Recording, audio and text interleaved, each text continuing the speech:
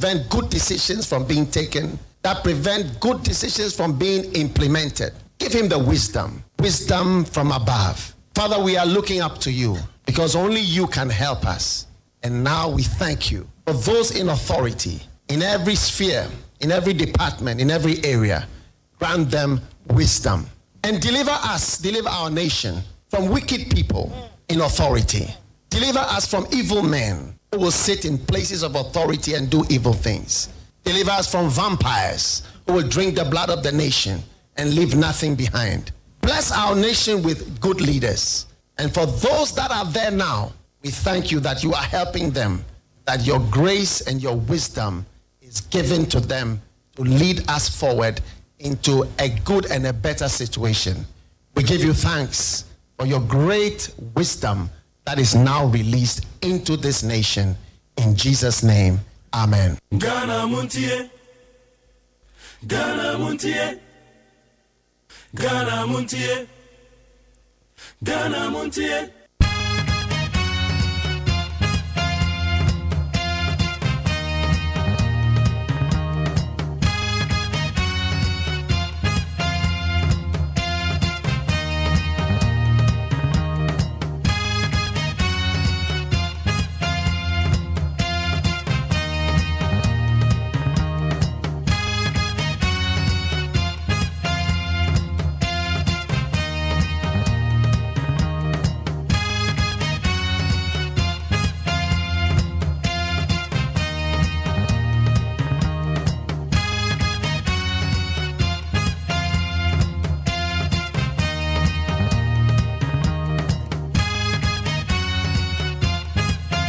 Mepacho ya mwakwa bede bandit 100.9 na ya wada.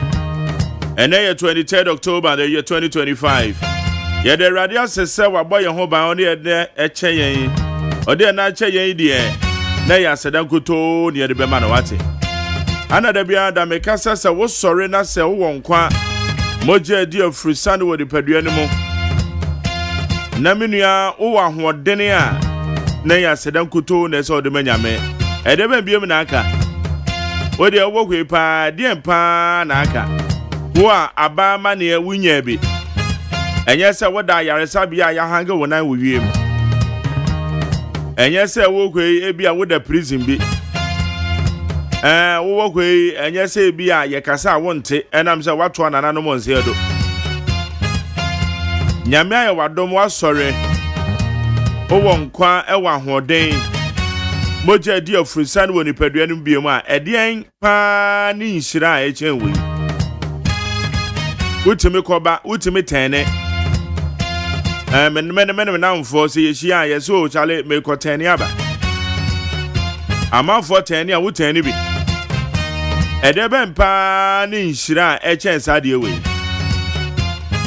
o masuku ya uguso ye ne kakra wo hwe o tikani bi ni hode na so bo homode nti wo ye ne kakra ebusuafuo ye de omodo on pressure beba o ma me de ne de beba wunua no me de wo mo de beba wo fa se fuoi kakra wo bia o cheche mo am kakra ede mpa na ye nhira echensa de we obi no hia mo a waboa ne kakra ene mo an kra de wo buwa nipa na wa ya hweye because nipa ne bi adwen bone wo mutirem wo de akoma pa boa no wan hwe ni amwa ne beda ne bone ede se ne de masa wo bu obi a ye very careful emri bi ne yese me nim nipa o de sa asem ne ba ya o se wo bu nipa no waje receipt nipa o ka sa asem no ne yefo sa agro no di but no kre pa ene se wo bu nipa na watch video na de ese mumie no so yen ka se video no fa ko viral na mo mane ya dance na ho daache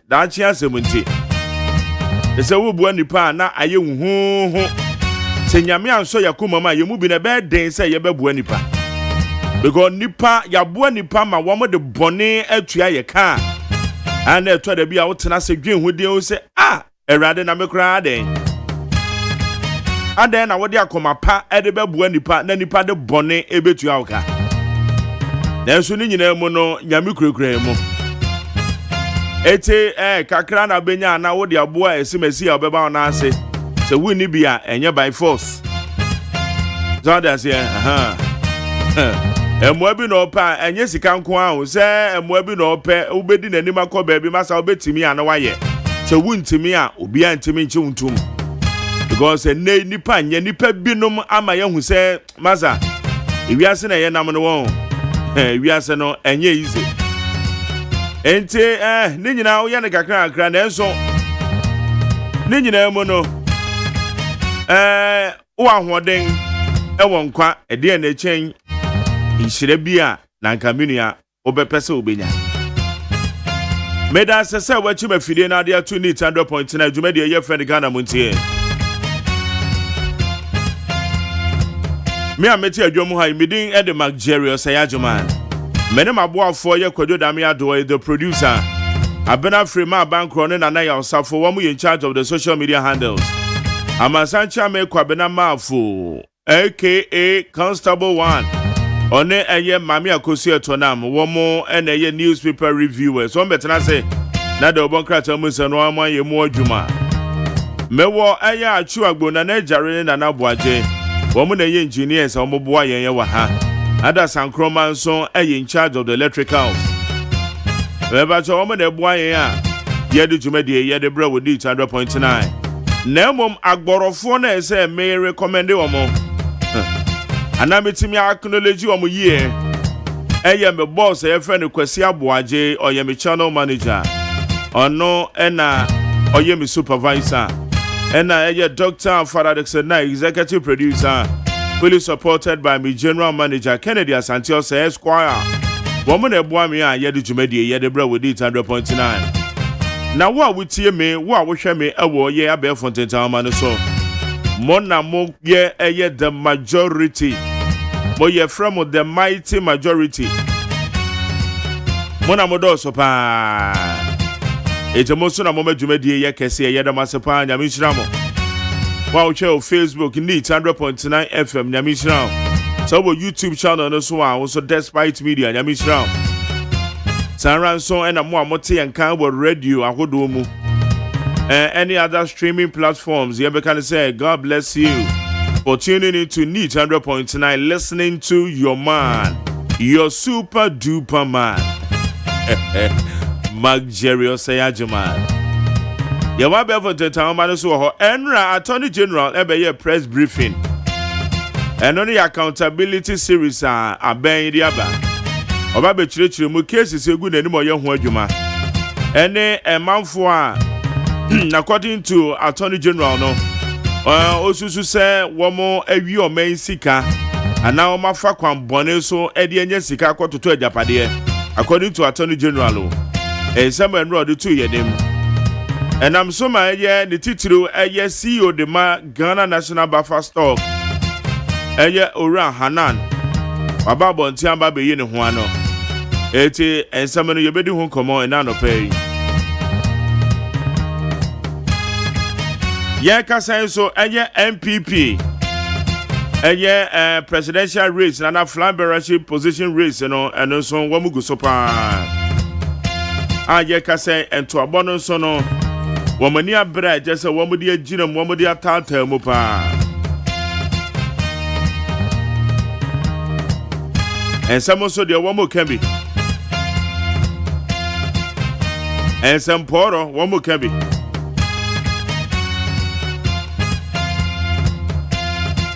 Etiano so still MPP Montana elections and matters arising and so on.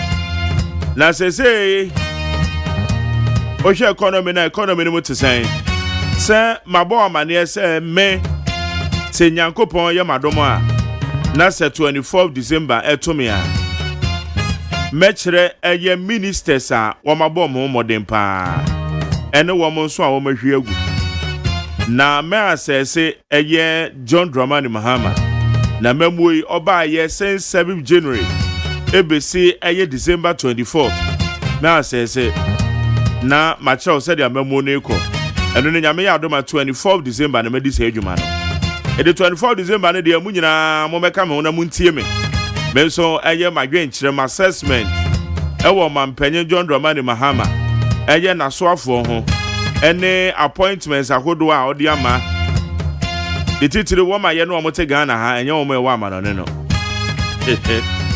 na yaya assessment no na me adoma 24 December ibidi say adwuma no ewa ha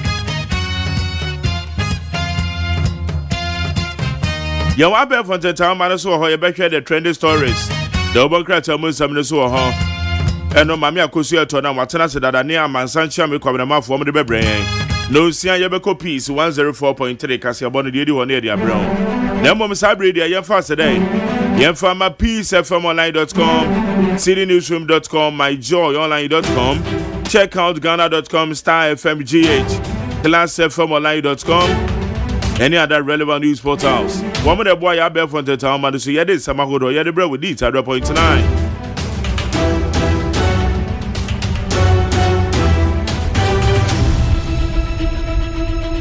Yanko and many yanko said ya and somebody say na no pay I would need 100.9 so your money to give to your one remains are granted 10 million bill amid NSA scandal.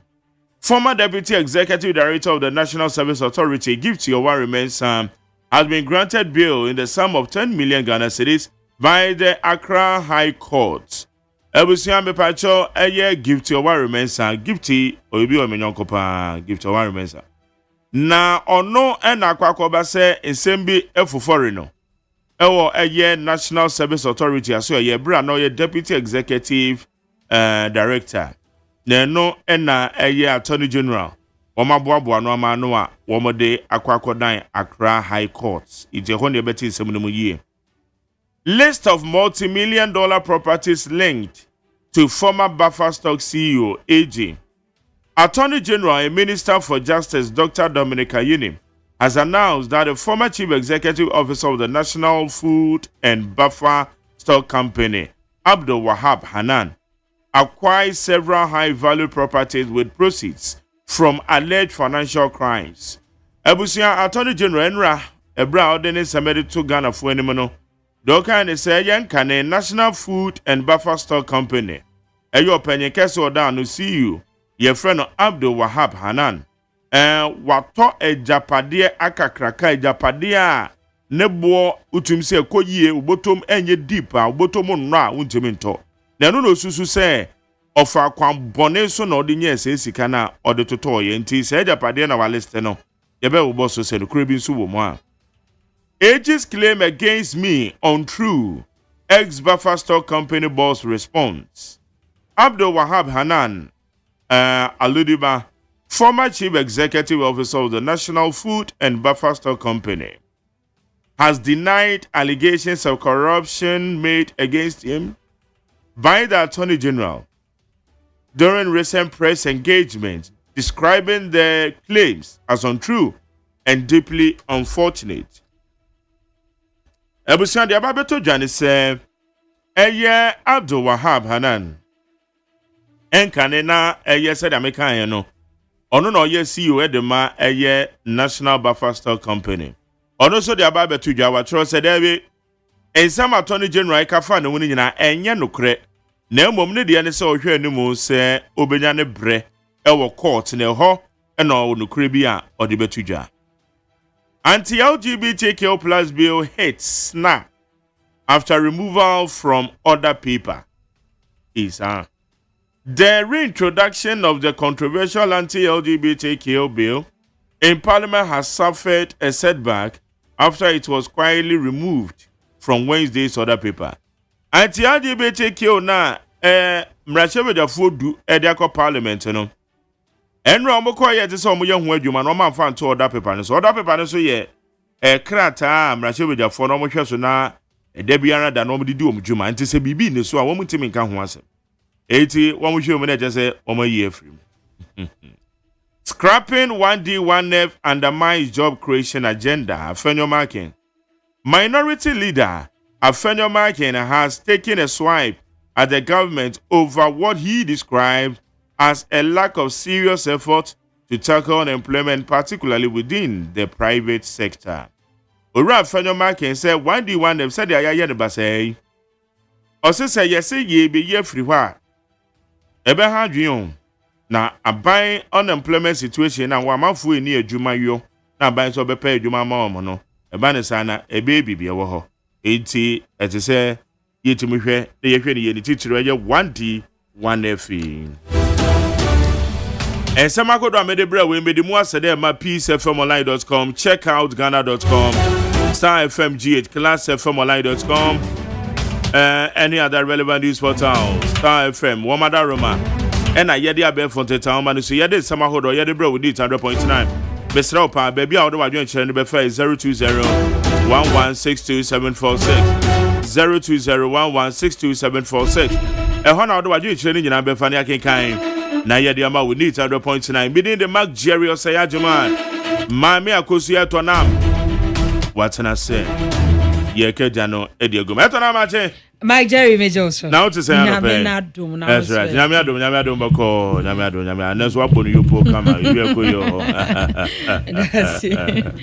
all right yakwa ne ne hwe nkrata ne abusiafo yakwa enim dia na da obokrata badwa so de edikan edemamo akwaba aye daily guide obokrata Daily Guide obokrata no anim ha ana ode yewra Sami Jamfi wone fonyi ababeto ana osi gold board and wabie kwan yo wabie kwan ato wo sem wo mu a wo mpese mo ye fabrications any refinery lances no wo mo hwe se wo application wo mo de beba entisi ana gold no am Jerry se na anu ada ne ye ka ho asem se gold ya na ye de ni nyina akoyeye bi wo ma we mu sisi ane de obese obedanda gold ani ewo ma we mu wudi bi ajiwaris mo danda ni di ye komade asomade ne ekeka ho sa refinery no anade wudi gold bi abaye no na watimi aba watimi afale application said ye be ya ye be ma otumi krata wudi be di adwuma ewo ma we mu a chese ntokwa ne maabo bi ani me fa ha na oni lances sem bi ani oti bi ekwato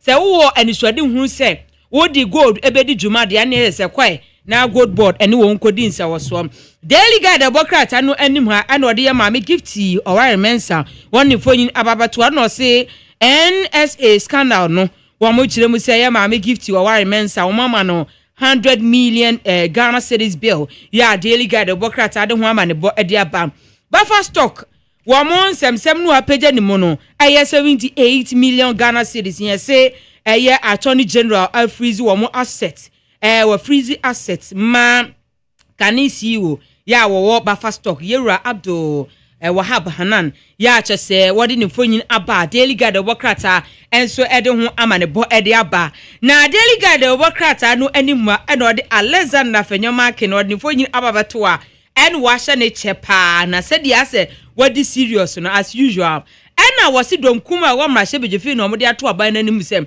watwe ne mu na oni betene kwaye pekrampo na LGBTQ+ no anti LGBTQ+ bill no obe pass sa mamu ezeni se mamu wo mo be pass enti wo mo ye duen ya wo be pass ya chese Daily Guide obokrata ede ho amane bo ede ababusuafo mekosumi gina Daily Guide obokrata ni mu ane wo bo amane no se an Robert se o makobo kro no ya bosi ya bank enim se ja obokro no na niwra uhu se obi be chewo a no se wudwane we mu de omo anwane o wo mu etisi se omo ni posi betoto endi posi etoto ye ama nipa mienu de kanana wo mu atro nanan ewo ensie dom ya chese Daily Guide obokrata ede ho amane bo ede ababusuafo ye fa the Ghanaian Times obokrata no ne mfanto so na asho the Ghanaian Times obokrata no anihwa eno ade yewra Dominic ayini wadne fonyin ababeto a ne suit yi de anya asam kuto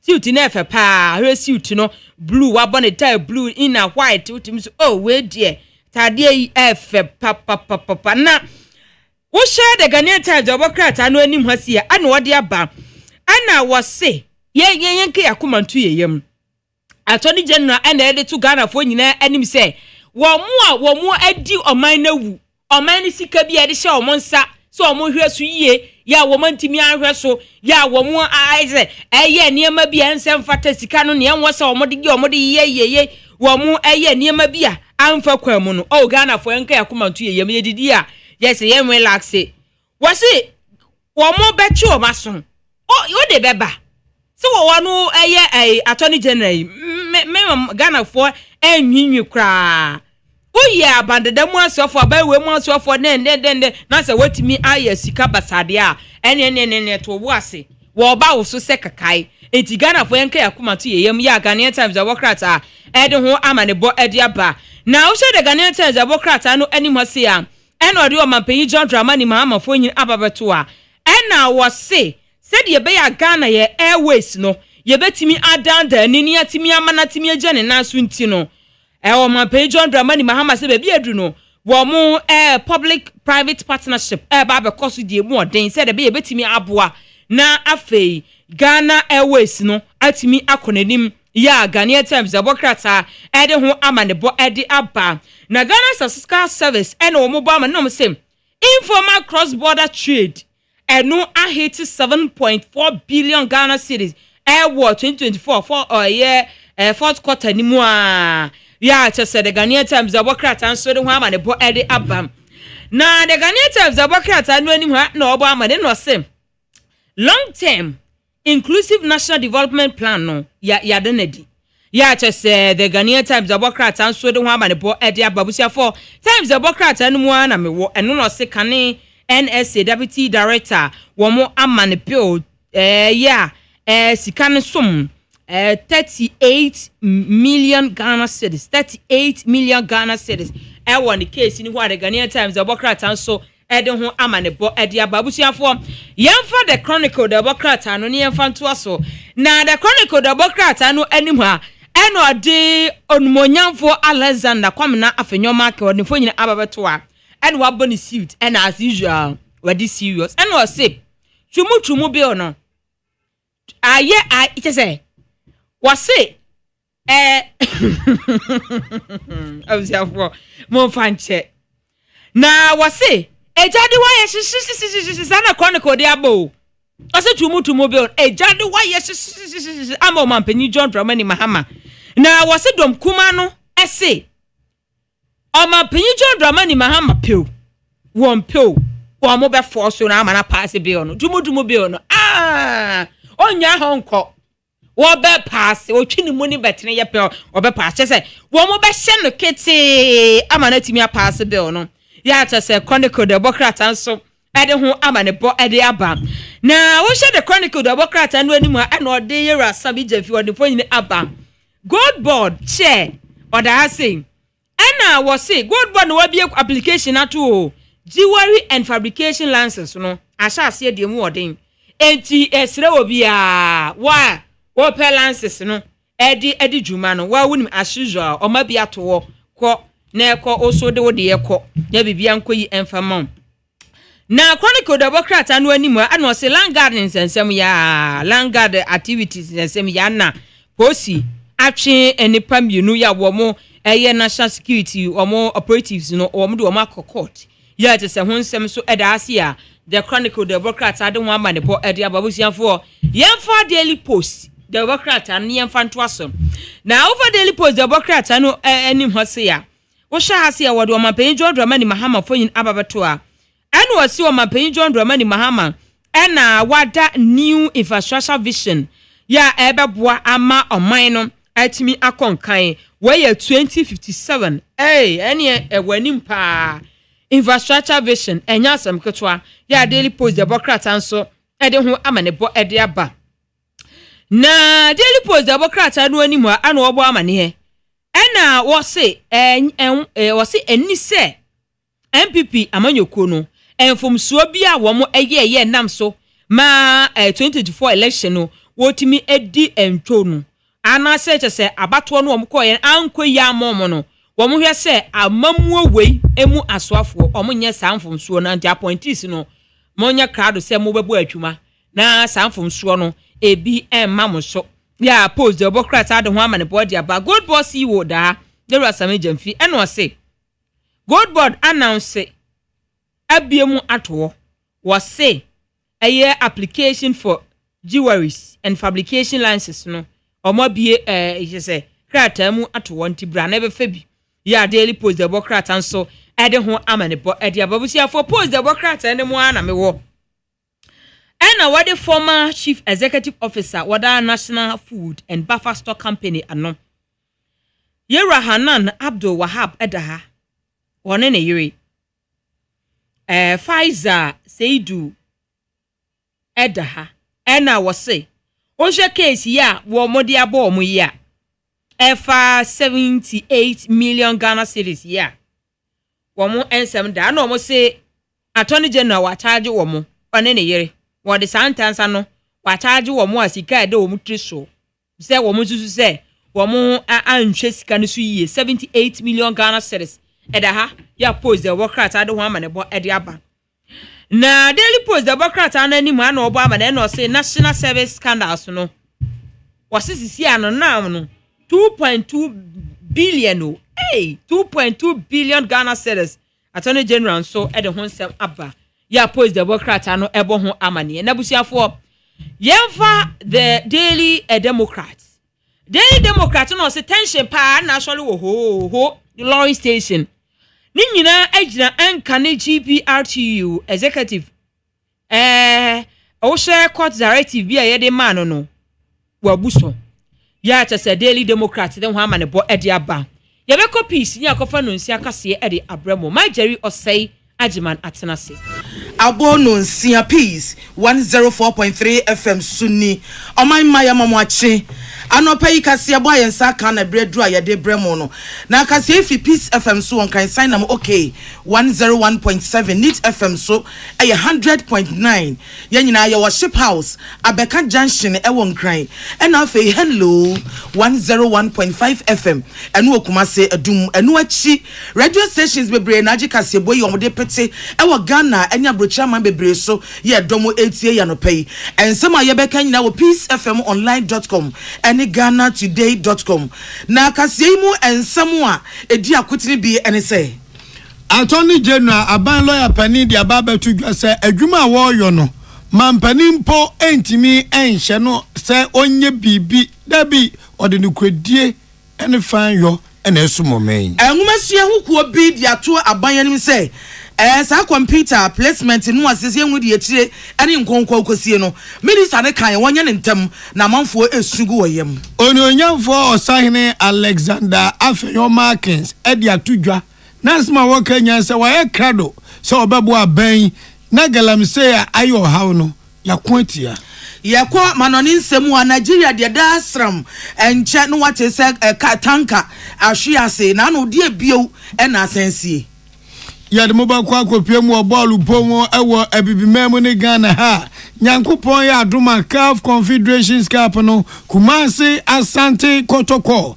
wachina omugina kono omni work of Morocco me say ampaya ebegita wei ani nsembi ni akabo mu anopai a yade somo se kasebo na nwumeko bi a wo ma so yasene o madaro medicals yi ebremo no mama yentie wo mudin omuni Lawson Herbal Center omudi Lawson Herbal Misha ediaba First Atlantic Banker abene na wonimi de wo yo sikasemu by 20 disinfectant ampa AJA Banning Company Limited ene diaba yedi carbone ene nkikawa every emiemia Samsung Yamvita emufra edibia omuyefe womunyi kama onga say froyi anase eyankwan ena woye ebebu awie pa Carbell yedim nifretete ampa agiyenkwa Gary Sokins ice kenke rice water what the one our creamy goodness say nyumakwa wenti ena no pay oti ene yana mbati ya kasa yeme nana anwofedua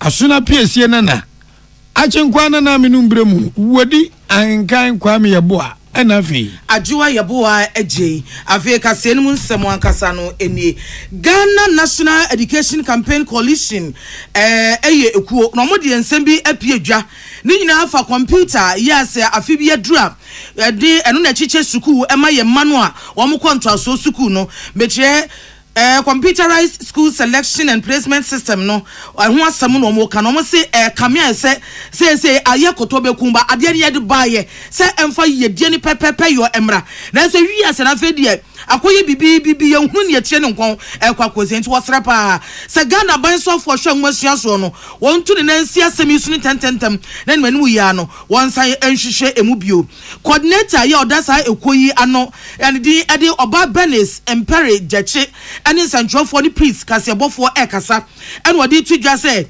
obi ekasa amanebo bebrebe na apia bonten chese adesuafo ni bebrebe ho no a computer no entimi amfa suku ana wo mo pe ama wo mo na wo mo so mu twa ye nyese bi o mo ntwa wo mo twa pa twa no kroji twa ne yie de na so school no a wo mo pe no wo mo nsanka ni nyina computer kro ya na Benis jechi ekasa mu no eno so hu se abotoya mu ama enipa ensungu won yam no wo mo adroso chese osuku ni no ekasa opesiku asemasi ade abachini watwade na so computer ni di suku wo benten na abre no wase eyasem wa hadwene na se emenwa anhwe yi a wonti ase papa eno nti yama nkoda ne bebre ensungu wo mo yam ya enigie ni nkoda no emu etu wo sre pa se Ministry of Education no entu wana mo ne kine ya na wonsan totu ne ma yie na computer placement nhihye na wonsan hihye mu bio emfa yie ntutu yie sane ba ya ade abotoye mu ene yedie ebetimi abre omanfo na ne nkasa mu no wasan eto aso ose sa computer placement yi ne buta ti chupo ade ban ye sane ba ya nanka ade ehunmu fan beba afenso ade pepepe ye beba na nkoba se wonya asmesi anase obi asabio wonkrofo ewodin ane wosika wonya suku enko sabio woti akurase otwe ba wiatanom no wono anya de abanya suku akọ wodi computer hihye ba se nka mesi sa de ya no de na nso se eya kwada ne bibi hunu ne ya eche ne nkon ekwakosie eno ntini esese hihye no ayaye no ebra no se ye oman ye tenase ne esa hwe mu bio esa pense mu na bibi kobone ya ya jato yie na asoafo no se ne oka ho asem no wontu ho na mo ene ne kine ya schools placement ne bae na ehu se mo fo ni bebre wo ho no ma ye de o makoto day school enye community na omo no ebi nso nya very very good grade pa but ye de o ko category C schools any schools be na omani enje nti my parents no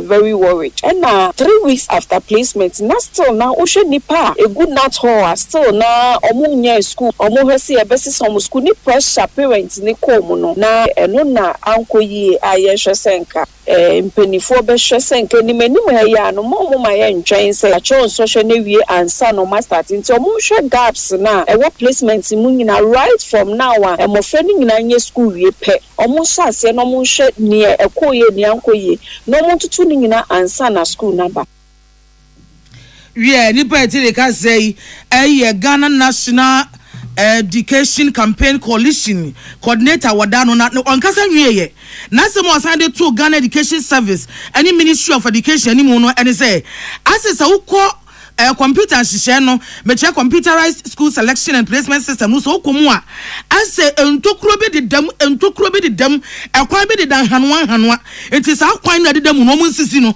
wo mo nsisi no ma hunu mo fine transparency enti bi nya dwuma na enka nipa ni nyina mo nya bibia pepepe na enhihye na enya nhihye ya edi nkwada ne yie die ne nkwada no de omo pe ena beye on na hiasem eti akoda ne so pe suku a esase no ne de ba so tibi twaye na osafatade a eno na sese computer no ede ma no na san hihye no nti wo mo trase ntutu ne yie ama yie ntimi ntu yie na afei se ne minister no ankasa na nse oba abonten ebe ka se wo ba beti committee bi dia hye wonsa na committee na sa tena se na school selection placement o ma sa hwehwe mu no wo ma ne na mo no tro onye ne intentam fi se ne yakro no enkwada no esungu wo mo yam eniama nko yie kura Tisa loopholes we nyina na yesre GS mpanifo any ministry ni so mo modern ana omunyi sa challenges we nyina enfi ho na system no enye free and fair na yatin so say honorable minister of education say placement no problem wo ho nti obeseti up committee na omu ahwehwe mu na omu de niama atoye ye ni ajepa say we hu ne ntem ti ebesre say oma enye enimani mu ha yi na enye aden so ebeka say ye besesa ne prekope eye fi ho because be aban dada no na de bae na mom no yenya holistic review of the placement system yenya broader stakeholders consultation yenji nimdie fo bebre adwen na yemfa niama entutu na kwa Benis imperi jechi ena edi te ne kasa no na sansem ya na musini principal for asamwa ena obo ano de bai wo ensamfu from no opani oye aban lawyer pani wo omemu Dr. Dominic Ayeni wodi assembly baba tudwa enra ne se ne tofa bom nyina ne se kane mampani his excellency na nado danko akufado obedi ade wo Ghana ha emfie nwotwe ne oni nipa da sani elebu wo men na ne ngrofo ne bi wo ho akwakoba se yede ntansa abom secretary se Ghana sika afom satem tomomra ombebu hu akonta eno na yese ekoso se an kamia se attorney general awota konyaka sesu oni MPP amanyoko ni panifo bi ade sa sobo ya bom edi nkomo okuku am se da be a enkasem no ombaka ni kude eno so ono ensi na ensi kira enya dia Ghana mampani His Excellency John Dramani Mahama mpo ahye no se assembly awodi ni woni mpanifo bi nsi nkonwa no mo trans no mo hwe no mo nka wasu wo kan pema mansa nyina ate se Ashanti regional chairman of the New Patriotic Party mikira MPP amanyoko no Bernard Entwi Bosiako dodo na van chairman wuntumi na sema wo mo nsam sei empanifo ne kasa senka ba ya wo mo hwe ne nka bia nyina fi sema na se bibi ho na nso se da bi wose emra no enko ne pepepepepepe ti so be gina ba bi ka sa ono attorney general oni mpanifo bi di nkoma okukwama no kura ba kupen sei enim. But we need to do a good job. Accountability costs resources. Accountability, takes time. And so it is important that Ghanaians are patient so that we have the kind of results that I'm announcing today. Not that I will rush to court. Defense lawyers will come and raise objections, throw my case out, and then the same Ghanaians who wanted me to go to court expeditiously will now turn around and say that Ayene is an incompetent attorney general. I was never an incompetent lawyer in private practice. I don't want to be an incompetent lawyer in public service. So I want us to take our time to do the kind of work that I'm announcing today. And I want to also let you know that I'm under no pressure from any quarters to cut any deals. Mr. President, who is my boss, has never put pressure on me. On the contrary, when I brief him, he gives me his blessing. He doesn't even express an opinion one way or the other. The Chief of Staff has never put pressure on me to cut a deal with anybody. The Secretary to the President, Dr. Kalisus Mahama, has never put pressure on me. Osi empanifo obubo mdi mampani na chief of staff mampani twatwafo omumu biamfa o hye bianto ne so se famirikatante wonye hwemu fiko na sabede wadi oman bone no emrane nini ene so wo sai siso mama sai nyina te se woni MPP mpanifo bia gwahia ba bia nka se chema wuntumi asemi yenye ni kude ni emfamfa boase dabi osi sanse amanfo ka nyina no amanyosem ehihya ase. Offers have been made and I have turned all of them down. I have told everybody, please go to the court. If you want a plea deal, I'm filing cases. In the Wontumi case, offers were made to us for a plea deal. I said, no, I'm filing charges. If you want, announce your intention for a plea deal to the judge. That is now my strategy. The MPP took advantage of my saying that I'm open to to having plea deals to say, okay, that I was busy cutting deals in the office. No deal has been cut and no deal will be cut except under the auspices of the court of competent jurisdiction. That is what I have decided and that is what we are going to do, going forward. Before ejina so kasa me kasa I obi betimi abani ene na nhihye no e de betu dwa se ani akwa wodidi washan office one na momfa de o kan pain se wanyi di bia mfiro bia ho oni obi anti nkonwa enye nhihye bia se won nhihye bia fa kokoto na koto enkama ho salamat kuku apento ena semwe okuruche twen e de brehin wi abusua ya to akase no eso opani a wono no woda eku a any Oil Palm Development Association of Ghana OPDAG penny odano eye Dr. Paul Kwabena Amani ya womo eye emfase anwane nwo adwuma na ono no akasa no de to dwa se Ghana ha ne yete no yada ne ye na egu abonten chese enuane dudu ono a omamu yade anwa ene nwo ne yetete sa no na eyo na wonwa efa suma se di anwa ya enya papa ene ebewura Ghana efa kuntuna se efa sabua kwan efa kwati kwan bewura Ghana no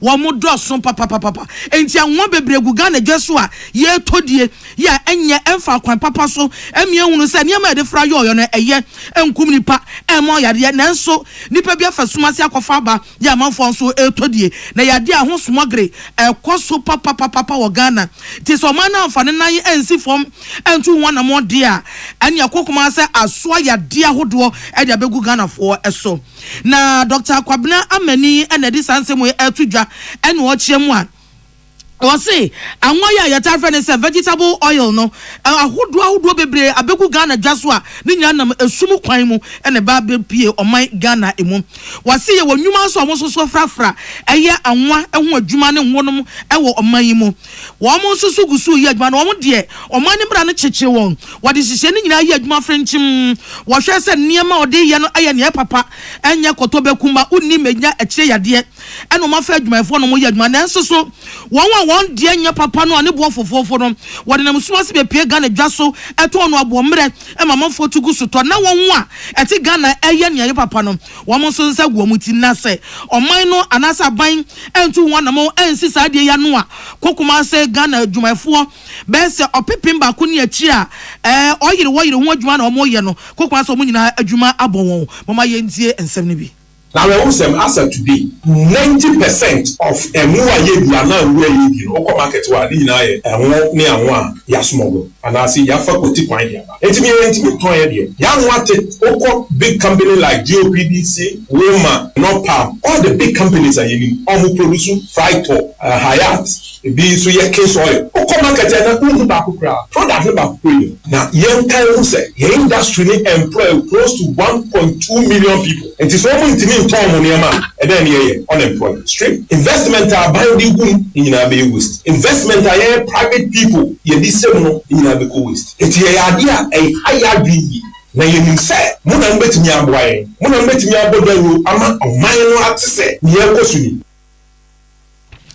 yeah Oripa yete ninkenye eye Dr. Paul Kwabena Amenin eye Oil Palm Development Association of Ghana na onkasa nweye enu achi no so de to Ghana mampani Ora John Dramani Mahama enim say ekuwa edi Tree Crop Development Authority anase TCDA woma wontumi aso mutumi ne eya fafa womutimi eye bibi kakra de nenso womuni tumi anu odin a obetumi de atu anamo eneden so eti sa TCDA ekuo no woma wotumi ni nyina nkosi tire twan no munya hoden womuno betumi de wonensi fom na smogre ya ekoso Ghana wode anwa ne nwo a enye papa dada kra de aniema de fra ye yenim ho hwe ye de dada Ghana for ya to no pe ne betumi ensi sa de no ano ebio wase wose oman adwuma hwe eto agegye so ena fe kasamsefo so se boda omaya po akase no mo gina no eti susu ampa se wonwa edi anwo ne nwo a enye ana musuma se ne kwati kwan dada kra kwaso na mo ebewura Ghana no eti be den yesia no omo susu mo utonkwa omo nyane omo fi wo mani no mo nhwa sa de ne sia no na anwo a enye papa begu Ghana dwaso a egu Ghana ha se idie no wontimi anso ano authority ayate about that six crop oil palm ka ho yewura okrada tumi no yemfa no no onye adwuma tumi no be den dia adwuma yenim se ye wo police wa ye wo customs for ha ye wo GRA GSA all authority here and there omu nyina hia no ya hia ya trase emrete we ya jojo say ekwan be ni be fa so say e betimi ahwe say awan be free market nye gidi e wo ni munti no science institution of free mu nyina no mu nyina hu say asema me ni mu kan na mate e ya de ya reho sem to mbeboa enti omdom yen his excellency John Dramani Mahama sani owo ani wo oil palm ho no no watimi awadwen say odisika puduo be hyem no minim say obetimi asosidi amankrofo hu say yes you are the true president na yes small bill na e ba me kaso yeah nipa yete ninken eye Penny Awada Oil Palm Development Association of Ghana Dr. Paul Kwabena Ameni Ono for Alex Afenyo Markin ono eno ye dom kuma no ba no dani Awada ma no amukọ ba nyina amatuni din kura osahene na no awone ensanjofo bonkomo na nasem obo no wa edetu ensanjofo anim ye tietietia osiyanum Sabin Preduasa, the Aquatin, the Obata, the Jona Yaten Trodo, or May Yatim. Sadia Galamse, Quambonia Fasutu from a good year. Ate Tegana, Emuya Ria, Emwasa Yaseno, and so Bremoni Prani and Cobra Cradia Yanka, or Menuma Guati say Tam, Adania Teche, Nani Wagazo Conforce call, and so yet to home. Quiet Mark Moya go pointed to me as Sabin Preduasa and Namunians of 4 bomb, what the bomb, bad man about 2 years May. Kwanakwe atite ese kwontibe eno ya de bia ononyamfo Alexander Afenyo Markin say hani ye papa na emom no abanfo fraba o hye sa aban we bo se emwa bia omuhia fi ni wo say a bet me dia quentia galamsey ama yetimi agye yensu afa nipa bonfo nsam yensa ne yakwae no ono wa krado na momo no wosre papa se ekoba zo mo to nsa fa na momo mfa amanwesem enwurawuram se galamsey okono adane wo mani nyina ko ene ngwara ngetenkete a enya osa cancer na ni ba ko ache sabe ya wo no nensa ne ho na no ache a enche no enya stroke ye nya nsupa num lad be kosoro galamsey water be kosoro galamsey chese ye ho ba bia enye tafanyo make say wonde wa krado so beboa ni akoatia ye nje so kan nsemu e. Unto my friends, I give them my word as a leader of the minority in parliament. I'm ready to support them if they themselves are more than ready to confront the issue head on. So far, because they seem to be benefiting from this gold board is buying gold, these same galamseyers are selling to the gold board. Is there any mechanism to determine which gold is coming from the right source? And because the money is coming for them to stabilize the economy, stabilize the city, they are pretending, that they don't know the sources of much of the gold that they are getting. But if we are ready, they are ready because they have the government now. They have the authority of state. If they are ready, trust me, outside in parliament, I would lead my colleagues to support government to deal with this because galamsey is affecting my constituents. Though my constituents are not involved in galamsey, the water we drink comes from upstream. Alexander Fioma kinoka se he anangu da rio gold board no gold wo mo to no galamsey fo de fa tunza aze no phone ase ye chiom ase ye jaom ombo wa omu pe gold de ama seed na nya hoden enti o mayi o mani na gala no koso na no si ye pena mama yare ga se afenyo make nipa nye on pa money oni asi aden jojo wodi na no mi angasa me bomode ma yato nsa friend for civil society organizations awodo semomra na yento to adwen emfa kwan betimi afa so akoatia galamsey ho odi ye frere Alexander Afro Market me ba sa afun wansiwo na ye ba parliament a wo ka che Ghana for say why krado say oba me akoatia galamsey wo boa. And from the beginning, the thing collapsed because there was no consensus work. You remember, today, all over the place, I swear I'm ready to support. Let's stop the politics. How ready are you to support? When from the beginning, we said, let's work together because I take a position that every illegal mining activity is taking place in the constituency of a particular member of parliament. And so let's start with that member of parliament. He can help us address the problem because it's a space that he has control over. And that was why yesterday I said that we will build a coalition of MPs committed to fighting corruption so that we can help the Minerals Commission, the other state agencies to see how we can get small-scale mining done properly. I have one belief. I have done some small history and I know that history has taught us that wherever there is gold, people will go and try and dig it. Anyway, William Gentu oni Emmanuel Akole gina na mu wo mrahye bedwafi a wode som yen ya homeso e bebebiem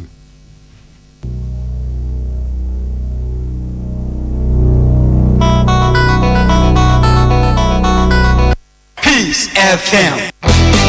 When you are going to buy a paint, don't look left, don't look right. Go straight and grab the luxury acrylic paint. No be any painting be paint. The luxury acrylic paint. Paint me champion. When you are going to buy a paint, don't look left, don't look right. Go straight and grab the luxury acrylic paint. No be any painting be paint. The luxury acrylic paint. Paint me champion. Amanfo dia moka chere Freddy's Corner home appliances hono or dia ba Freddy's Corner Home Appliances Center. Home appliances are eye papa bia ebi wo ho. Brands ben Media, Samsung, Kaiwell, TCL, TV, air conditioner, freezers, fridges, water dispensers and need keke ka ho. Nia ubenya good warranty dia. Ko Freddy's Corner Home Appliances ukoko memle. CCTV a eboama monitor of properties any business at anywhere in the world. CCTV need da ho. Ewo detector, clear pictures, Wi-Fi Wi-Fi connector. Ultimate connector ma wo phone. Na wa monitor baby a wo wiase bia. Freddy's Corner Home Appliances Abeka Freddy's Corner Edwosu ahodo a oton phones ene ehun accessories no ho. Fresh 0544 959195 ana 0207937323 ana so Brakoko Memle City Light in Chehwa. Na ye can discount any achadia ubetiasie. Freddy's Corner, home of authentic home appliances, phones and its accessories.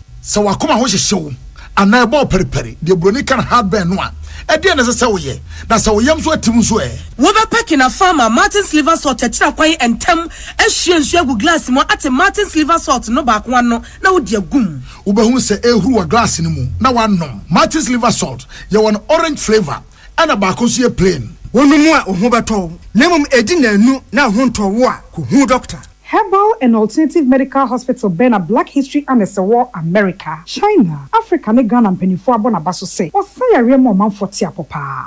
Amen Scientific Hospital. Ayere sabia o won fidie mu aso. Dia woda so a fidie ne kire o yade na no asan so sa o yade. Amen expert o kwankro yare ho. Won ra no enam. Na wa doctor for ni nurse for so. O wotima. Amen Scientific at the herbal, homeopathy, naturopathy, and reflexology nyina. Esayade. Sa wona wo pe. Ana yare ne te same pa. Nyame adumunti.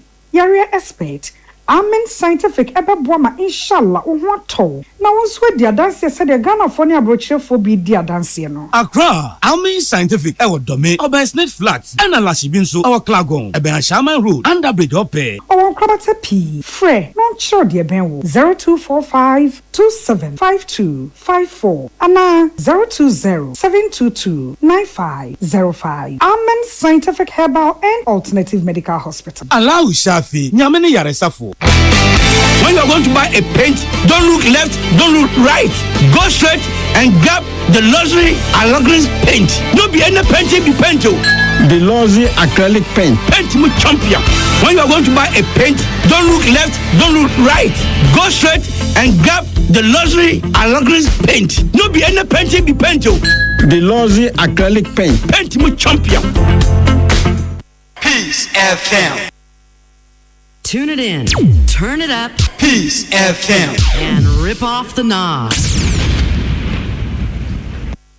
We abusia ya mamu akwa abaye to akase no so Nigeria de anya nakura se obeti se tanker ya shenkese de petrol gumi na ahwia se na sa adane abutu amanfo se ye de asase anya nwam ye tra ye yi onyame ato ye pretim na obi ya magrawa so na o makwa akwa sesa na o mojira kogina kwan ho na o maton donko miabo na o ma anjeska gomboto da bia so jatom na ahye wo mo wo maka ka so munyan na sa de wi ekunipa Nigeria dodo so ho o de na mafoforo muni ombasen akọ ema ne nkoda nyina timi fa grawa ekosisa petrol ni bi na no sa akwanhia ni bi asi ewo Nigeria ema sam dada no a petrol tanker ne ekwasa na wiem nye ekwan no soso asai na ema ne so amna mu denchen eto mu anamanfo se ne radiator yeye obi atwe ne grawa eja wom nipa duanan mienu na ahye wuo yakọ agudie mu nsam Kumasi Asante Kotoko egina kono yanom oloho ena no ni wachira ne de adaje ni mo koma mu ho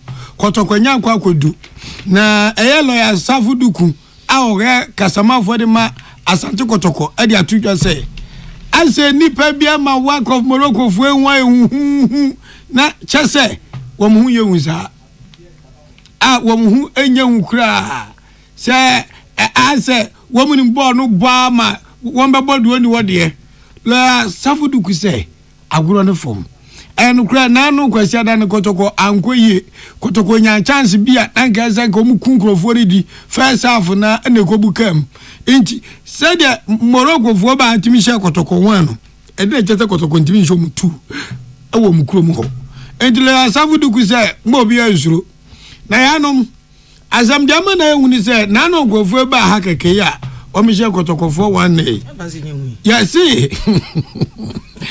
Yes, omoche keke no. Ye ma pray bia $4,000. Se ma she Kotoko, money 4,000. O te sanko Ghana skani ma be 50,000. Kan iska be 500 million. Obi anye nhye no ho. Kotoko fo ezu wi a wa unim omianum zuo kakra yi. Eno a enti ase enkrofo no nkuransha no wo soro eche kotokode no nanso lawyer Safudu ku say kai ye fra metema kuma pema apembeba na no beku apem wo enkran ha ye ba mo ho empim num ene yesu ye beku kese shande kotoko ebehye pa afeye mra efie asem ye tietietia apuemantem agukensi atudi se second division league no afie we dia no emu beye de papa eno na congress ni nyina ba wieye nanso dia ba bedam ni se leave for Samuel Boado yo titani ma apuemantem agukensi dia tudwa se eye Ghana Football Association ashisha U19 meche under 19 tournament edama regions ni nyina apuemantem so kan region bia resi team no mo dia sisusu echenyi sa agukense kra ehya ne e oprampram agoprama so e wonkra ha eza santi hwesemai referees o Eastern Region kombedi Eastern Region second division matches no dodo na ba be piemo ankran U19 tournament na ekwaso oprampram no omukọ gina fifi anu nti omatwe league no edi akonanim na watwe baako tinkanya saade ngakwasi ada bai e na omo hyase na nsuzo 1 de ne de hwesemafo na nko papa chandi abakoso tinga kwase den ka hyase a Angan Football Academy ko 25 fra chima bo akopemo achimo senase nomene osenase FC edi akobom injezansi atu ahye den nyame adma kwase ada be na wotwe na Eastern Region Second Division League matches no ye hyase ebusiafo kase bono asi na yane amote yane anopa ye adwoa yeboa agei na ahofedua ode hye kronkron asuna piesie nana wodi ankan kwame yeboa yama mumboni tia adehye na mum no yede we gya mokwan by 20 no amansan chamfa Pius say ye kan na asa ohwe anim saa na wakwa ho adwuru because yenim papa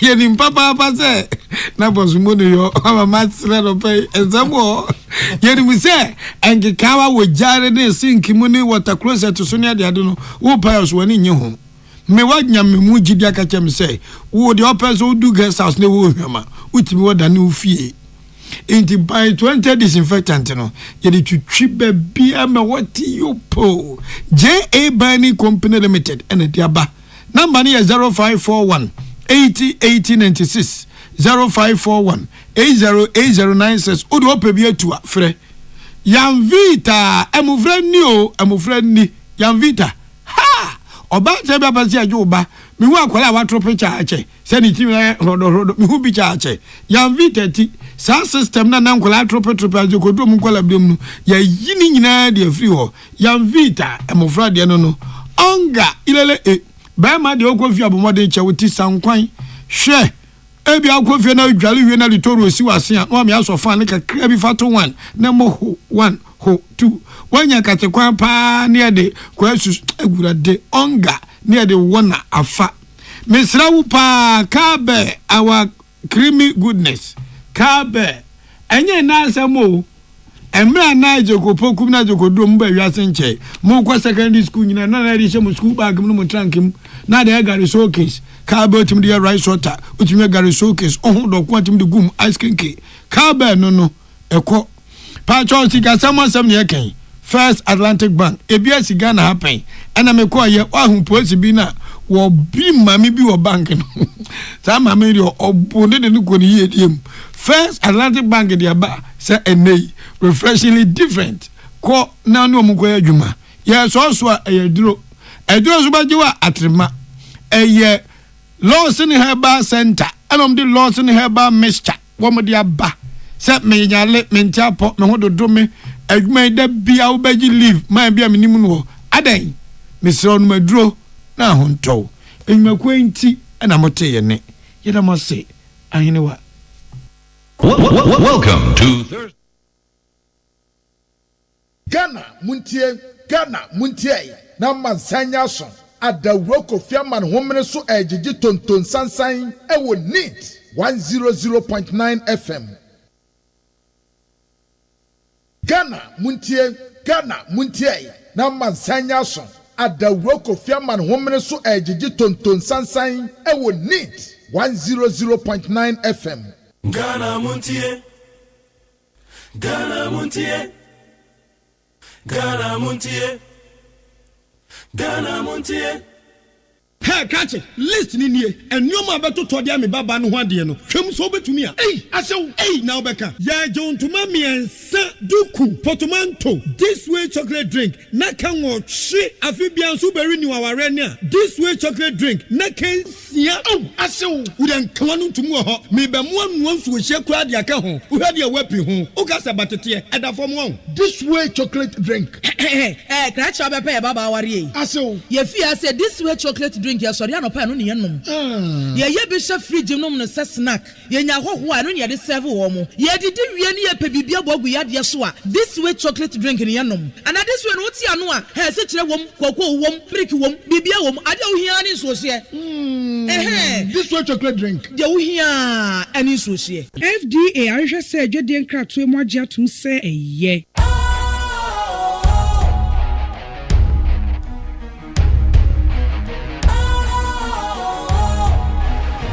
What's cool, fresh and trendy with a new look? Makes you feel real good, that refreshing vibe. Satisfies you right just the way you like. Do you know? Do you know?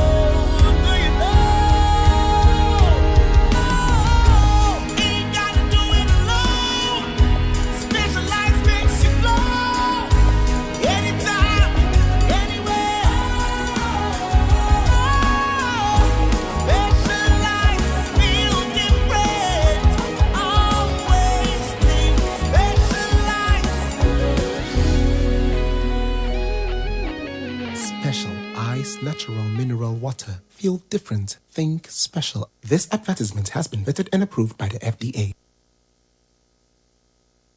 Ghana Montie. Na mansanya so. Adawroko fiaman homene so ejiji tonton sansan ewo NEET 100.9 FM. Ghana Montie. Ghana Montie. Ghana Montie. Ghana Montie.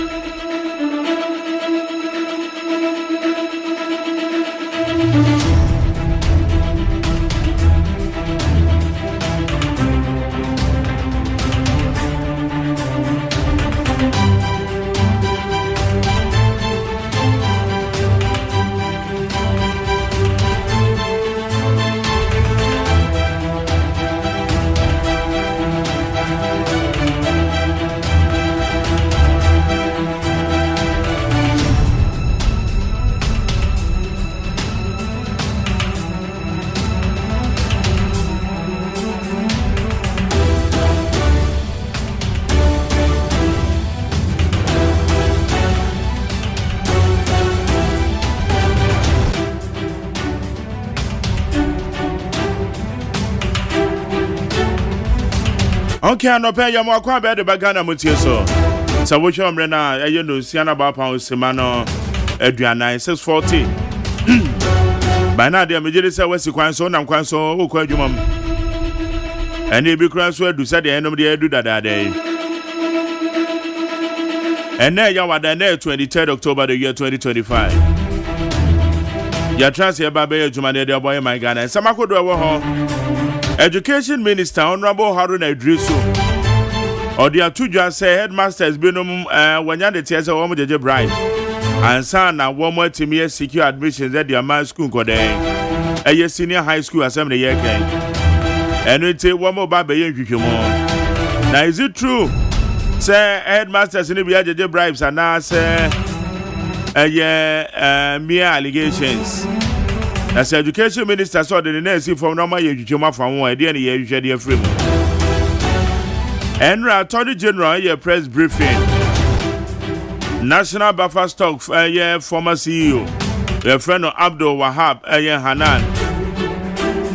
Chese Sikatutri dia ususu say. One more dia said bottom of your Mexica. And then I saw to me the bomb man. Attorney General I can say you. Ejapade akodo awaleste se eye abrantie abomode akwan eno so na no pay bisa se Attorney General na ye Ghana for no me hu de kwa na se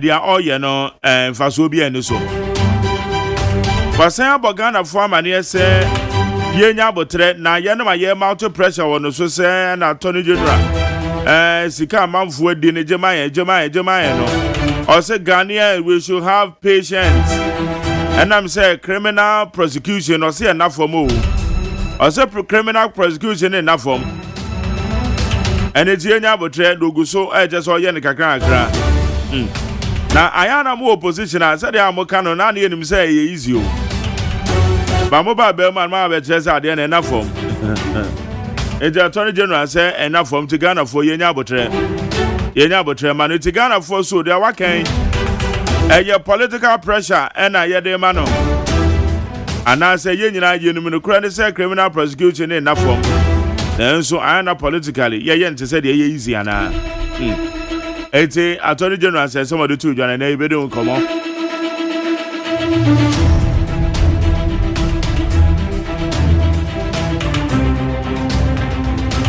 So far, MPP internal elections and so I did one go so one more share airborne to a year independent and now do share how much into a woman a best sana and somebody be a woman can a best sana and some media good if why don't you 020 1162746 02011627746.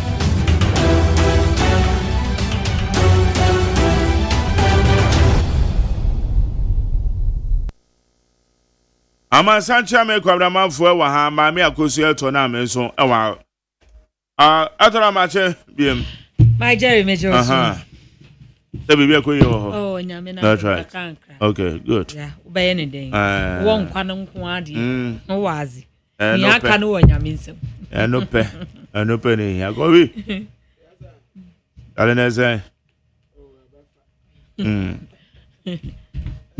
no na you show azamo ebi akoyi ho sir ya wo be ma dia bre na ne wo obe bresa o be ma dia obi tumi bresa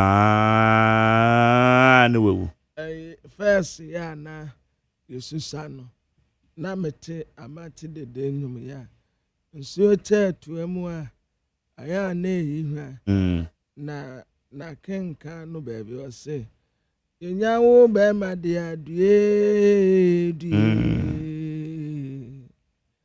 na edru wonu mu asade na me sigire me hoto no na onim se ba beto sa na temanim ha ya asemo ora obene dia niam a obehu no ye betwa wasom kakra. Enya asam ketu. Eguson kakra. No na a friend is live. Abrabo no. But one will say adia ma abrabo ni dimu ne se wa wo be se hu nkran. No wa ka kire wo say no matter what it shall be well. It shall be well. I shall overcome. Wow. Ebeye yie. I met to me. Meye ebeye wankasa. We say hu nkran ya. Aya na eye. Okay. That's okay. Right, high need 100.9. Jumedi aye friend Ghana Montie we need 100.9 so. And then 23rd. And krata no so e wa ha. Na Commissioner Attorney General at the press conference no. I can't send baby a kire yo. Oso guso the normal no guso pa. Or file. My Jerry, one will say a wo. And now, someone will say, one year, Mram, baby, and Uncle, Attorney General, and now, all can see ya. Oh, and can say, oh, okay. It just a wouldn't said the idea, no, a tear. But, who ye, a mrenimuni, Yamao, Aquenia say. Brabeye aban kwa dubofo penny. Ma jani yanra CEO ya ba fast talk. I will say me ba ya will be salmon. I don't want to talk about it because ma jani nti ubeka ye no yede. And so Obo Ghana for money, I said a public interest matter nti. Obo Ghana for money, I said ya. Ti uba money na ye dey. Tini hu baby awedu. Ya na na ebisa so ura ya kosi san we ask kosi san amafo edis. Nti se press conference nti na ye yi na Attorney General dia. Ani asanka mekura metumi aye. San wan say mesoma boys ya. Womu koyan sisemu anu womu de aba na my friends am kirefo na maba na me de atomanim na kwamna yen na ode NSA give to one mensa no me ade akwa gyina court. Action speaks louder than words. Tu anamon ye hu se o ye sika ne yaje ye duru ha ye de we ko gyina ha ye se abonu kwadu enti na kire se sisi a wo be ka kire mi papa isike ya wahu and the heart ne kakra ne say usaba fast talk papa ya abdu wahab hanan no me de minim no me nsia ne da ma jani nsamu Attorney General wa ka to no suwe sisi a meti ha yi na dan list on the properties good meti am say ei enti nipa ba ko pe eniama wo woni e properties ka e bia na tie no binti good so Kwabena dubu ahin wa meka the same thing. Kwabena majari. Kwabena dubu ahin the anyway the na doso. Me nyam fan to tunke. Me fan to tunke. Dabi we the end yesa. Kwabena dubu ahin the no. Aya kasia ten we. Ekwesi say. We once akura betre ne niama awowo. Me first na minim. First no na minim. Wasa betre ena sika ekogu na accountum. Okay, Kwabene, and no man also when any. Or say a 5-bedroom house at Chain Home valued at $1.625 million. A 3-bedroom house at Cantonment worth $600,000. Plots of land, and your plots of land at airport development estimated at $750,000. A 17-bedroom boutique hotel at Gumani in Tamale valued at $250,000. A 4-bedroom bungalow at Jowulu, Accra, costing $451 million Ghana cedis. 32-acre government land purchased for 307,200 Ghana cedis. Additionally, bank documents obtained by Yoko will reveal that within the period that the suspect operated this criminal enterprise, so the suspect, while also a suspect, operated. Okay, this criminal or this alleged criminal. Well, my name said a lawyer for Bekano. Mr. Abdul Wahab and his wife and their entities became the largest depositors at Republic Bank. No, according to Attorney General. And also, what can we have? Into Majeri. Yes. Yeah, Wabaka, yeah, Sisi Akura, Wasade, Thief was Sandy account. Enti, bebrebe, Nase, and Yasana Tia, Namajeri, Nipanwa, a real Simomania fair crowd. Okay. Mame kwa manusu yane honorable Andy Apia Kubio lawyer ni the titiro ojina mo de ma chairman wuntumi ene na contamines contamine ni yene no eni komo wo se enra na attorney general ka se wa ma ba for plea bargaining ba na oso ompene so yembisa emunsem lawyer mache eni amenia me ba chona bom te say o nyame egosu boy yede nyakopon ase yede ase ne bra wanyama na no pay sempo anhwa na yebedwene enya na okete so. And you know, Cressa Markov for plea bargaining. Attorney General answer. Minia, and possible to say, yen call Attorney General for plea bargaining, not pay our application. The client is so he tells me say, or also on contact Attorney General for any such facility. But the woman says, maybe who is Attorney General or Chimney no she, but Queen Minister for Justice. And in Timihuni said, or no church, and we said there is a possibility of that facility, say, plea bargaining, or not. Indeed, as Minister of Justice, or who can say, or providing such public education. And who said, why, amnesty Yama, some accused persons be negotiating for payments be as against continuation of prosecution. Media me could say, education on the public said there is that facility, but on the facts in there, such application. Lawyer, answer na client be an answer be ebe call for plea bargaining process near there. The woman said, if you don't forget, say, your court to assess Attorney General's office and now prosecution, or more finishing or more documents, any exhibits or very life in their prosecution, and any disclosures. And since Sunday, man, all from my a company has started to prepare for cross-examination.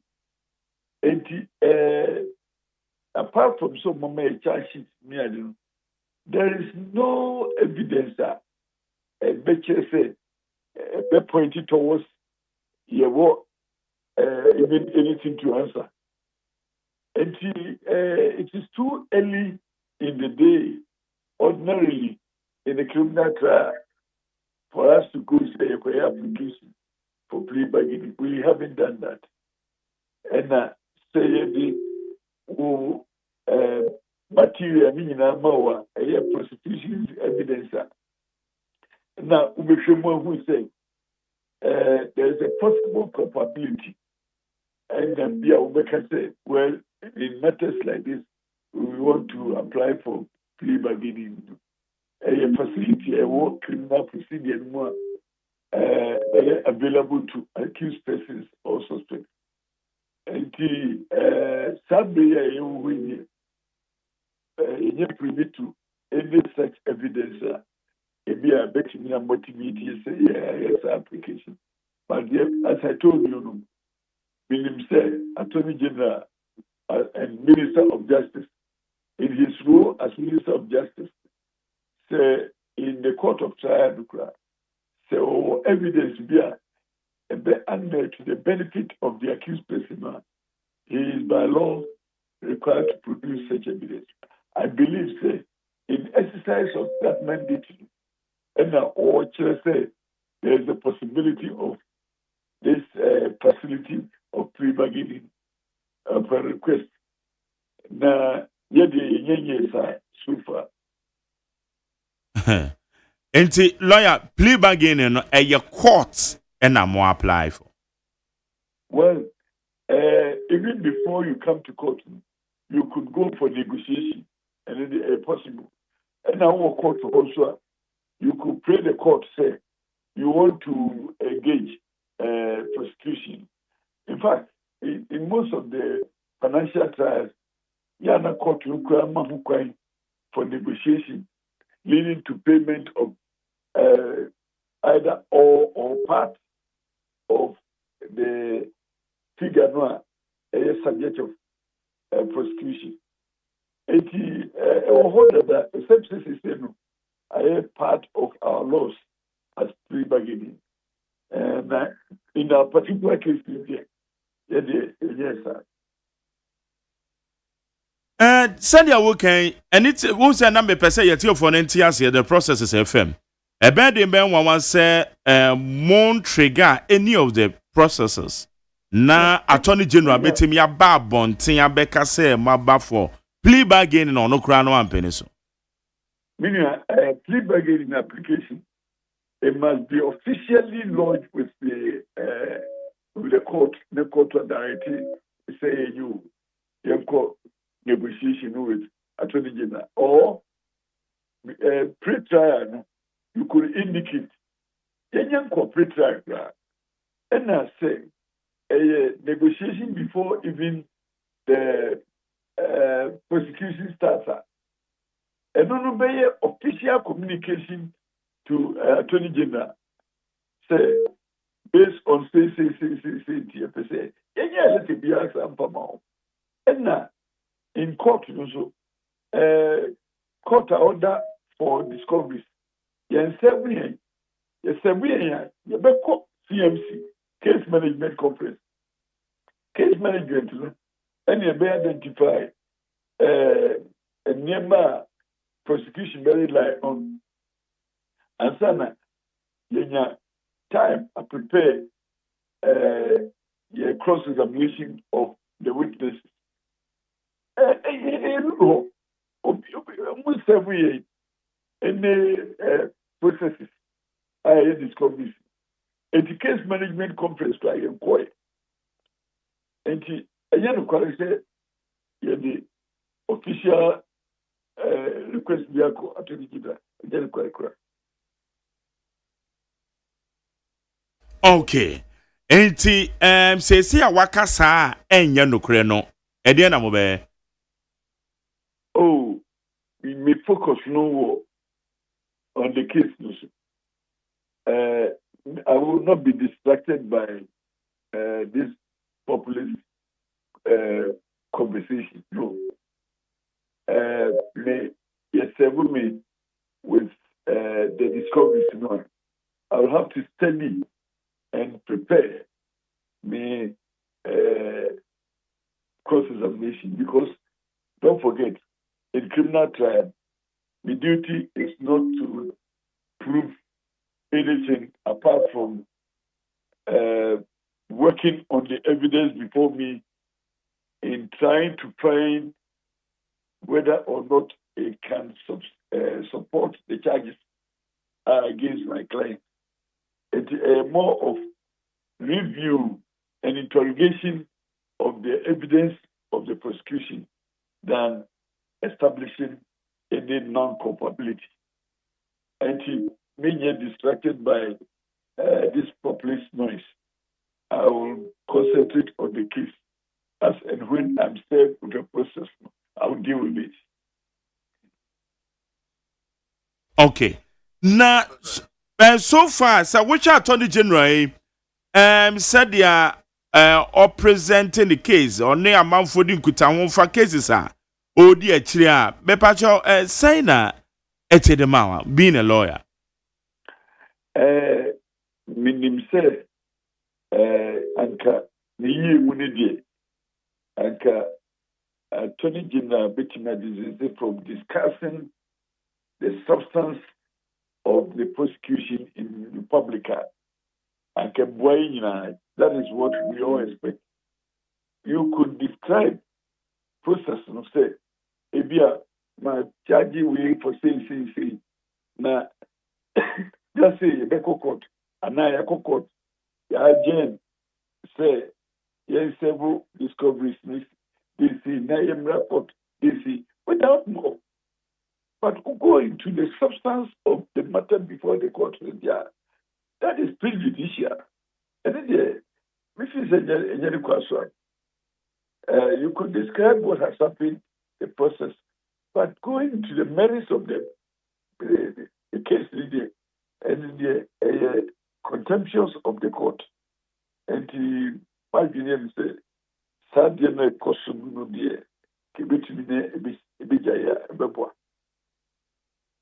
And yes, sir, on the man for no Edin Kutahono. Ebi Kutahono say, Ebi a deeper appear could be. Ya charging of a criminal offense, so. Maybe I could do the supporting law. Now, you did not court, that's the man bail. Now, agent case, to say, that's the court to order the same. I will say, what discoveries, that's the name record, that's it. That is all the information you're required to give to the public. But so, I say, and yes, you can, the policy said that you are trying the case in the public opinion court, which is also unethical. And with the MGM say, Attorney General MONTIE say, what you appear to be say, it is quite way about, and the quite do should know a be our day. Statement saying number police caution statement and now say Gary or so mechanism of court na court no say go and apply for bail court the amount of bail no man bail in some of so be a short say na court say best discovery that's it now that's it you are you remember court to job started that's it so any information associated out and yes sir we could discuss it even evidence now we have to court to no court to young father and maybe say my now we'll jump into conclusions and they are contemptuous. Now, I don't know what is the difference between say charge sheets, you say charge sheets, say your public document, and obi to me who essential for create to me who na be a run stories around it. Charge sheet, we will say, a offense no, ye charge me pan, any the appropriate law no, I may invoke the charge me pan. And a brief pass, the principle and now if you move for a genasua, and into your day boss, I could do. And you can charge the demo any brief pass now, and one charge sheet. Charge sheet and evidence. The charges and the appropriate law and facts in the case. Say that's the person is say utu anamo we utu etiamra we. That's all. The evidence that say utu anamo we kata ne kwawo the dan na fire no omo bi be dia dan tie wo eni adiri de. No, part of discoveries now, be no, and so far discoveries no and also a public document but me share and then so between I can say or finally discoveries adewe and the media should be about the credit but so can say idea with you for near and the other will work it and you know you have to be very careful what information can be shared to the public and then I may just say in the case of Chamautu Mini Akuntamani, Yensanka discoveries, no, and Lampo, that can say a camwasa. The Yensakampoa, you bet me a can say, your survey document we know a person with just a camwasa. And that's all. A back court learning, not court to know, evaluate evidence. Court to know what to me say, or because say, if we are deeper would be for an answer would be for. You can't assuming in any or no prescription or book of case. Now, after yang share process of mentioning in every yang baby say, if this evidence or there to court enough to be able to support the charges. So, Kobase, say, and yet enough to support the charges. They have filing submission of documents. Submission of documents, argument in that court, Egitum said, the Ekam, Tiasi, that is the end, that would be the end of the case. On the other hand, say, it could be something notwithstanding the application for others say there is no case made that. No court no, you have a case to answer. Then we have to open our defense by way of also filing witness defense for a witness.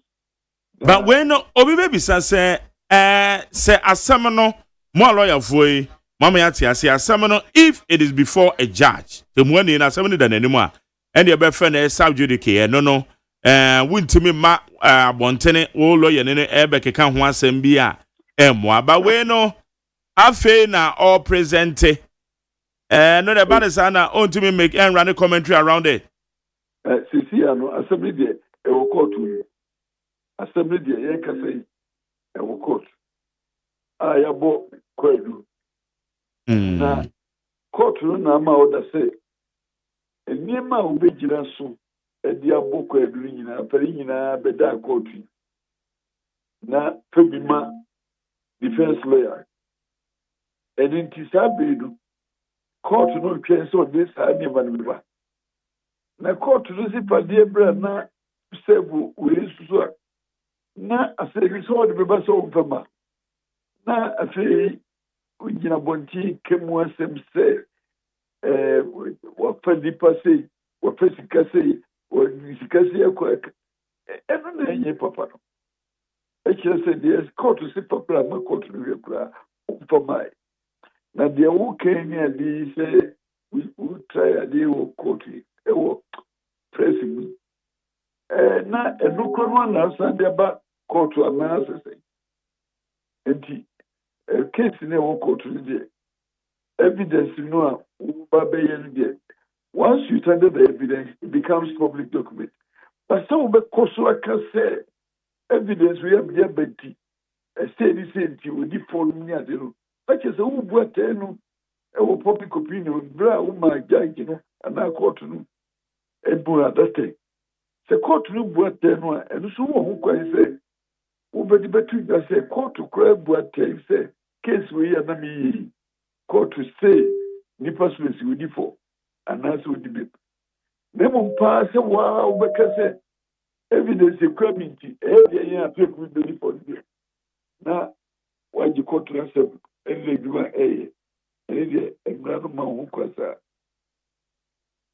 okay, it is a say what can't somebody a foul client who was a moon and declare some intentions and as a moon make attempt some mobile side and some book for plea bargaining.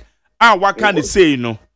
se mokase o mu ja tumu sa ebe amafo bi madwe mo kisiri ni o because mu defending someone omo de abom na attorney general aka sa asem we say wo client make attempt say anko oba besere na wako for plea bargain no say there be kwana kwabo judge no ti adwom na mane eti I don't know nya de say mutum respond to attorney general squarely say bibi say any ho ukra unzo kan say be so o see a declare intention ye attempt and na ye application never been so intention no dey ebia obi kwedi komo a ubetimi akaze ebia you could impugn intention and attempt to say bia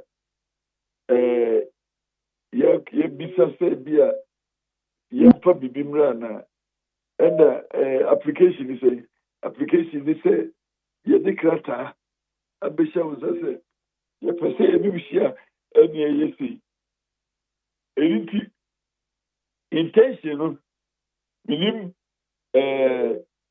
fact bi o jina so ati o pick say ye demonstrate any intention and attempt no minim the SCNT or kase ya attempt because we have not made any such attempt and not to my knowledge, not to the knowledge of my client.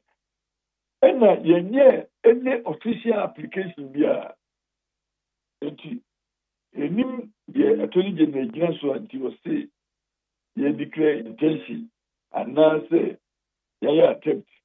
Meaning say definitely he doesn't have anything on record from Yeho. Say a application in there. I'm sure he wouldn't talk about it.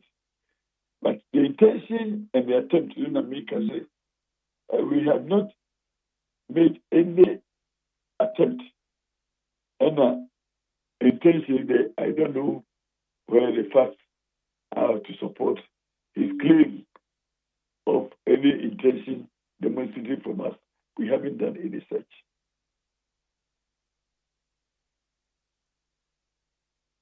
Hello. Hello. Yeah.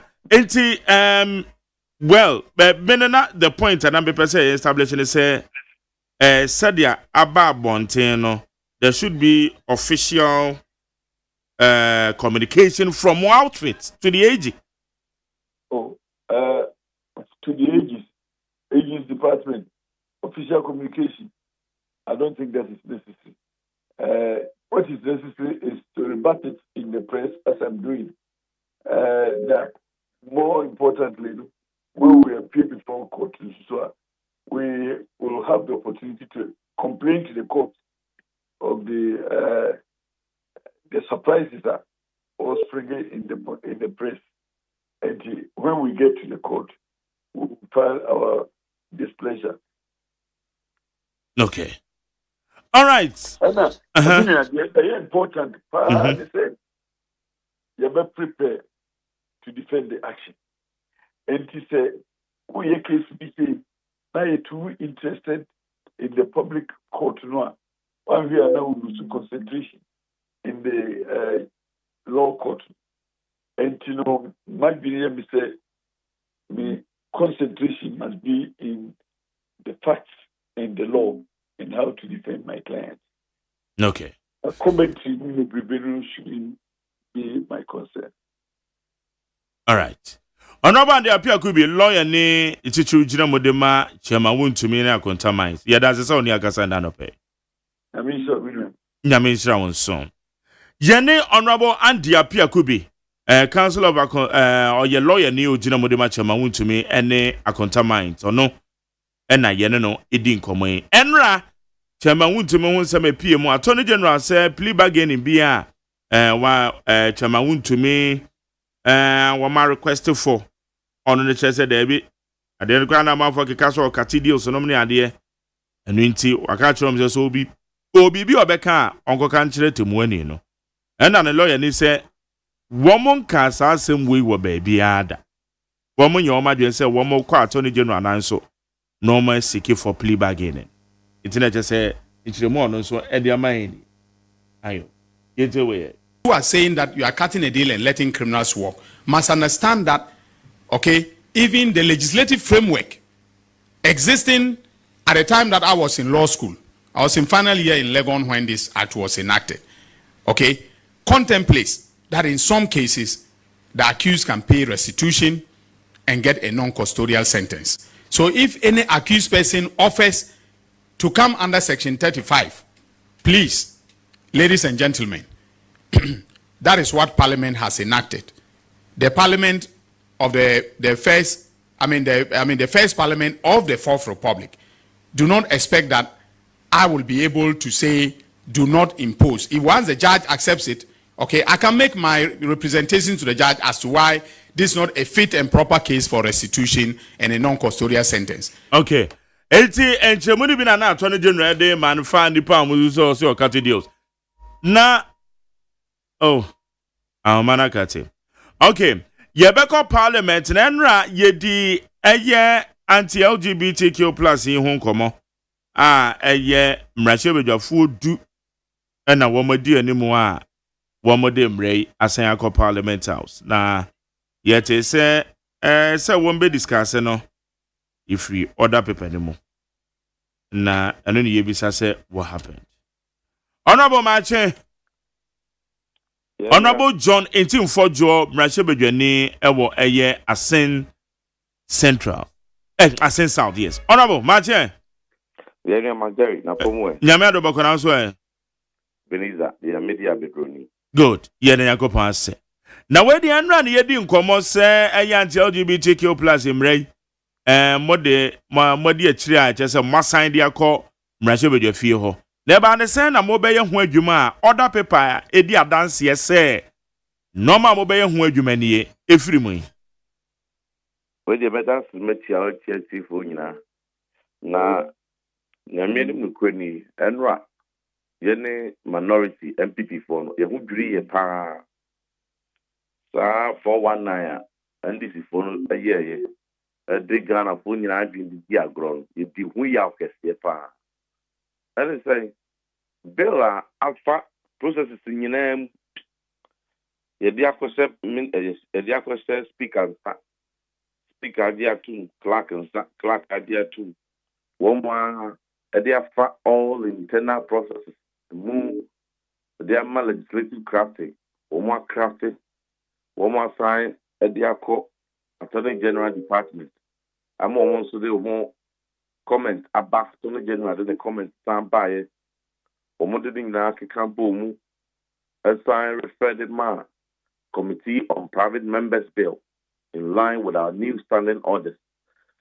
As our committee, first deputy speaker and the chair, or also transfer at to suffer years sponsors, because now when him to Toyano and Pensimu, and Moon say, and meet all the criteria as and maybe as a private members bill, council, as a meeting, a passe fiscal impact analysis, Nina passe. One recommended a command speaker bill. And my no speaker so get to assign approve the Mark Clark said that the private members bill committee is what you have to want for us no day. The DNC no crime. And you know, one call gazette. And one call gazette says when you know last time one hold parliament, no a year before I ever go a recess, yeah. And my Clark is so trying to call echo gazette. Woman gathered the number of days SADB and so dear Rima Macho. Standing orders mono. The bill I gathered then Macho it is presented for first reading. And Rechi 21st October, first day of the third meeting of the first session of 9th Parliament. Who kind the other paper and also other paper again thing for you on a comprehensive agenda obia asiawi amping for her parliament so asia I heard a bra afa kwan I dimu nyina so adia to no and no more the best so and no more the share so o mo de share so wi e me e nim sa da na book e be take ya Yedi Juma group person, not a dear yapa. And more point, a dear chair, me a better one. Maybe to me, it's agenda. I will order paper, and so then rent me and my family meaning that. A blue star. Dear, and it's your pony, a dear chair, near the Atwaso. I don't know, the next day order paper, no. Both the Sa agenda also. Near the full be so home, near treaty that no area near the front so home. You know, near the year training move, and we are racing more. I want to say, I'm quiet 21st October, about 22nd. I feel I did train me a Korea. I did not hear it.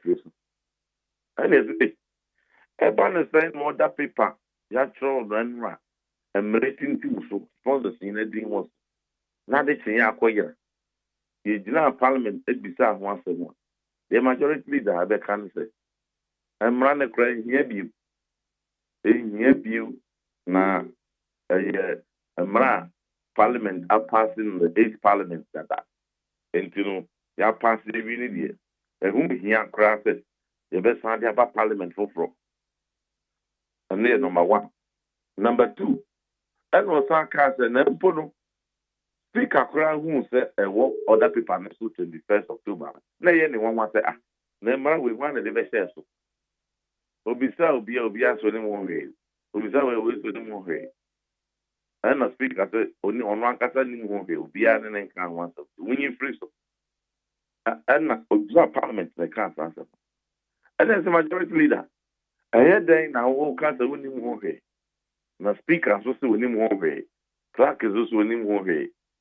Now, Maria, they call parliament. Yes, speaker in the day. And your clerk in the day. And your speaker in the day too. Make us say so.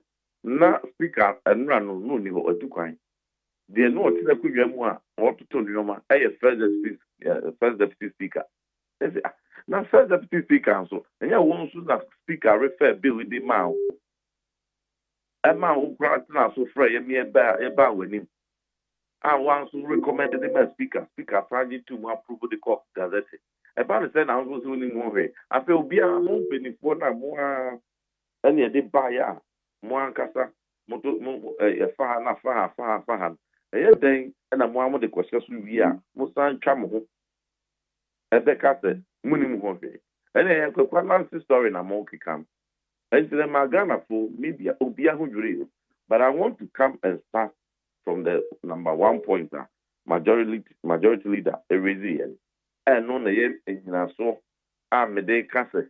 NDC 4% of the Ghana for what need dear grow Krumuha. Said the year Mawamokai, and more rain said Ghana, Hano, that be more. And to be a bit to the agro. A decline. Said a Mremono Parliament, dear. Edi Mrebi won't you say, Mrebi. That's a man to me every na parliament to me good, na for bar. And yet, maybe I just also have a sasset. And no did I back in 2016. In law, I'm making reference 2016. Extreme cubic. He box like extreme cubic. Parliament now on the 6th parliament at the time. A home rights system permit BBR. When we come up, President Muhammad. Or Timsu Asante. And so on Timsu Asante, 9 year bro.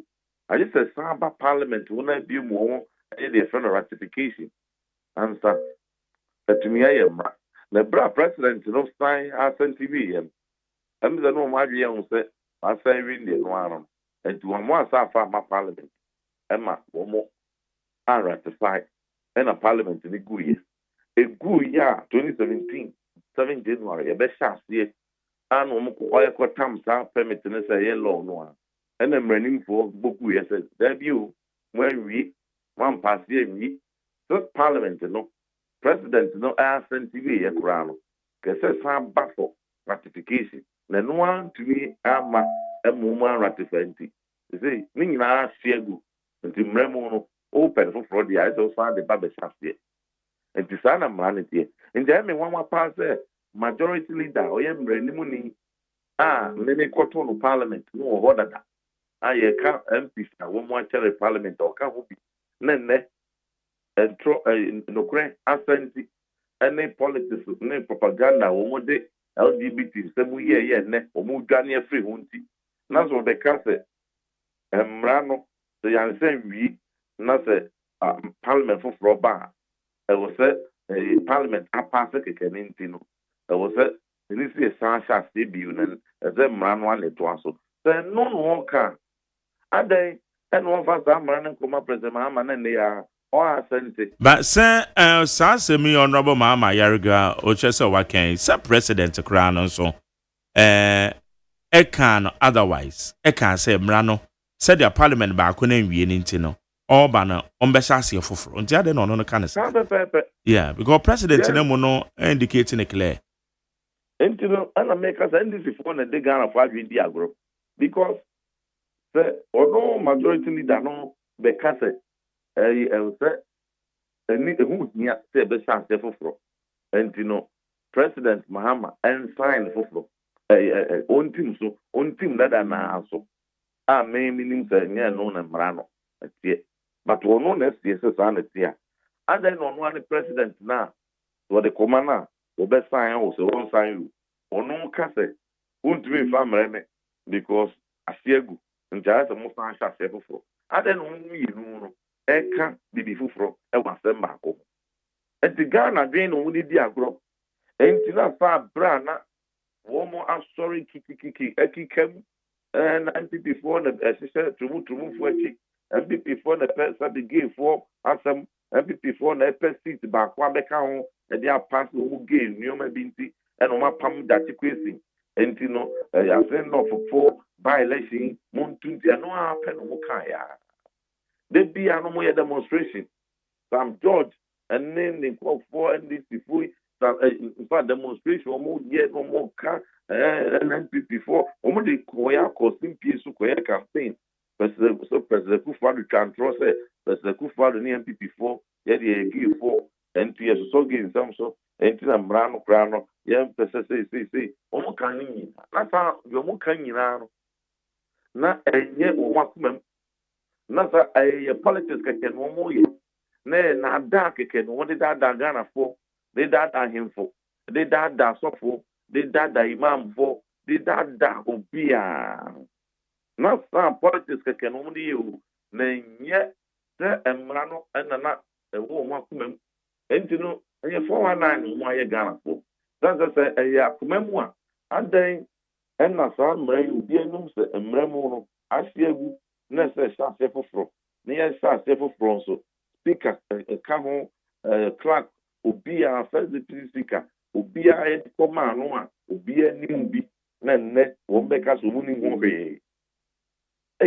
but me ba honorable me ba said ya working emrana kwa pass through the process what the FM process is FM 18 na kamo betena tena say wo order paper no so order paper no dey chiri dwumadi a parliament no bodi da biara da ewo efie wo sesa na tie ene ko ba say afi moko ya any order paper no mo na wo order paper no so ade tin ya ye kwa koto ade ewie so omo ye free ntina chese na wo so but moko hwe na efiri mu ntino me search them bi wa a far process ni nyina wi ya speaker clerk first deputy speaker obi bia emremu no else ne sasha di 2 months gazette di 2 no mo ade call gazette so the call 12 days pass we are the next stage is a paper order paper so na first reading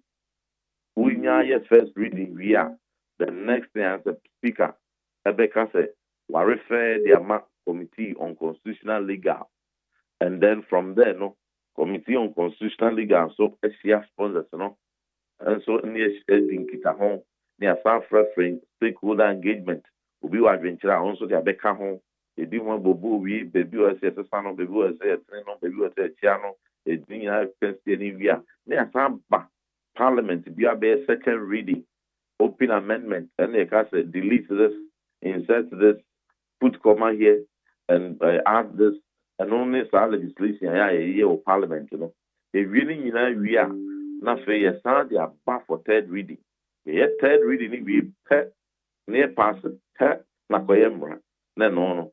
President, Speaker of Parliament, at their comma president.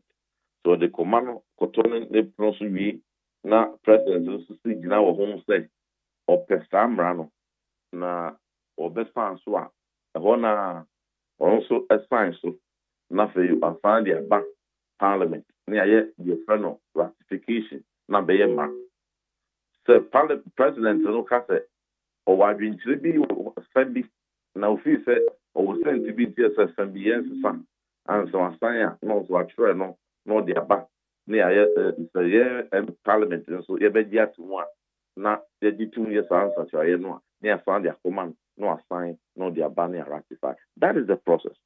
And you know, say about other people, and so we our 21st October, yeah, Thursday night, I a boss who are journalists, maybe before I made Parliament to crown. By 10 o'clock. Not empty. Because we is at 2 o'clock. We started Parliament around 2. Maybe do Parliament around 10:30. Even as of 10 o'clock, I know that people I read before we do Parliament. Now, journalists, they are two more portals so crowd publishers say LGBT man as some the view and my other people. So, I'm may call it so. And that's so. That's so. And will be the one that they say, Abaso. And you know, about the same, and I dear Abaso, na yentimi enruho, anya when you menwi, na dear chin about betwasum, I beg you free so. Okay, it's Abani say no, the way out. Young fan say, and ne other paper, ebebano. More can say bebaso, one will say Abaso, and I said, and you know, going forward, you know, ye demand say, the Omoyano. Aye buapayo pa and then this is for a year free other people so na botaya a time sam buapayo and one say womu edwane afri bi wo ye de mo kan mo nwane but honorable pacho say what the sobo no bo NDC for NDC for ashada and no mko you free other people so other people in the printing che processes FM like say ye ho adwuma besi den obi akọ influence obi say munyin free so how say the same hunti na be mo aka ne sa because on the floor of Parliament you know majority leader na ekan am reporter wo record no on the floor of Parliament enye kukwemu asemu on the floor of Parliament the story be say adan na other people no enra agenda we was Human Sexual Rights and Family Values Bill no was then they sorry ya edisi and we are not here petty say oh ABI error and aba into the mama kana woman ko print from it no dey to me see it me cry ye ba ho na e be any other people so it means sa ko print na adendu and the beka ho so we thought say ABI nipa all printing po and be oyam from so na one print here we uncle print addendum from Randy and Twasso. A one on a majority leader neighbor castle. And yet, Aerobi and Abasa will be a year from Nimum. The Cobans will give you speak as soon as you will be as soon as not then a Cobem. But you know, when you free. And that was what he said on the floor. I walk hands at me. I want records. Meba so meba mamembo eye majority leader ne sem okan bi kakra wa ha na etiefo no so ntimi nante ase won wadaroma. Yeah. Some bills were advertised.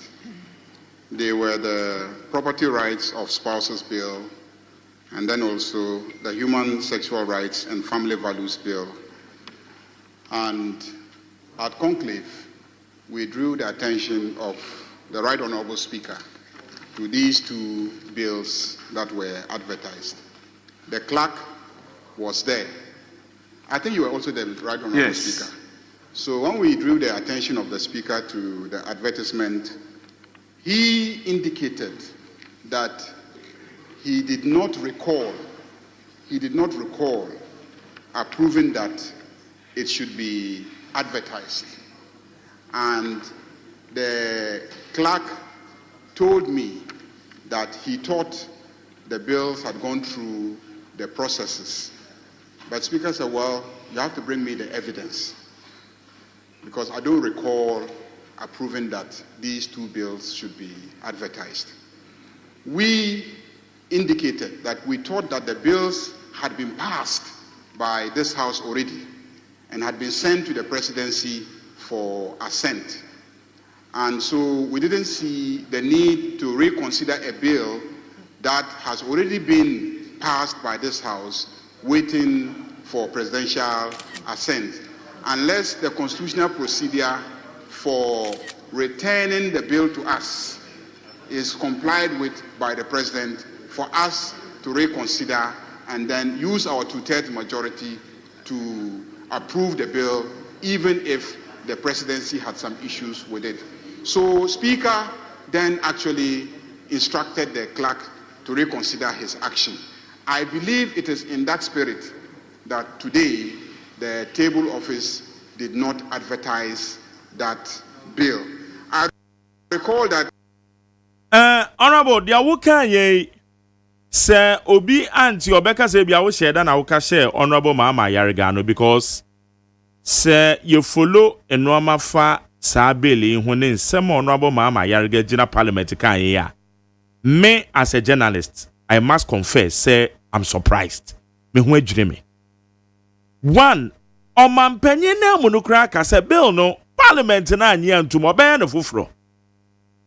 Eti enyina so ben na ye Honorable Mama Yariga ye lawyer ni na obetime ameki sa statement say we thought say bill no wama pass dada. Really, I don't get it. In fact, honestly, me wo kan na imagine say ebia na me kra mentie ni ye bia na nya sa no kan no. That is why I replayed the voice. Jerry. Yeah. The whole can we are prepared. Now, Majidi said, and ya who shall so up a sunya. And can yet what you and can they used to different ways. Because one. Na me patwa me ba o. Say me patwa me ba. Say speaker say, according to Honorable Mama Yariga, or say speaker say he doesn't recall. Speaker Grand so amaye the commitment or per se or the be pass or betrem na ya pass anti-LGBTQ.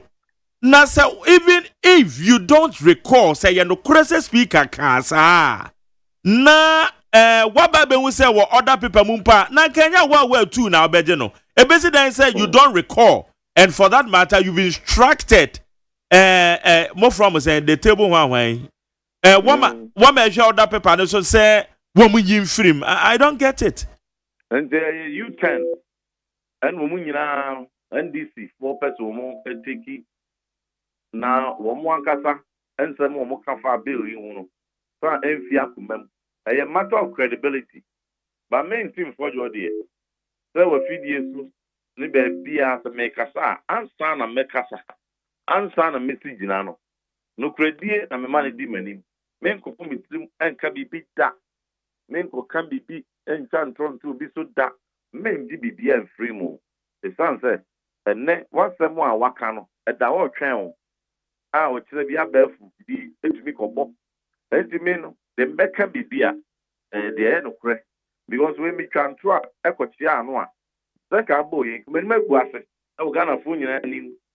No nti na e manyoni a bibia no udwumedi a wudi ukasa wo kan bia no ma no kure e ba akopɛ so afiase enti no the NDC for ani no kura magana mo ka bibi in opposition ba me na me deputy minister so my ban na was at the time I made me deputy minister for education then I made things propaganda of would be about so ni ade there be emra no de e ade me gitu in principle say here Ghana for Sabra no na South Africa for mranti enya akukuduro said the woman ya wa ban fufuro President Mahama ban this ya ban MPC no mo ma Ghana e be fi wo mo no e independence square any massive campaign for LGBT force.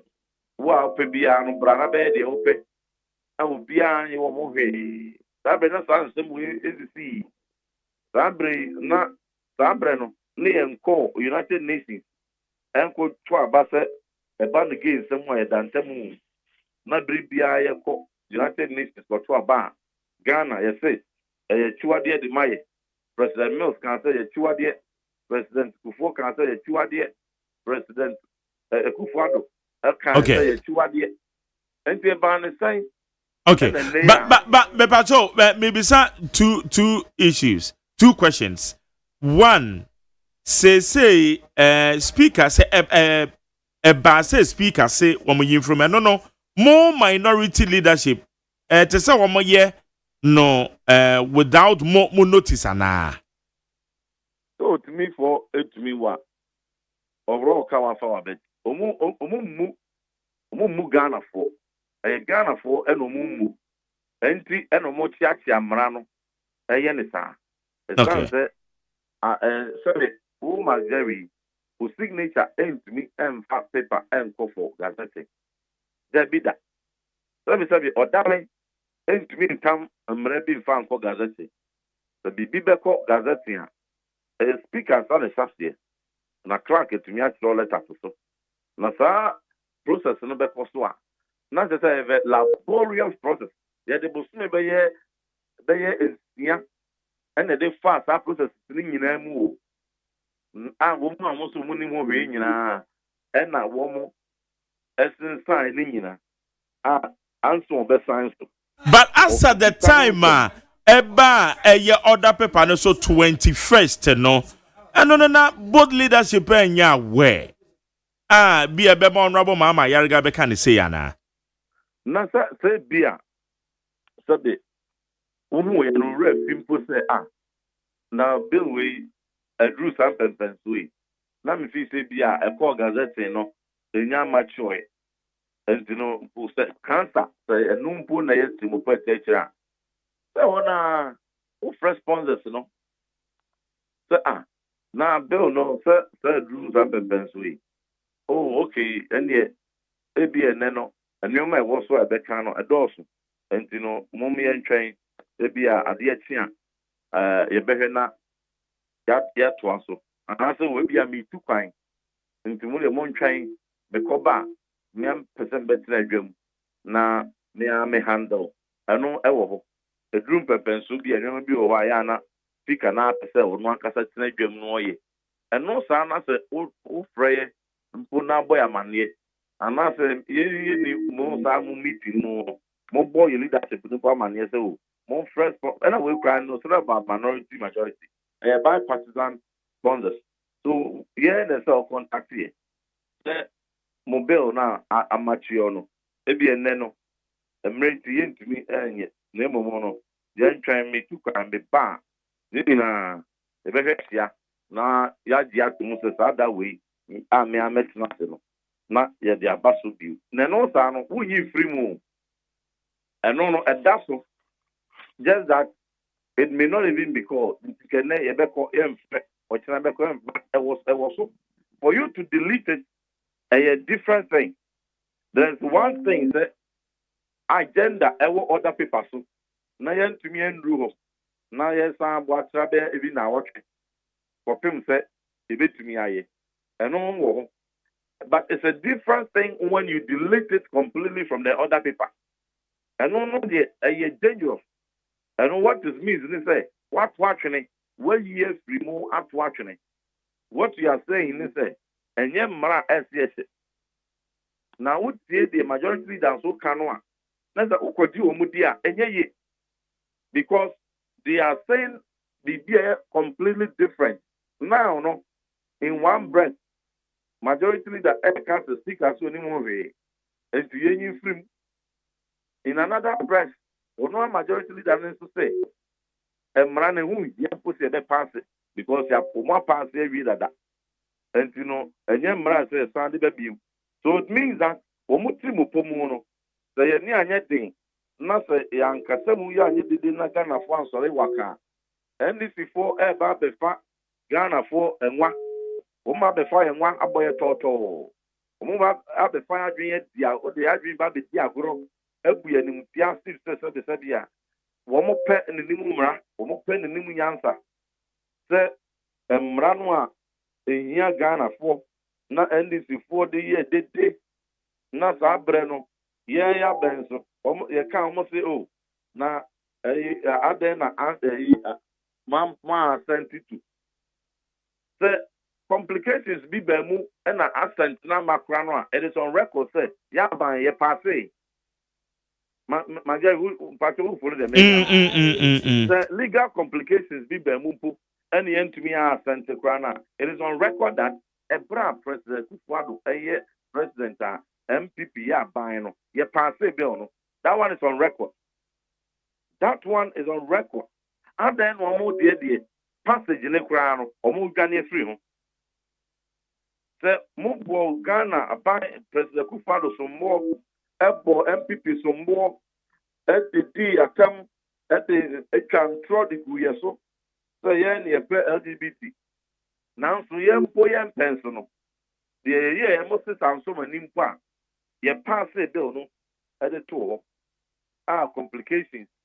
Ebe ba ho enti no ratification ne assent ne ade no ankudru no ade na mo na mo se mo do Ghana mamre mo na mo se mo na sa emre ehia mu yie pa no mo de ye ba be pass ne kra no mo ba be ya to atwene na etri mo ba be me excuse say na ne kra hu hia. Okay, but it is say honorable say mo be ne de mo be san di ashim mo be san ko Debbie, penny na mom penny the sun is saying who mente when I say somebody in the Speaker of Parliament to quine. Sir, as some more cassa and knowing na only who been away now. Sir, other paper dear a daily says on it here. Oh yes. It is enra ne nimua and ne intimate memoir. Well, I would not preempt what to be on other paper today. The son said, "Acquire anoma, a cra some the actual papa, agree anoma, some who are now or think one, or the omui. Because we were pa, obey Jano Manetu. Because we will obey Miano Manetu. And you know, mean Castle and other people know and muscle, and answer Bebaso. They were trying to okay. But be that as it may, the Omo Kenyan, in all fairness, Speaker of Parliament Nankasam, no ni hobby. Yo. And Ray, no ni hope. And the majority leader, no, and first of speaker, can, on Bonidino, main team for you. Mean yan say na no asem. And you know, me ma, and me can be being Speaker of Parliament and once, and good and once. And now me can be being piano. Because no dear, maintain a artisan and one more become parliament. But media be me one said that's no be no correct. But speaker no minim the integrity, minim the principles. And ya me ba mo radio so say me can full speaker. The star one me jina. The one me jina. Okay. Speaker there oye penia on tin to soup and san for an onfa. Oye speaker e bano sa bill ya. Ujina mu painting on him his commitment and belief in this bill is not in doubt, and even in the procedure is not in doubt. And you know, the speaker there, I bear me one say Metia free na don't say or say oh my prime my bill no maso. And you'll be uncle come to me na the majority leader cannot be. So be said I am fan twin na yen train speaker enter by 1 week or 2 weeks. So bar you be uncle Siano. Near Bizana say, Uni han say the majority leader can and no crown as a no correct. I send me no crown as the so. And I speak out of Oko Liver and I say, well, Oko Jumedia. Oko Jumedia. Okay. So on a banner.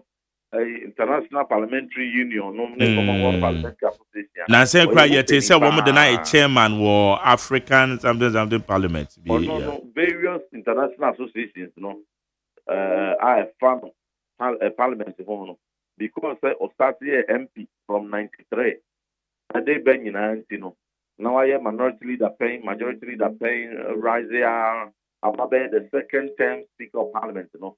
What is to my mind at the one our experience or Ojina Brand Wumpa. Okay. Rumaya, what to suffer. All right. Oba, Yebeka Kusiano. If Yano near the two and said, Wetino, as them saying is see it. Or penny or better the record in the street. Now what director said. Monfa no share other people so now you take it. Okay. Speaker Babing, I expect he would direct. All right. Honorable Yansha and my number consona say news one. Ye nyina de anybody actually ntina ye ho the way out. Ebia na ye ken Bobe Kokra na wo so. Let just say case close. I think all well and good. Okay. All right. Ku aye queen. Benefit for imam for traditional leaders. Any coalitions, CSOs, any benefit bia. Or money at the day, a time, Bill Yachi, the previous time, no. Sabri, young woman, Nina be a count, and the name, the NDC, okay. Honorable. Wow, ye penny bia, Okasaye, Sabreno, records ringing now, the Baby Bodina. Yo. Not Ghana for I remove one more. Casa and one more. I did na no, it's a matter of credibility and it's a matter of integrity. Because the who can say Rabbi we here just a year ago. Now the pressure to abide on so now so am abiding put say now answer nama to fraba. Not say almost a woman come here pass. And ya discuss a matter of absence there. Now, wow, can be, and then what one to one. People will read meaning. So, for the sake of your own integrity, be consistent. Okay. Be consistent. All right. And speak up. Yo. Honorable Yada Sado person here, Kasa. I mean, sharp. Yene Honorable John in team for Joam Rashebedwani, Asen South Defense and Interior Committee, a ranking member. Oka one of the sponsors one must sponsor MPC do one must sponsor anti-LGBTQ and media called Ghana Rashid. If you want to know, Eddie command the Mrano, a year free order paper so, and then some honorable Mama Yariga, so can ya Ninano, my born also ne, and my young your course when Ra, oh Ghana Rashid. Ghana Montie, Ghana Montie, Ghana Montie, Ghana Montie. Eightina Emre Yebisa say, are we showing commitment? And I say, Yedia and go that day. I'm a such a make of Namafu. Then I say, I go to now. Member Reverend in Team for Josh. Member Sona. What the Maminia no one but Treka Cransa. My Jerry, National Security for Omo a National Anti-Illegal Mining Operations Secretariat. Naimos, yeah. Yeah, me say what's the dias and say Oma Yirimupa. And one more Chechen Crawford of the one more Chechen you too. But follow Mujumedia Moon say one more illegal miners and a pa. One more to Media Papa Chief. Ya boa baso one woman auntie. Mo ya tuma pa. And some who say one more chechepa. Yeah. My daddy, Western North and Asante region. Oh, mo akoye tuma ho. Okay. Say nansa and then nansa crown and mete operations be omokoye ye. E wa Asante Mantem. Wow. Yeah. Asante Mantem. Illegal miners ni bi. One more FR, one more say. One more kwati nipa bebre. Yeah, China for bi kura. Eka ho, yeah. Yeah, my Jerry baby, woman call ye. Tano, Area Forest Reserve, what you say, Western North region. Yeah. I almost say China for be. Not Chinese for only become home. China for only become woman crana, womuchi excavators. Hey, woman operators and Akaza. Woman that you operators. Chinese word. 4-point accent. Say, and your case, a 2 kura woman or quiet mu on one. Yeah. Modesta blue water for no blue water guards. Sir, ammunitions ye kuta omo pump action. And woman say kuta 22 cartridges ka ho. And na womo bucket ni ade substance ye womo te ni nyina materials ye kuta womo wo honom no. Sir, we ne cause Western North. Operation we cause Western North. Okay. That day now so. Yeah. Womo sa ko Boyin River Forest Reserve wo ente. E wonom so illegal miners yi on say wono be Cote d'Ivoire. Enti ya asatre na wama tom ho agu nwire no ma tie se Cote d'Ivoire. Yeah. No ma kote. Yeah. But tell womo sign that day na asatre mu aba Asante region. Na Asante atem ja so do state wo. Hotspot ba ko womo sign ekoye wo. Awomo ko dwa so. Yeah, womo ko dwa so. Womo ko dwa so ekoye operations wo ho. Womo say move ko Esubua Imponia. Esubua, yeah. And also when clear when yes, Asante Achem South.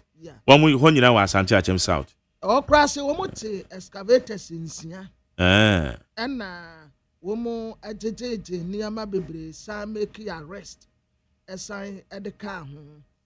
And womo sa heavy duty water pumping machine. Industrial water pumping machine. Yes. And industrial water pumps, yeah. They would instructors in womu teja to musi nina. Eti abrantie mienu bi a womu kuta Mercedes Benz. Womu krana womu concess no expiry date yakano. Okay.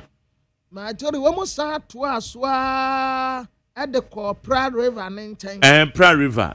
Womu and womu your operations power. Yeah. Majori, to be frank. Esa yebo wo no mu abaso. Yeah. Chief ne mrantie. Womu ye who say national security anonymous nankasa no they are doing their best. Yes. They are doing their best. Only say okona enough from but one more year what they can do. One more they are doing their best. One more year they on betimi aye. Yes sir, yes wo no mu nkran. Yeah.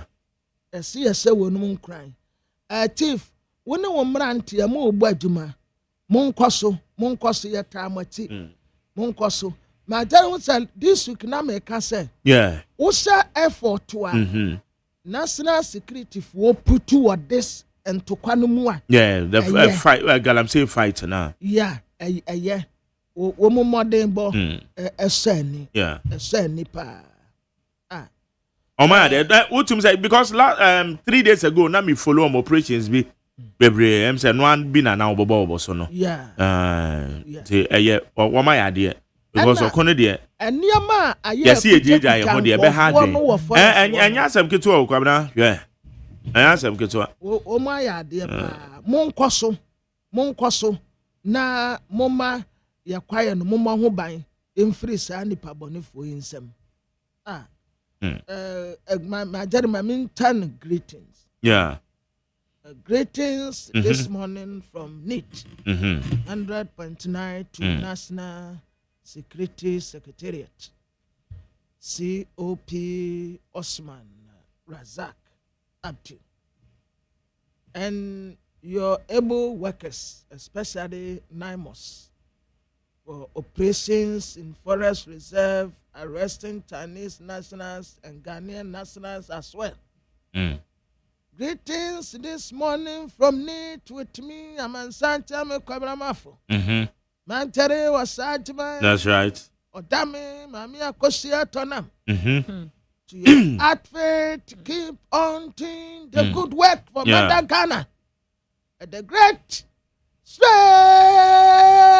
ash. That's right. That's Yano. And I don't know. Now back to you. Back to me. I'm about so.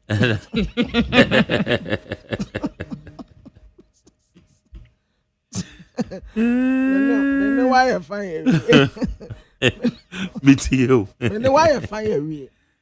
Sir, my daddy, minority for. Sir, His Excellency John Dramani Mahama. Or can say LGBT plus bill. Yeah. mo de parliament mo aye bibia awie wose one sign minority for men What's on bend? Wo mo buy no dan. Minority for mo buy no dan. Sir President Kaso sign so no dey to me also on sign. Afenyo marking. Intim for to what there. Me pardon kakra. Afenyo marking. Chronicle ni mo was say. Was wo mo the pressure beto John so na why. O say was wo me force na ma na pass. Okay. More for was one sign. Minority for mo buy no dan. Micro minority ma mean address wo mo ye. Micro minority for mo buy dan. And I saw my penny so or no so promise yes or about better say and I say was one sign micro minority for mo buy dan. Mon to me nya foko. Mon to me nya foko. Asem bi wo ho no mo a aya da bia metu wo mfo a wo mo nte. Asem bi wo ho no mo a wo mo ni moral right to talk about it. Omo nyama yene yenka. Me when it comes to LGBTQI+, na me ya number 1. And I still baby am gina. Magari wo de me de wo be kan me ba me utayansa. Wo de be kan say sen. Wo mo anu wo mo e kasetia no. Me de wo be kan ho de. Hemfo na e kasetia. Masa kasem ni ye. Ye yese LGBTQI+ yempe no. And I miss me bubodin. Send me ya number 1. About wo de be kan about wo bubodin na answer. Later. Me de wo be ba tetire wo. Na ya okase. Amwani. Dr. Kwabena opening fempo. TV ma'am. Sang yane and you want moral right to talk about it. Okay. It's not you minority for. Saka munku anka jem ko ansan. Saka munku anko ansan ta. Muma Ghana for yani yankasi yankayasam enya mu micro minority for na modem anu beto sa asem we mu.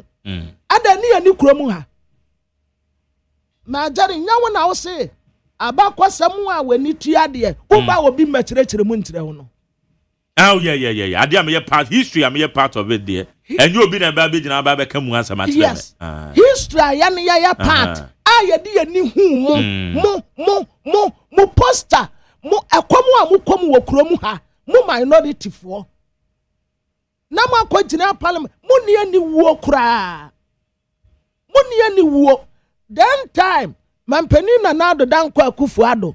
Yeti na sia ekobe na mo defend it. Na wa be gina be ka se o be ka tire JM se wono nkwa sign ni. Wankwa sign ni dan.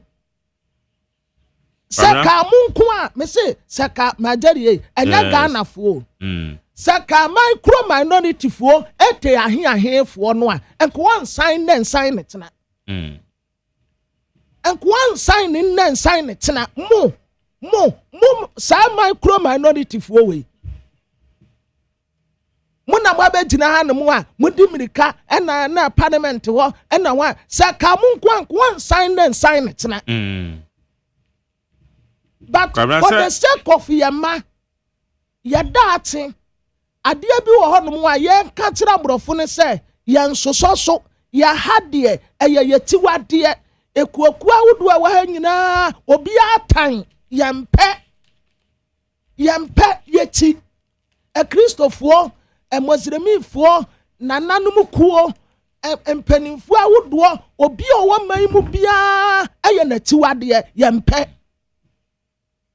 Yanni any a best no say, Nadawuruma, Samra Sebejafo, to say womu diabe, womu ya huatuma, near the Batuna Nimua, on sign it, now brofunu wuni say, a yetiwa dia yempe, Nanyamu micro minority for we ya. Yo. Mo micro minority for we. Mamun Kabi. Munia ni wokra.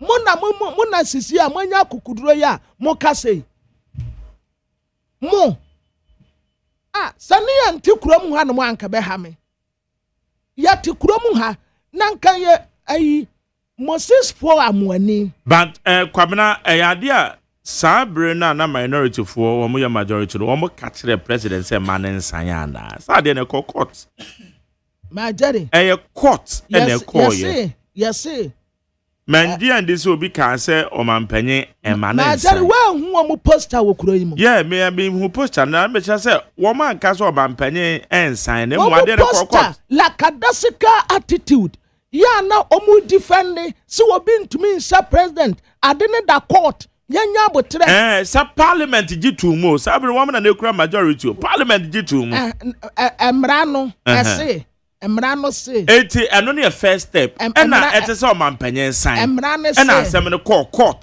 emrano se say ya pass wi straight to president ya the command president ya wono so the Bama Council of State what the advice say o person wo be sign ne anase one person wo be sign ne now we sign the refer back to parliament to say because of ABCD enti mean to me and sign and now legal action na you bogus yes na you bogus na you bogus anyway kwamna media me position the same legal action no na enu senior assessor president ya no ho kwan Emran channel wo se wona wo kire mrani mu ana se lawyer kwamna Debi Emran channel wo ho yes parliament ya na de awia onfa nkoma president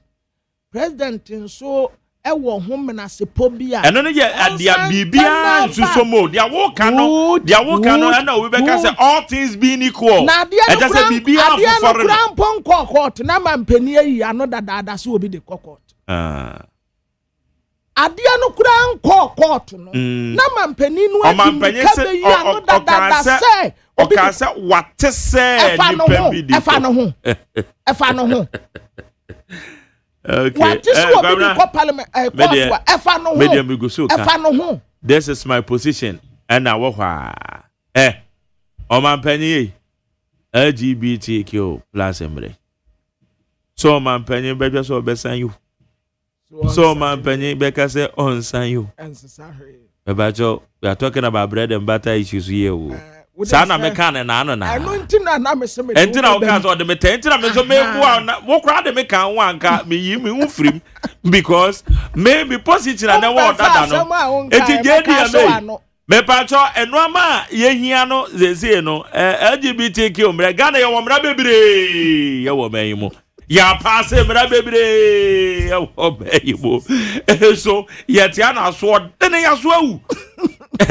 LGBTQ plus media ni say me share awofo enkuran say obia kasa nkyere ne ma ne moment ase say saa de we enye papa enti ye kasa nkyere mu yie na mom sesi apa meti hei say wo mo so mbeje say emre bia ne ye be hye dia fine na emre fa LGBTQ ho de say ye be dia tumo so man panyin so be so be force the so go sign so sign who the background for so go sign o go Babre sale me nidi ya was it say that me nidi ya no say e come dem e na o say me dey afraid na we say me nko kenkan book obi be say Africa dey yempa kenkan yo kwa kachira di ogina construction site no share we Dr. Brian Champon wato hotel bi wo obo kwawu na sa hotel no nipa na ne dia na efe na nko J's Lodge na efe ni J's Lodge na papa ne dia yene ne kokuhyiae na yekura ye proposals sabre no na eye the whole kwawu yetimi identify eye tourism sites a ewo kwawu emma ye nhwehwemu hu millions of dollars ana ebetimi de abre kwawu nko a we kwawu enclave no mupeo na no ne ye the proposal no koma papa na oyi wine ba ku di table so na eja yete ho ne ye twetwa wine kakra ɛna yɛdi nkɔmmɔ na yɛka sɛ wayɛ adeɛ wonim sɛ zip line ɔno ne first person na ɔde zip line ɛde ba West Africa ha zip line na ebi ni baabi a it's a zip line for the first time bobo kwawu ɛna zip line by na ebi ni baabi a the West Africa eti ya ka na ka sɛ hey wo vision pɛkyɛ sɛ wo ni suade hu no wo twen kɔnkan na ɔne ma sɛ ka kyerɛ wo sɛ hwɛ why na ka kyerɛ wo sɛ mo a mo titi manimi hwɛ mo proposal mo de aba beto wa wo ni the proposal no betimi aye kwamna nim sɛ eje proposal ɛno na nei kwawu ma tap bia wo mo de celebrate kwawu Easter because you said that na as drafting year pa I was part of a kwawu tourism initiative na ɔse why na ka sɛ mo adwin ni mutirim twade a mo de aba beto manim wa ha na mom mu ni sika mo de beyenti ɛna obi bɛka sɛ mu ni adwen wati o hwa sama papa de ka kyerɛ me si me rem feeda ɔmpa so ne yɛ ni kapre ɔsɛ mu ni sika mo de beyenti na mo obi asomumu no wama mu sika pa na mu proposal we amoda ba betu manim yi mo se mo execute a na kamo wa adwen papa eti kwabra se obi mpa kenkan a anya sa wo ni ma kenkan chen no but they with him the moti oh no oti sa obi abon the second degree obi awie the masters long to asu biem a amen you wadwen say wo na ni binyansa na waben na wo kobo PhD a chen no with him the wom it's a no na waka no you people don't know it's a do be to say abibema yempa kenkan me say unim say se kwam de me pa ma ekwam de me pa ma dwen wadwen adwuma won ti asem mpo ene kwa de minimum ekwam de pa wadwen adwuma ye kasa kra won te anope me si amayedi waye din a waye lema wo de ne brebe gu mi so anope me si amayedi atase antane sampa me ho enti se ekwam de me ya me nkasa won kasa eno no asem bi abeka ma mi obeka kire me bia me nti tse ma me answer yes a hungry man is an angry man true papa ekwam de me wudi matawa ya me nkasa o ka de me yi wa ubi sama asem kura me ubi sama se ho na wu Yesu kura me wura fi na ekwam de afra ba beju do wu Yesu me didi me ria afi na o na me yi wa no okay yakwa ni need 100.9 Ghana Montie su ni obi mo me fa agos you try grata ni kakra Ausianfo de obokrata badwa so mfa so ho ayefe maka kire no kwa ma che no ba ya na me ka kire na no produce say wa wusum pa wenya malambi me pa che nya bia won se wo ka se malambi ya so no won se wo ka se ekom de wa won te hwe mani si okra tete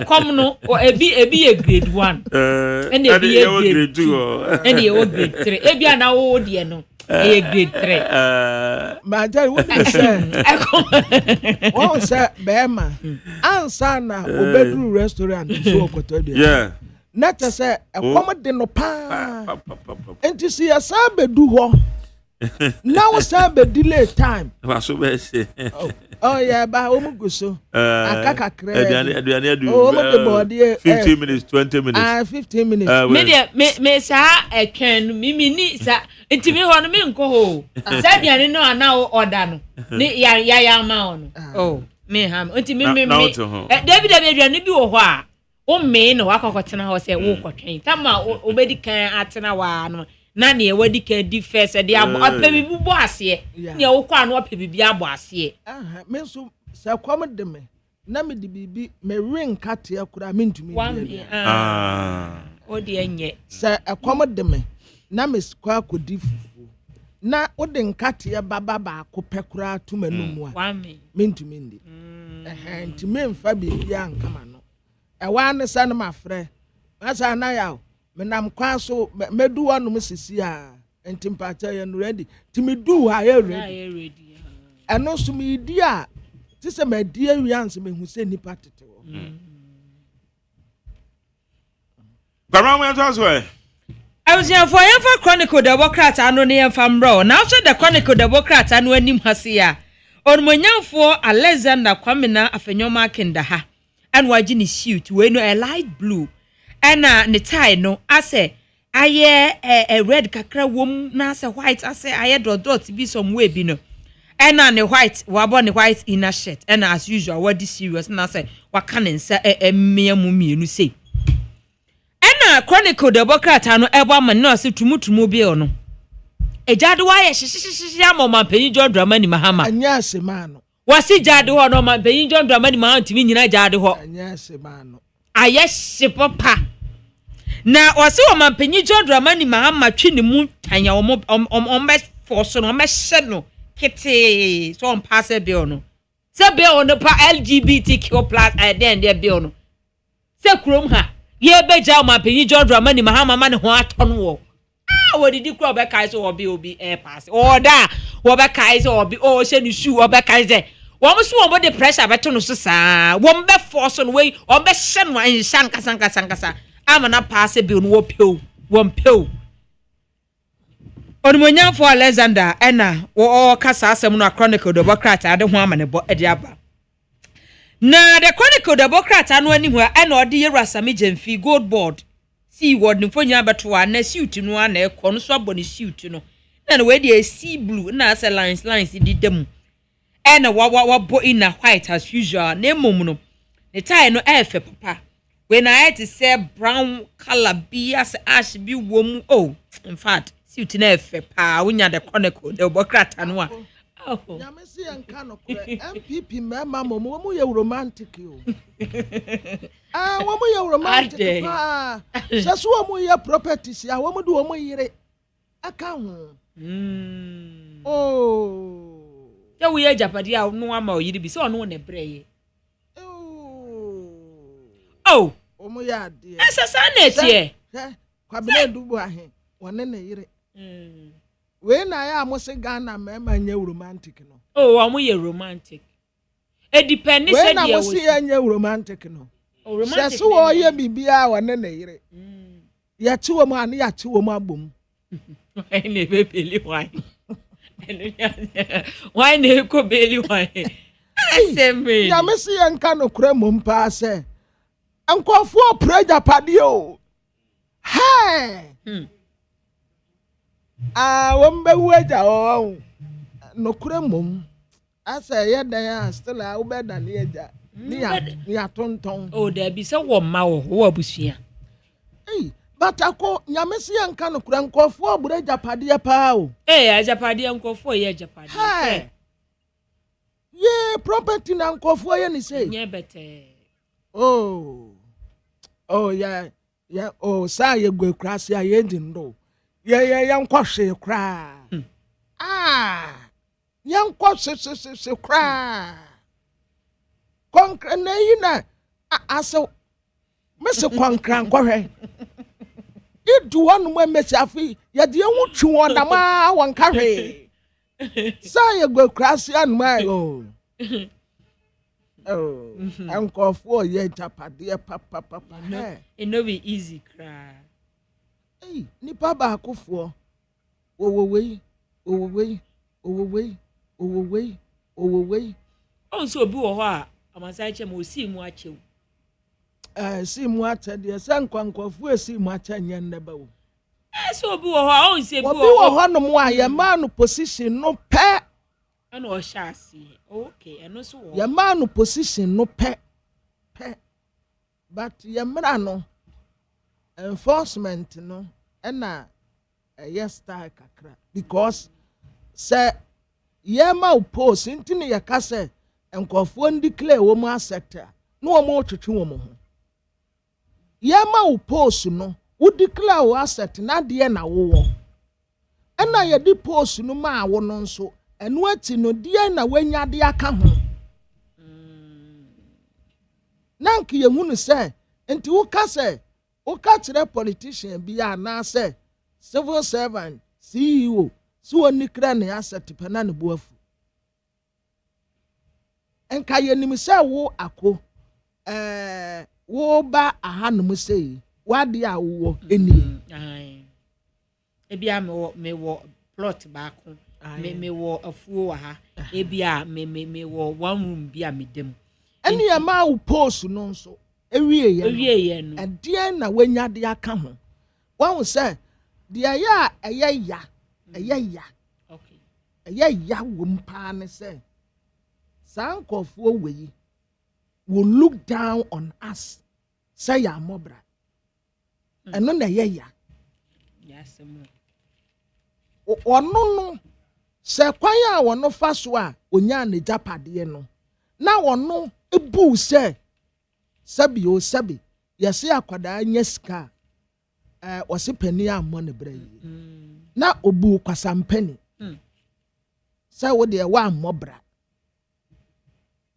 because what radia be 30 years one plot kura uni bi why posi aduma ko pension efe na o pensions ga wo beje no na wo de kota asase e de akwa akosi dan enti sa nipa no bebu animtia se wa mobra but look at them enti na obia pese okoye politics tu ni se ni e bebo mama no enti na obia pese okoye politics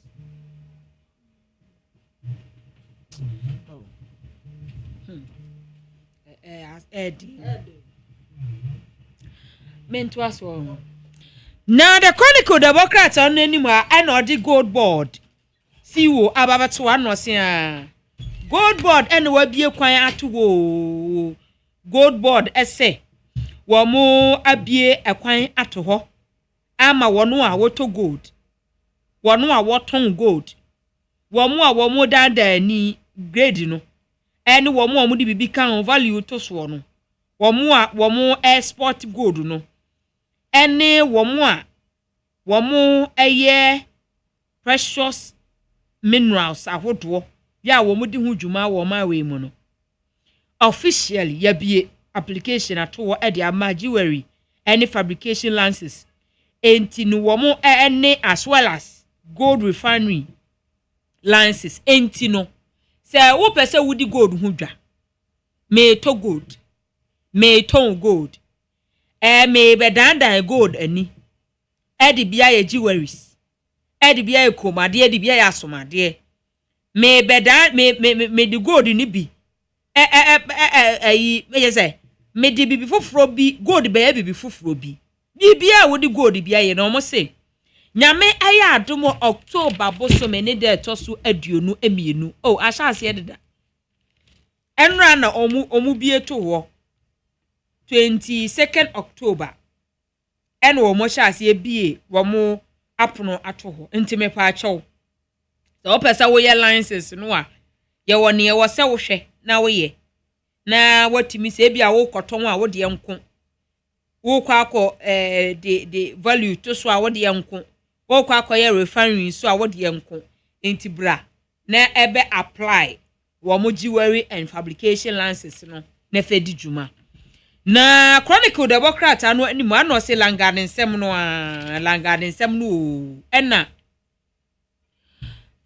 wo mo ese Dansoman Circuit Court akwatena se na wo mo se nipa mienu wo mo eye national security operatives ena ba kon so ka ne ho so ye plumber wo mo ese omufo omukose police kukum na wo mo na ho na ni nyina ani se wo mo sensase nsem bi ekoso langarden nsem ekoso spinters no e won kran ha no wo mo hu bom enti wo mo enkotena police kukum na nyame ya adom a wo mo ka o ma asem ni wi a o mehu ba bia wo mo de wo mo ebehye enti Chronicle Democrat anso amane ba wo de aba no na Mamemfa Daily Post Democrat anu ani ho se e na wo de kane CEO a oda National Food and Buffer Stock Company ano Owura Hanan Abdul Wahab woni ne yire Pfizer Seidu edaha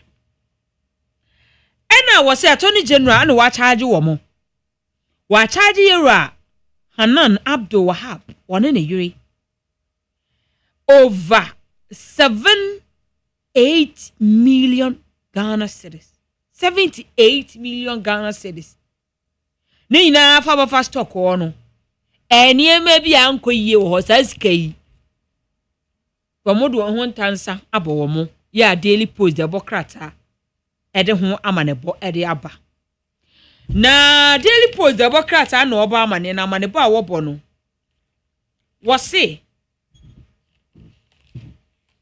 NDC amanyoko no womo appointees amawe mu appointees no womo enya ahweye no womo adwuma womo adwuma pa sɛdeɛ ɛbɛyɛ a ebetimi aboa na fei womo atimi akɔ omanim na fomsuo bi a MPP amamuo ɛyɛyɛ ye nam so ma Ghana fo abababra na yɛ kɔto aba no Ghana for timima MPP amanyoko no 38% pe ewo 2024 abatuo no enti wo mo appointees a wo aban we mu no yire ho sa wo bebo adwuma wo metena ho ma me ai mini asumasi mina mini na woto wo no aka na agu so grassroots fo no mo nhwe o mu yie aban we ya wa bai wo de flagship programs bebre aba.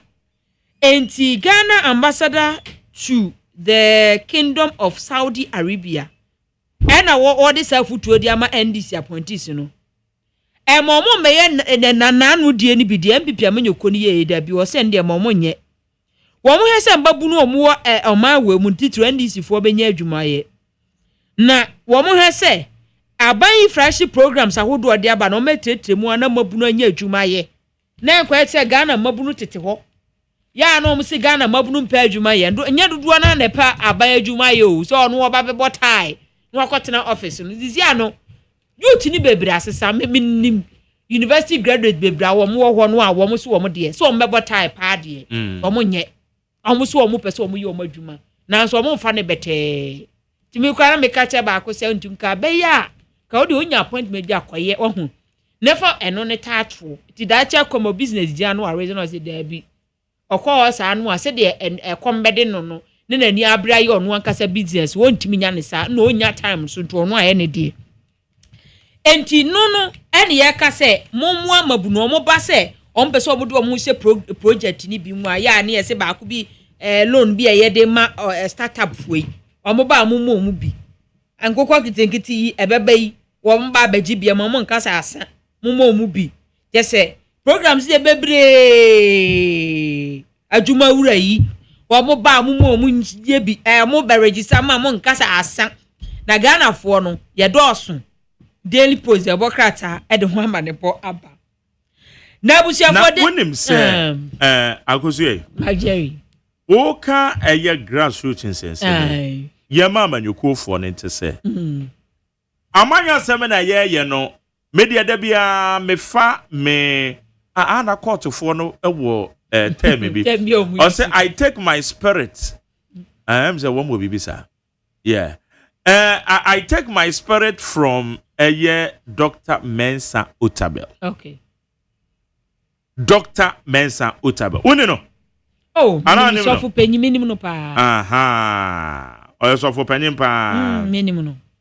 Na software yeah ba beto aba 2016 no. Okay. Dr. Mensa Otabel ka bibi say amanyo sem no ete say ye amanyo sem a edi bibi ebeba ye table so. Amanyo sem no nye say Arsenal ene Man U ebo match na wotie akire no ma hye no wani age keke. Na emom say edi bibi beba table so. So we are talking about bread and butter issues. Eduane no. Etiyama amanyo kuofo no ntiase say yentu aba ne keke. Yentu aba keke. Say ye executive level o mame nchia me mame Honorable Elizabeth Afolekwe. Okay, no. Not your fisheries minister. Aye. Honorable Elizabeth Afolekwe. Yeah.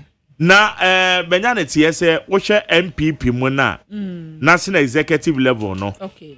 Oba be pri bibi ho. Wow. Because your mame you obi a de bia no odwen grassroots fo no ho. More. Okay. So woman na the base no odwen wo mo ho. Yeah. Che se benyane tie se obeba. Now wababa be pre national executive position be no na proprietor e be tudwa. Sorry asie. Eti grassroots for the there. Chalo mu nya. NDC maba ba mu esa modwe mo grassroots for ho. MPP esa modwe mo grassroots for ho. Na embe kaka no masha se anase obi ate be kaka masha se ka complaining na grassroots enya hwe na grassroots enya hwe ne akasa wo radio so akasa test Usa na make say we abranti mesha kasanti ya what text ya on me twi fiti kwa mpa akronfo ko wi no mobile phone ebra ka bi ko wura ne shop mu Messi and this pen for pen hwe say no me kan am say dipa ba ku bi na wam say wape kakra de ama no enu ba bia One pen and share because I'm right here text. Osi munyane. Now what you say car kwa wura eye ni we mu ne phone shop mu na konfasa ko bia no. Oh, ogusu kra test ne we kra ba ne message aba. Ne message aba. Enu a dia ya ka enu a ne dia enu a ne ogusu ayeke. Ata say we na ne yeke.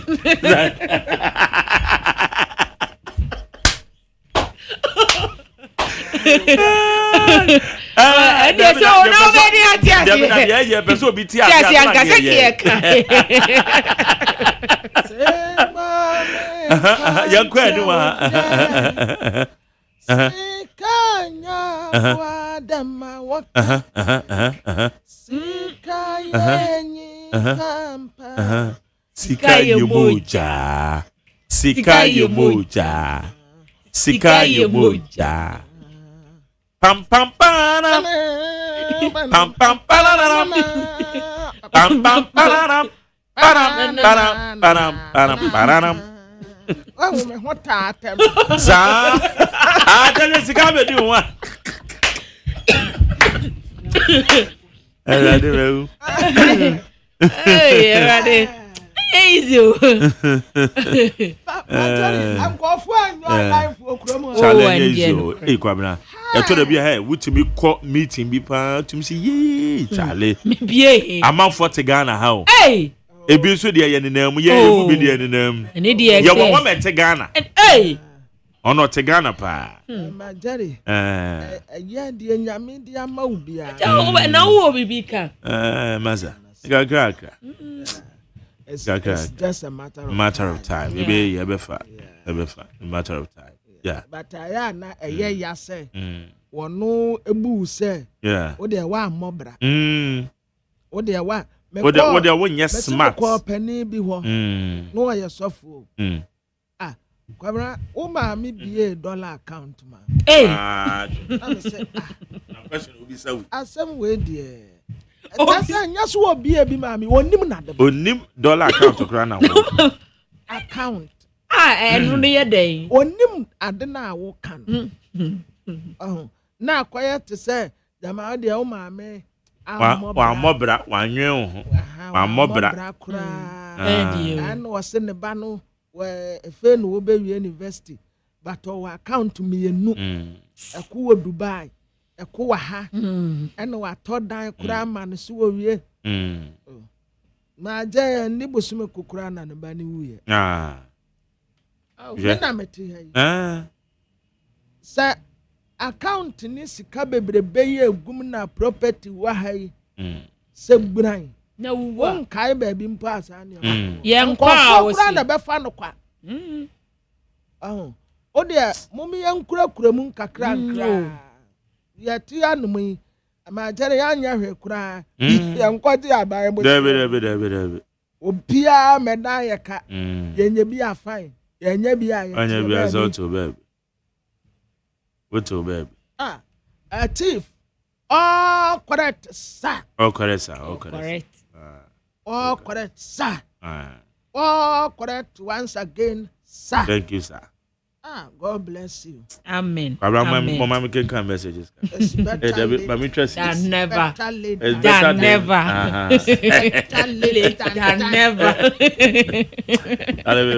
Hey, catch it. Listen in here. And you ma beto to dia me baba no ho ade no. Hwem so betumi a. Hey, asew. Hey, now beka. Ya John to mami ensa duku portmanteau. This way chocolate drink. Na kan wo hwe afibia so beri ni waware ni a. This way chocolate drink. Na kan sia. Oh, asew. Udan kwanu tumu ho. Me be mo anu nsu hye kura de aka ho. Wo hwe de wepi ho. O ka se batete e da fom ho. This way chocolate drink. Kra cha be pe baba aware yi. Asew. Ye fi say this way chocolate drink ya sori anopa no ne yenom.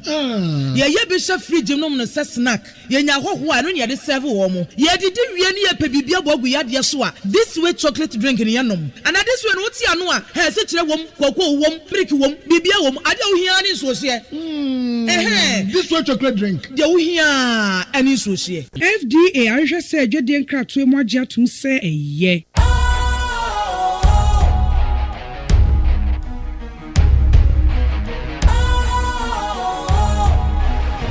What's cool, fresh and trendy with a new look?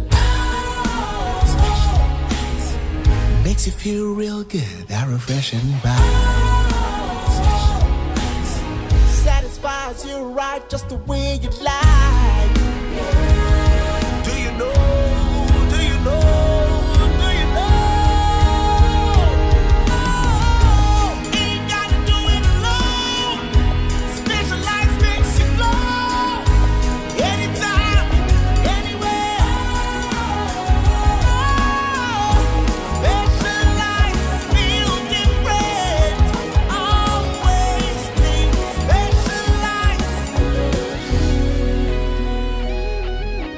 special ice natural mineral water. Feel different. Think special. This advertisement has been vetted and approved by the FDA.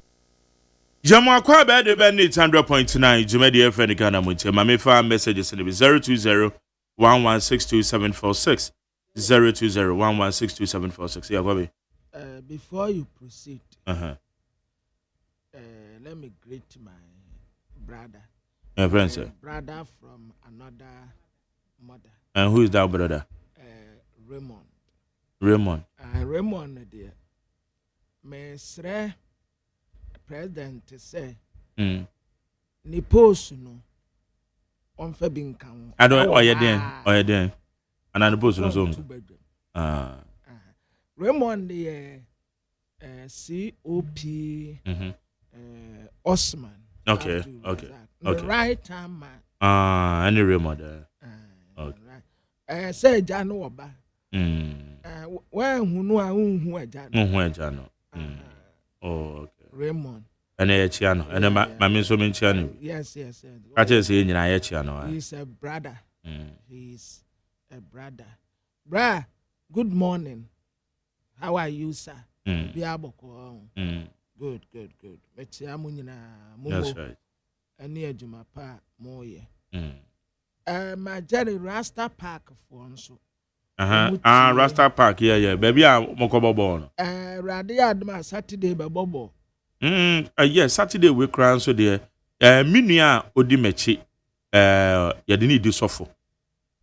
I mean, I don't mind. Okay. See, I saw be power for Juma, Papa. It's Betchiliba, and I mean, I don't mind Saturday.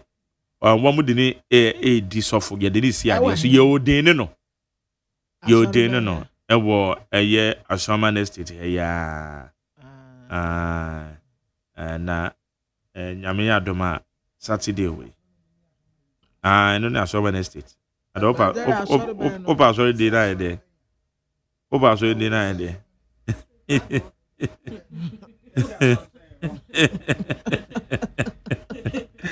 I saw it in the Aseda Ministries International, the House of Possibilities. Enti Yameya Adoma. Good dami we cry there. Yeah, there. My praises. Udia wenya so muye. so muye obonsa wadi o didi awanya so ye no obonsa wadi o didi awanya so muye hey aseda Abra onya correct. hey Aseda Ministries International. and dama son no mo te yanche One more thing yanche say. One software with the guy.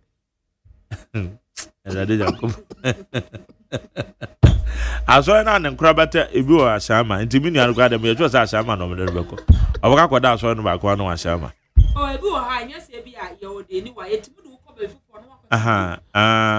and yeah, so big powers of word my word, my pa.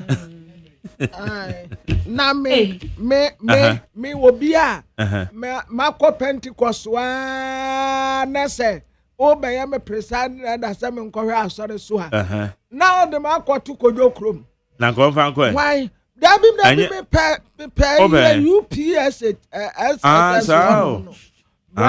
Open East Legon branches in it and now say be a Legon Legon campus what branch bisa and University of Professional I just saw the Winyami Agyeman no baby abesa oye no baby titi say no na me afa na wo de me kwa kwatu akra wa kurase Akwebia send a message Osema Jerry, when you are about to read our messages don't allow Kwabramafo to interrupt you.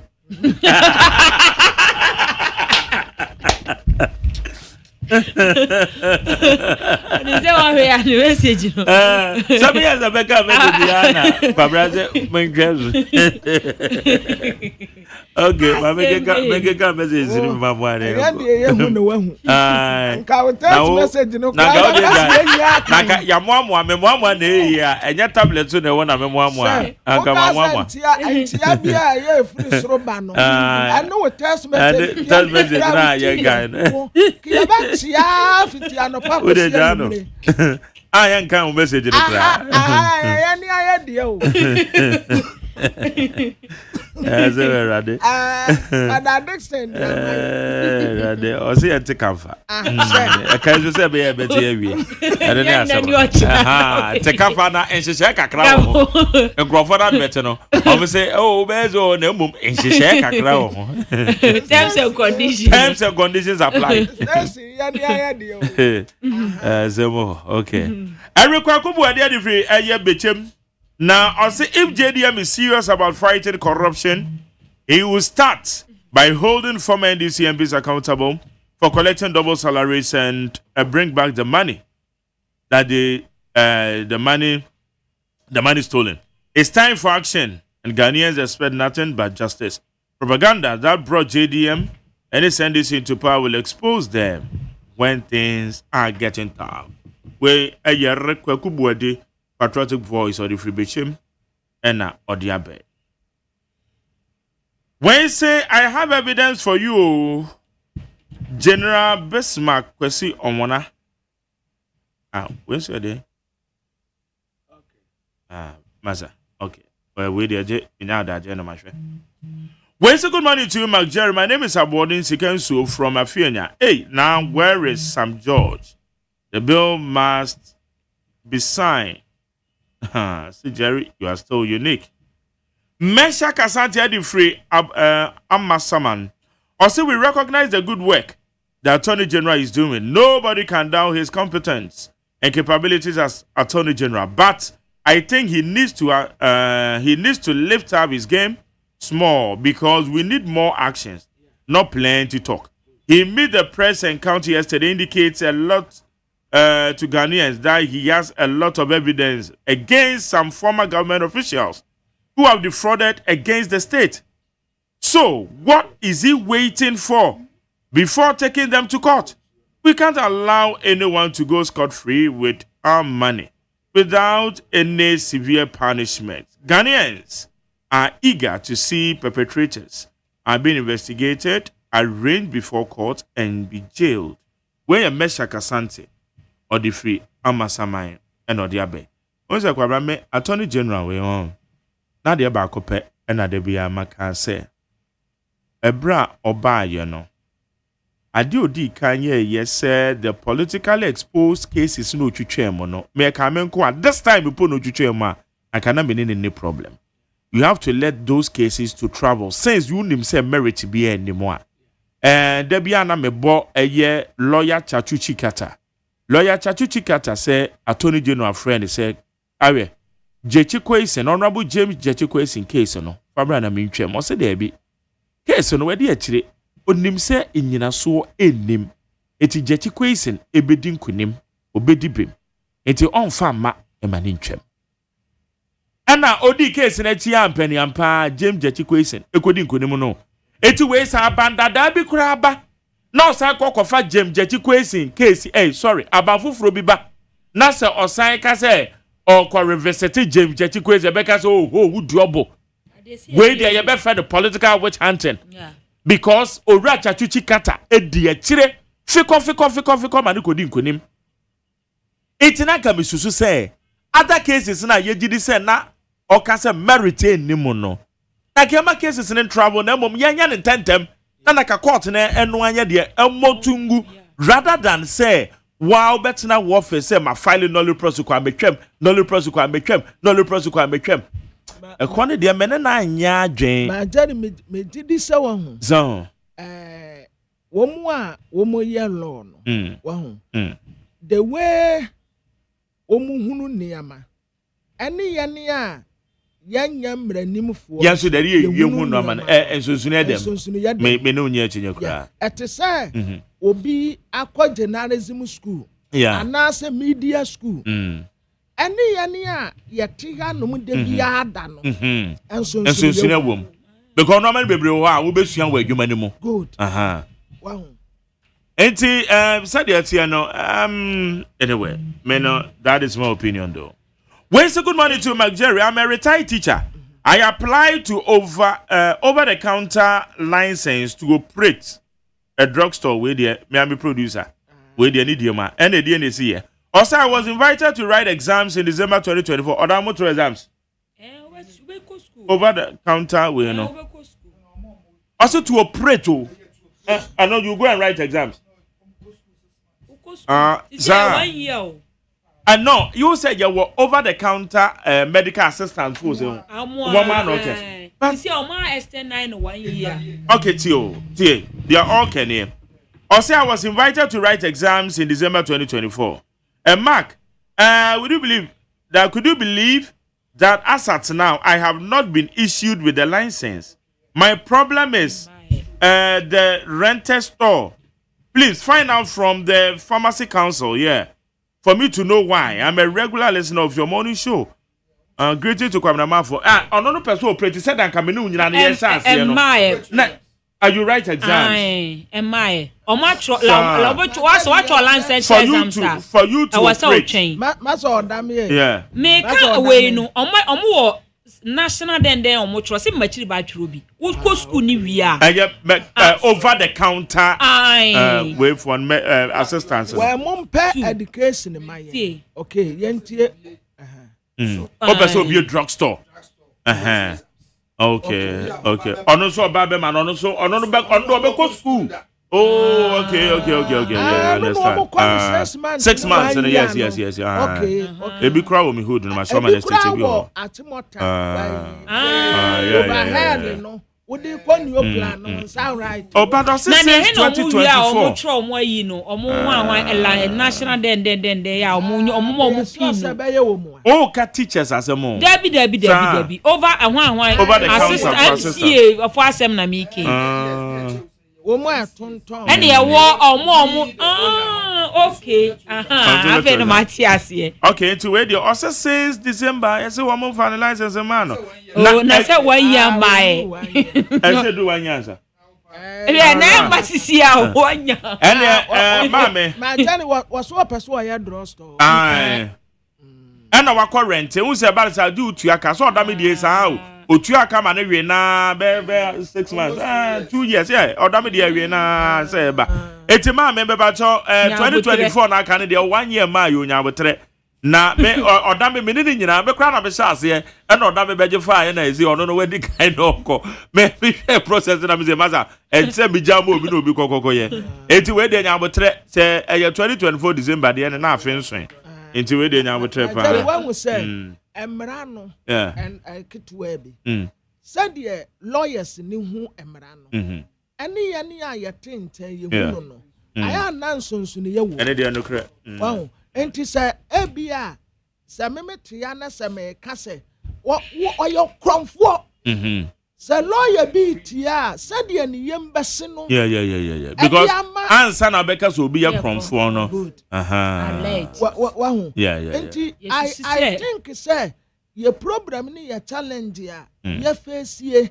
aye politicians no nsem a aya wo mo kan no say no tina say pressure no ebi na ewo misusu say ewo attorney general so yes enu tina na oba abonten because say wo say nsem a and this opposition wo mo kan ye no and say the oba wo say attorney general ka say ye nya abotre na criminal your friend say cases no enough form see I say that enough form is true say but more opposition they say easy majority say Bible say the hymns of justice grind slowly yeah the hymns of justice I could me underline baby or underline Ghanaian Times back me say that me I know ni or say or say number page 5 you know or see, he said criminal prosecutions are delicate, takes time, and conviction could only be secured with painstaking diligence. But one more position, Saturday way, one more you Saturday way, international underline pa. My Jenny, no one like made the pen blue pen. My Jenny, no one was sent here. Na me kase attorney general so. Press conference bebrebe no and one said say majari yakọ kofodia ana yakọ bie national signals bureau no enti wo mu wie ya na no mu pesu mu ni chief kasa and also the asem na mekaning na nesi ho no ade na ye be ye no enie that's the result good enti obeka dan un say enokra yante say ebi a national security beka say national security to commission the other me penny to commission national signals bureau in Koforudia there we there eba say has commissioned I'm working and this one results there you go yes result na yes say first year yes single am say we are coming to combat. We are coming to weigh and pay the say a result. Results, yeah. Wow, and the attorney general or to say the obeka fa edubua win. Just say we are ordinary person. We are teaching. We are fitting. Just say what just kana. That's what side apadia we because say hey kwamina dubua he Ghana anso ebia nyame mpenwo manu sisumina so ebi kura no akwaji schedule wo be da hu anu so be se no ebi kura no odan ni kuo bi wo be da hu no enti dia wa be ka ma ya to yetirimu ne se sa na japade bebrebe we nyina ya koro no bo now kone kwachire se kronobo eno e court asem un say debia na me make reference bi say Nanado Danko Akufo-Addo Jacobi Chebelamte and Dr. Mahmoud Bawumia sa nipa mi ensan na 2012 election petition one de call court na one de call court no ebra one de ekwa court no na MPP achitafo so na me say o ye wia ye regen ye wia ye aba na ye wia ye Nanado ene Jacobi Chebelamte ene okay ene Dr. Bawumia de call ye no man ka say regen no one say irregularities yes one say bibi na ankoyie bibi ankoyie ne say ye wia me different because how can say ye wia wa you have to prove beyond reasonable doubt ade na ankoyie no efe ba we yes one can say ye wia me Te say minya 2 ne yede 6 ama me. Minya 6 na yama me 2. There be. Etita mama foka so ya wia me ya wama bokro no abatom no am say court nsem ne de no am say irregularities. So that say it said that we can no correct. Said ya mra no ye hu mra no a different from a lawyer for no said you. Until nowadays say my dad wouldn't say nkakra matena radio so madane lawyer ni. Yes me. Why lawyer ni ankasa? Yeah, me a barrister. Barrister. They say barrister constable and what can you know? Mpe constable me dey am Raymond. Is amo. Sisi me a barrister. Okay. My daddy law no. And to me fan say me ye LLM. My daddy. My Jerry near the Mamma can message you. I love to kill Rashid that you fit time go city. Meet you. Me fan say me ye LLM. We LLM we are now o pass ya. Na some person me say and to me fan say LLM no. Ya wo LLM 1, LLM 2, LLM 3. Ana say me ya LLM. Dia kwesi abadi ye ni bi. Na me koye chief justice. Pe chief justice akwa e no kwetwa. Ma tell me ade am person me hu ne say. Say wo be ye lawyer. Na we ye lawyer. Ye ni lawyer. And a lawyer. Debbie. Police who are doctor. Debbie. Would you LLM now when you're lawyer? LLM. When you're lawyer. And then that's our Ghana has. A Ghana had our bet to us. I'll bet to my quack to us one on it. Now, say Ghana had the Indian. It's a Ghana and I bet to us. When I becall a year Ghana School of Law. It's a maintain was here. You need some fans a my law area. Mesa kwaye law masters. And I say law professor. And I say mesa kwaye law professor in law. O say obi o so a professor in law. So it's at the end the obesua bia kan. Say we bia. I'm a lawyer no. Okay. What upgrade? Let me take this example. Chief Justice Yabonidi. What they say Bafuboni. Yeah. Good. Sir, aside say we are lawyer no. Is it possible say we say kuta another law numua another law degrees ana say be obi accounting law diploma a law degree law HND ya kan Matthias say bia we ye say obi okuta multiple master's degree there be but ono ne de no say master's degree bia na different yeah. But ono e bia sa we accounting why accounting diploma why a degree why master's why a doctorate in accounting yeah ono obeso hu say no we dey no dey say we bia dey I me be say lawyer for me meet me one you be say lawyer anu na me person hu no and you be say lawyer for say bi sa wo ho anu mo me to say me na me ye Peter apprentice na be a master me apprentice ya so fit anima and na me be ye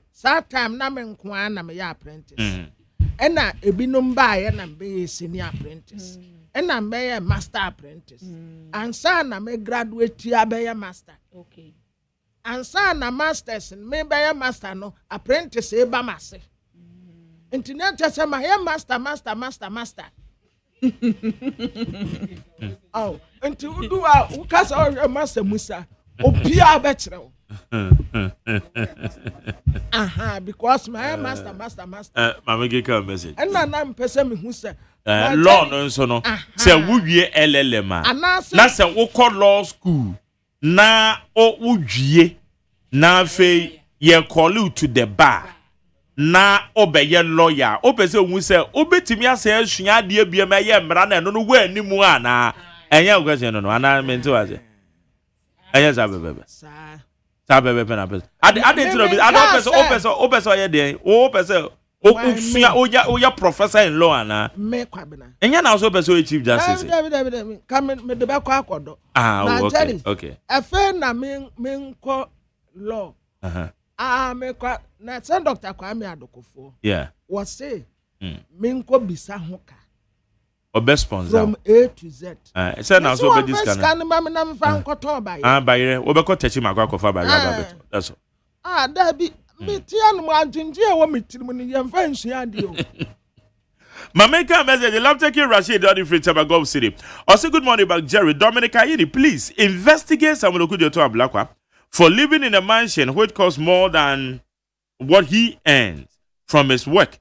And the photocopy business that he claims he owns.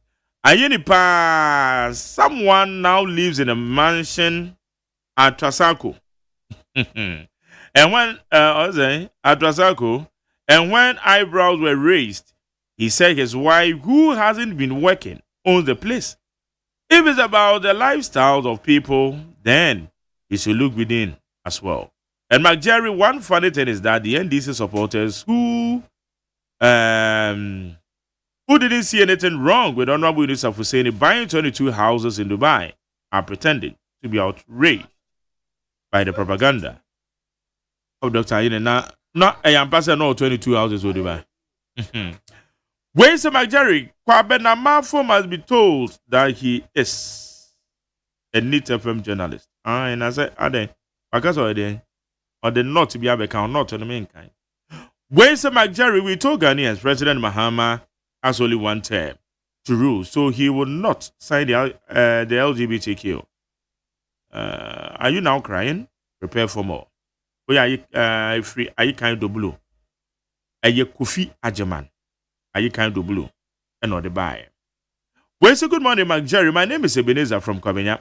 The micro minority has no moral right at all to talk about anti-LGBTQ plus bill. You saw the attitude towards the bill in the last parliament and how they behave. They should give us a break right there. The NDC will pass it with their numbers, and the president JDM will assent to it. But that's it. Okoto Rasta, called the Soso. Okoto Rasta, what you say? Say good morning, Mark Jerry.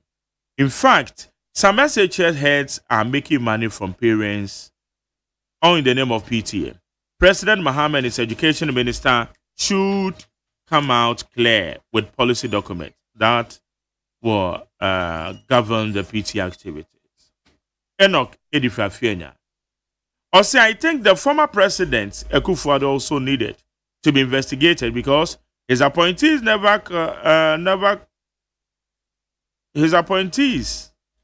were never corrupt, or they corrupted themselves alone, has been alleged by the AG.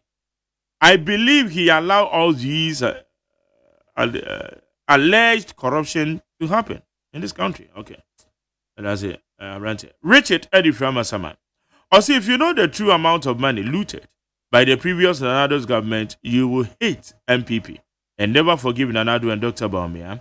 Every appointee was literally fleecing the state dry. An appointee even shamelessly and wickedly put the wife on 5,000 monthly salary on the buffer stock.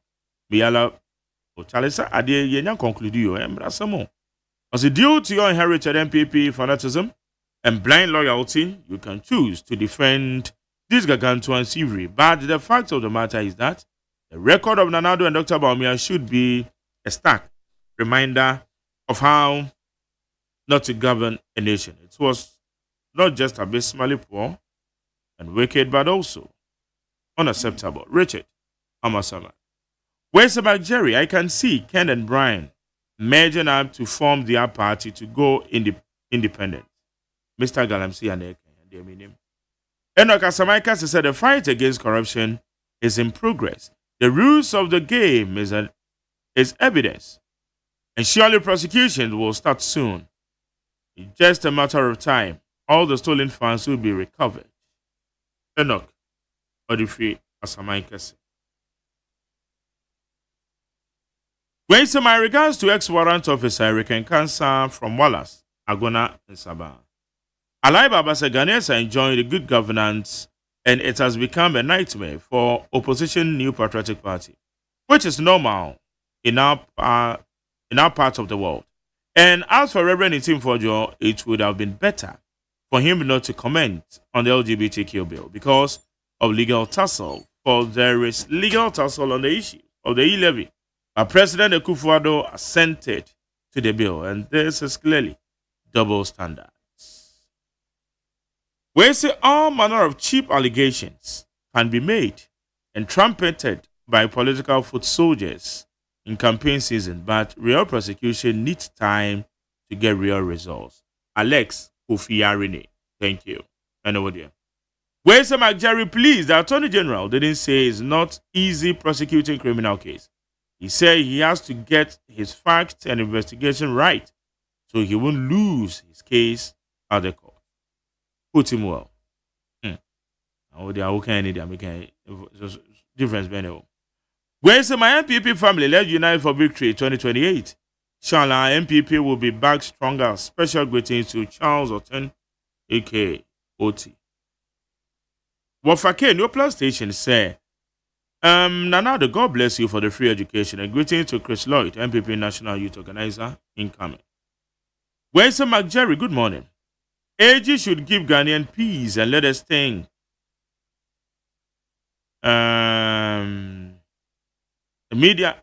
Media platforms are not courtrooms. They should do the needful. Yahweh J from Jamasa Buanim, Atonoso, and Odiabe. Well, say good morning, Mark Jerry. My name is Okain from Bantama. The AG should stop the public prosecution. The incompetent government has been in power for 10 months, yet no single charge sheet has been leveled against any individual and their Oboa and Tessa. Corruption fight is not about noise making, it's about action. Okay. I said I said because he beat in a court. Wait, Sir Mark Jerry, good morning. Please ask Osofo when he was in government. Did he call for a press conference about LGBTQ? Why now is he making to be?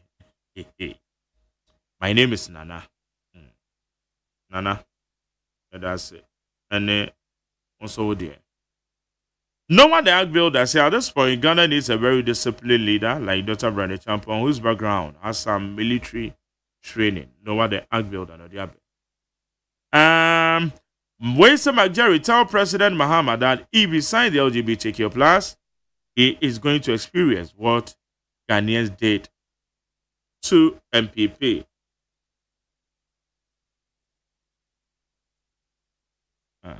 Okay, Isaac Edu free Tama West. Waisa, good morning to you, Mr. Host and listeners. Nitafe. Touch on the LGBTQ plus. I support the stance of the majority that the bill has already been passed. And also, I think rather we should be calling for a situation that ensures that whatever impeded the previous president from assenting to the to be legally dealt with, so that this current president will not escape.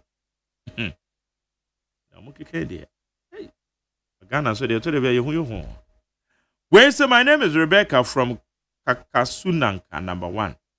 It's about 3 to 4 weeks now we don't have water. Hey, put the baby in school, I say you. Where's the talk about Amafo to stop saying that the minority doesn't have moral right to talk about some issues concerning Ghanaians? They represent some Ghanaians in parliament. He should give us a break. Bernard Kiskos, for the free, a year circle. Bernard Kiskos.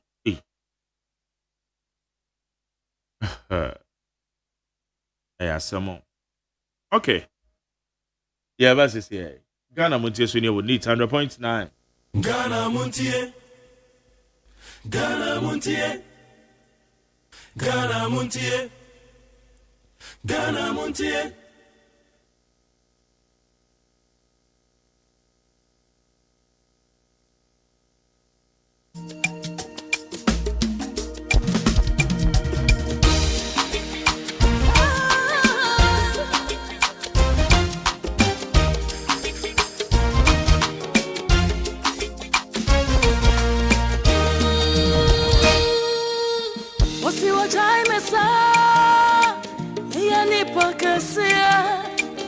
What I mess up, may I need party to be. Oh, yeah, what I mess up, may I do be a bit down. It's a wash on me something. What do you mean in time?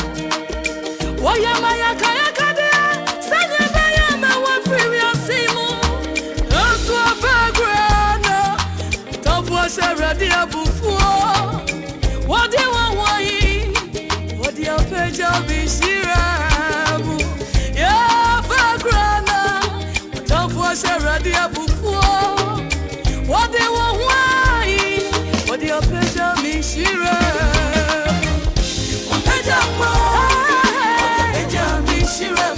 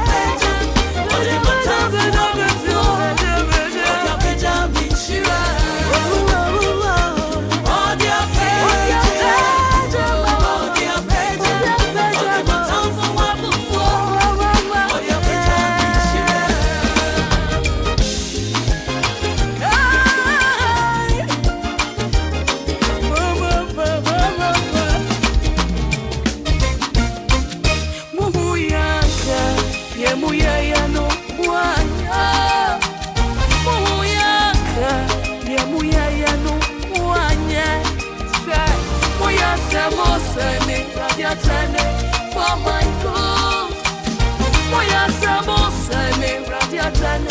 for my favor, for the best.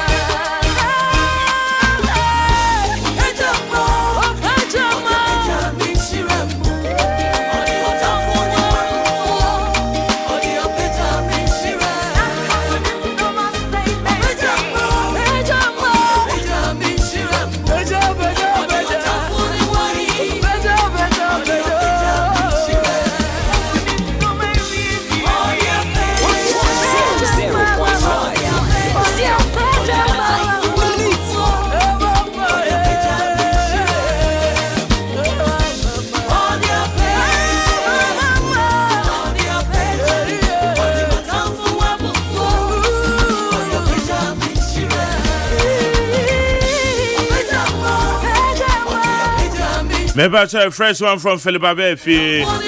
Yakopa Peja Yinshira no more. Everybody is running the one idea anymore. And one the boy home Philip Abefi for you. What Peja? Yeah, the discussions in about so Moro Yakubu, or a member of the NDC National Communication Bureau. Moro Atenase. Moro Mache. Senior Jerry, me Joseph. Now what to say? Yeah, that's right. Yeah, you go pass. I'm saying any day they can make sure. Sure. But I've been following from. You'll be following from afar. Benedict Kakra. Service to God and yeah. The nation. Oh, mine. Exactly. Oh, mine. I say no, mine. The uncle said everyone there to go. Can there you go? So, Abo Bay non Kurimbana can be full ready. Bisa mpeufu pao. Nanka oni mano wano keka. Nanka wakeka wano kakra eze. Nadia du fufu. Uya wakotira akwa dua bi ase. Uya ni asem. Wape buku be kenkan. Uya ya akoda. Exactly. But omano nchichire ne ne. Good. Da wakoma so no de. We be say wasori ahomachin na do do bebre. Amen. Me that's pa. Said of faith. Oh Jerry. Manchester say yeah, jam ho ya. Yeah, they go pass. Good. Yeah, but tell them you so we are now pe, ana. And one me pena kan so ben biem. Ana you so fufuro bi o baby. Obi tia wa na ye won so bi. It does obey this one na you so. O je so ndu ase ya na ese o je so. Say enyi so bi wa ese nteso nku anante. Le no no enji so na de ma me no. Enji so na de ma me. We be ne sa for the next 4 years na san gwa koto aba. Nteso nku anante nti. Nipa no just also bisa say nyeme kosen. Me bisa. No church say the abrabo na mu sisi. Me bisa. Say baby out here different from baby na me. Uti we no me ko yie ma hwe white shirt no me ko yie. If sanka white shirt na measure of good living there say yanka agawai.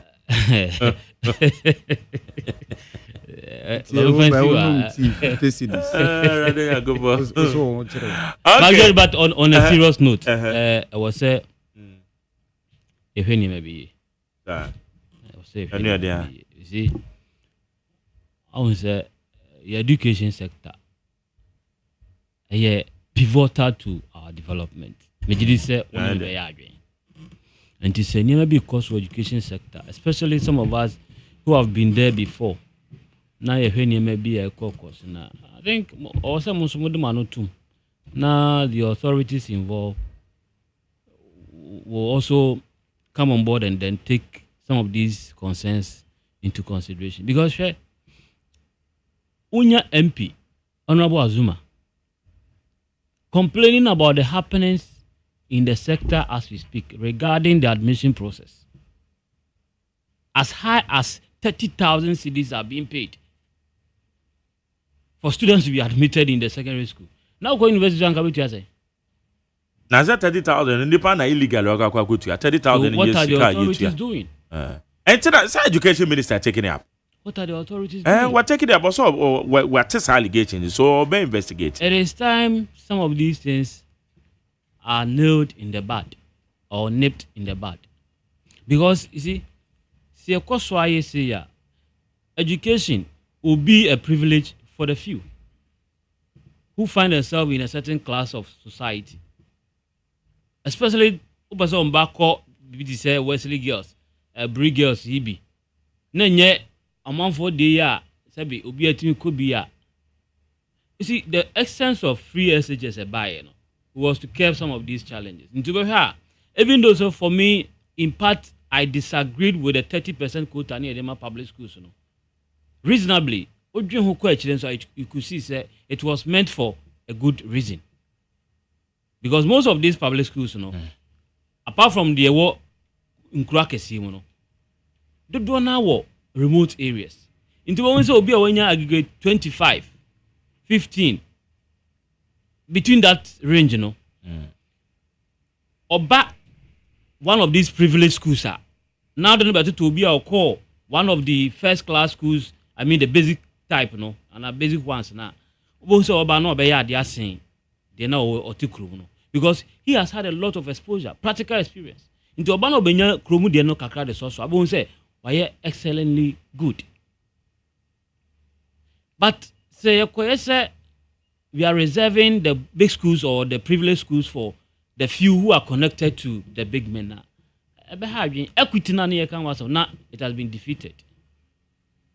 Access also now it has been impeded. It is going to affect quality and affordability because are they affordable and yet 30,000 in this year. And that is why I am calling on the authorities involved. Say, yes, Roma, it will be a certain standards and that all. Now, Bami and our people judge a party and I won't even be in Kanwa. They all want to see and say no.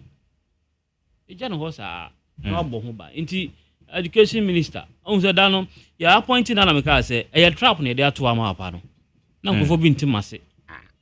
A trap near there to Amapano because you say, I don't know, do so presidential ambition. Politics a dangerous game. And I'm going to be education minister and a trap. Nanado be Nanado per education minister and a trap no the settlement will be. You see, that's it. Me can lay foundation the foundation idea. Obi education minister foundation the man. O foundation no we are aware say na mo the cabinet the KV Tabase yan reverse public university names and dey mo previously na Nanado. Nti na idea. Unu say at a point bet here you see the education minister. Said there. Magere over some chiremu ne. E be reason bibi near the ato krobi din the KJB. You can be JB. Nti the men dey make sure say I don't address me panasem pa me NPP ni. But me panasem because o conduct ne ho ye. To a large extent, ohun papa o ka say papa. Ohun bone e den a propaganda kakra de e wo moja nim de o den a at a point e be yi ne ho adi. I say suba e ti say nyinsen. But on a larger scale no papa no born ho modern. Enti say nipa bi sa o promising future. Na ye de some of these entanglement. Ya set trap ato ama no ne e pese e yi nu mako ne de. Magere ye nyina fe ano ntumbi na Haruna Adrusu ono so obedi president ni bia eye after say Dr. Alhaji Mahmoud Baumia abetwa ne de eko. Okay, me da say. Moro. Senior Jerry. Yes sir. Mamenchia o na menchia wetie for no ahwe. Etie for you so. Etie no mo san so hwe e wo internet afidintinta no so. Mamenchia me nua me ne te epono so. O say e dey propaganda dey bi wo Haruna Mujem. Abetra si propaganda no wo dey ni Mujem e odi ende. Wo ye papa. Mamenchia President Mahama na menchia Yura Samijam fi. Yeah, but mame bobo storage na yeah. Sure. Etiye for no follow no so be one. Education minister say headmasters has been alleged say wo bribes into obey intervene. And Rachel Attorney General and ran a press briefing Ura Wahab Abdul Wahab Hanan and then some our kind of court or the at the same time Attorney General bisa say or catch the Ghana for say ye nyabotre because when it comes to your friend is saying criminal prosecutions and that form especially to recover and normal used to say nipa be a loot too in nyabotre man the work in Ghana for a bit me atena superman any anti-LGBTQ bill and also Honorable Mahama Yariga ejina na nan so ka say bill no na order pepem ade atinye ayere frame ade on speaker say onya aware say bill no ma advertise or order pepem anymore and so mun sem about bebeto so are we committed say LGBTQ bill ya dede akoso ho no be pass yana. So these are the stories. So whichever. Sure. I mention you Rasa Major Fission and I'm on Ugusu and Americano. Now I mention me boss Alex Kokwasa Fuji, Scholarship Secretariat, Registrar. Minya Penny McJerry. Minya Eka Education One na waka mana koya mi say sebi ye ton school placement and grade A schools and grade B schools and I watch na agencies to say sebi enye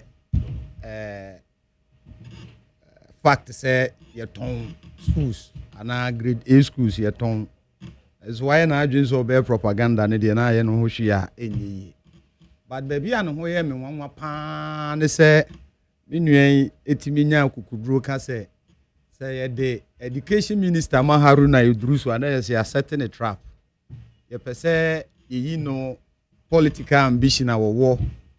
And they say opesu the president e wo memu ha on the ticket of the NDC. Na e ha ne say ya set a trap na man. Hey, Senior Jerry. Na minuay na ne President Akufo-Addo no ni edutumu adwen pakra o ene ono nko a no onni napo ehun so adwen pa ene odo mo kɔhye education ministry na sabi o senior aban ba yeyi wo mo a ebeye adwuma wa aban no mana meboa eya preapre ana meboa wepe yedi any day education ministry ashe Ira Haruna nsa say onye ntoto yes and ye work and also ogini di ana meboa o believe in his competencies and so on and so forth obi per education ministry no wanya any ye ama Ira Haruna Idrusu eno no trap no eno no fidie na NDC asu say ama Ira Haruna Idrusu akwanya say so political ambition bi amona mo kan me dey mentin free na no so person di president da but so political ambition bi on proving no ana meboa Cinema Jerry say the akwanya maw as an appointee na say wo pese udi president adan na ozo ye obey adwuma dey justify wo inclusion ama amanfo atiase se we yede ma wo no wutimi ye adwuma ne ye na yede ma wo no so wutimi ye ya na se yede ne eto aso no ma wa de yede ko wanim no ma wo a wobetimi aye ho adwuma enso na enso fo ti boni a NDC aye ne se ye ma Ira Haruna akonya se omeye education minister na ayi enena ye to grade A schools illegally e wo kromo ase ana minue na anu ya no oba Ghana has he have the time to go through the 10 sins of edutum Cinema Jerry when was 10 sins no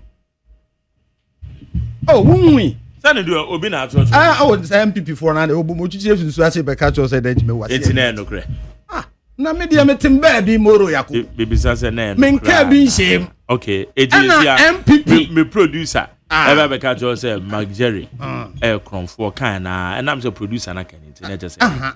Ti asem ni ye. Men ka bi nshem wo no producer na tia. Na mo ye adwuma mo ko na mo ba. Enkomo amudie ni ne ekomo ntem se menim wo ana meboa. Eti se o producer be ka say wo ye kronfo a. Na prove otherwise a. Senior, do I have any choice? Otherwise, senior. Say when you kronfo a. Say ye the bibi to so na kokota. You have every, space to prove say when you kronfo ana meboa. Because ye the target wa. Na say when san with here, baby ye be say wa koduru wuntimi san with koduru ana Chief Jerry meboa.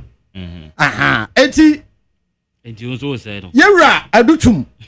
Ne 10 cents ne mu baako ene say no ton sa grade A schools no. Senior sorte. Krom ha. Ene na bia na wonnie. Nti wo betena ha ne na wo man ne yes asif say enne na sa de ne beba. Na wonya atwom de. Eso seso ni ba bia because at the end of the day wakata wani apu to ayese ne yese bi binsi de aban yi penso na sa ne man isi. Meanwhile you and I understand that is the challenge ya ko abesi ne anasi ne ameboa. And it has been there. Exactly. Not now. Say ampa se ye ton a it has been there. Enye ne. Mu ankasa mo former Nasara national coordinator. Your friend Alaji Lakulaku, senior unim no. Also, you have 20,000 more time. And a man about grade A school. Yanka says 77 MPP for an air to Amaro. It is a system. I want one more year person fight and I senior meboa. Because yet say the 30% quota ma schools no meboa. Yeah. How they go about it, do we know? And then ye din komo say headmasters we are taking advantage of the system no more ton at the anima amount for. And yes, I no. Now, are you not happy, say, within us, MDC MP, but go straight to the point. One for what no because this is what is going on. Is it not honesty enough? So you should commend the NDC for not acting like the ostrich. Now you go straight to the point. Now you be who say it here so that we can tackle the issues and then solve it. And this how Haruna Bruce Mujidia. Why then you say you're setting a trap? Now senior metia education minister na media mempe. Na ma ache uka say that form. And no trap no. Wa ba 8 years no zenka wunya spokesperson for them education ministry. I would say enka ukro mu hene ka o shefa nko fa metenem. Eya ketwa. Eya konya ketwa. Politics. Inti ya set a trap ama Haruna. Where is this coming from? I mean, it is a non-starter. Inti yan politics no mo ma no nkoye se ennese minisu a. The ebekosu bia enye papa, let me as usual criticize it. Because nyame na me woso, enye ma ban na woso, ma ban ti baby. Meanwhile, adie na ekoso an old aged, problem aye nyina ye pese ye solve asoman. Oman ti sire wo so ka ho bi, eno abet na say na blame one side. Casting insinuations say you are trapping Haruna Idrisu. I mean, let us go beyond some of this, petty politics and jandaism. It is not going to help us. Mamenko a anti-LGBTQ issue no so. Senior. Sa yira say nyira yo. Ghana fu etie me na entie me ye. President Akufo-Addo was so as president, now Alhaji Mahmoud Bawumia Bonachidom as vice president. Omo time. Oma anyan hihye bia as government amfa nko parliament say yenye san hihye we ni emfa ba ne trumutu. Now criminalizing as we have seen it. It took an honorable member from the ND side, Honorable Sam George, and what they call as private members bill. After say Parliament, unanimously anyway, but Sam George was the architect. That is why they are talking about it. They are talking about Sam George without talking about the others. They are talking about Sam George because Sam George about Bemo. Exactly. So that is why I've limited it to Sam George. Yeah. But you know, private members bill. Intinya ban na yehu sa ban na na do ne Alhaji Mahmood Bawumia a leaders and no mo na ye. The private members bill and no mo sponsor and no mo dey buy. And a Parliament unanimously AG2. It's just that the MPP side and the NDC side in Parliament has accepted it. Omudi tu mwa pa and a presidency. Ede letter by say mamu hu musuo em forward ade na transmit ade na man na yen sign. Senior ti asem ni yo. Enya ade e be so. Sana eye sikanti and papa is one sign. And I will tell you why. Sika. Finance minister, our bar later and son of Mufra Bem, Adam. What's an idea where financial implications are at the bedroom, man? Oh, senior me what? Oh, yes, and they said, exactly. And you know, cram me. Yes, Sika, someone's in one side, go for any Sika dear. Go mind more. Me and transmitting more because of Sika. Our values should be, be bastardized. Okay, woman sign. Our cultural heritage should be bastardized. The truth of the matter is that private members bill now about Parliament.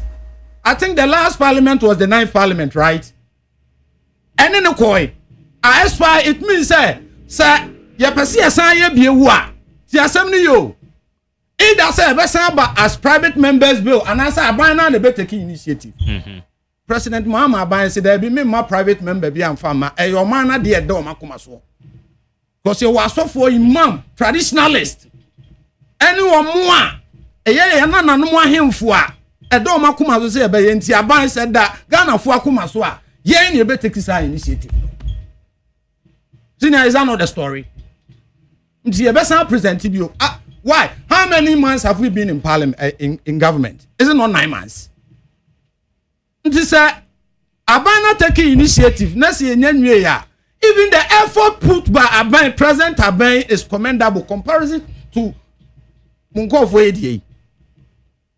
Now, what is the MPP's position? Because clearly your leadership showed that say and these same people have the balls to criticize it. Cinema Jerry Mumbu sana muya neutral no come wasema. Alhamdulillah. But you know before come wasema because they never wanted to hear about it. They never wanted to have anything to do with it. When they were in government. It is now baby Abanas was say me money ma in the form of private members, bill. Na me mana ba Aban me initiative na me ye ni aye na ene parliamentary resume ni aye na no ni other business ne so a eno nsi akofa Aban ni aye ho aduma ana me boa. So you can give the government the benefit of the doubt. Na yen ko etin dia me de beso and I am very sure the President Muhammad that I know will conclude with this matter in a way Ghana for nyina anybody. Ayi Dominic Ayene Dominic Akuritinga Ayene. Senior, Dami Israno. Na on sama na kukudro ni bi nka ho. Unim say ye start a memoir. Ye set up Ora report by na ye ka say sikadudu a akwakodi ankofo bi nsem no say ye ka say ye gigia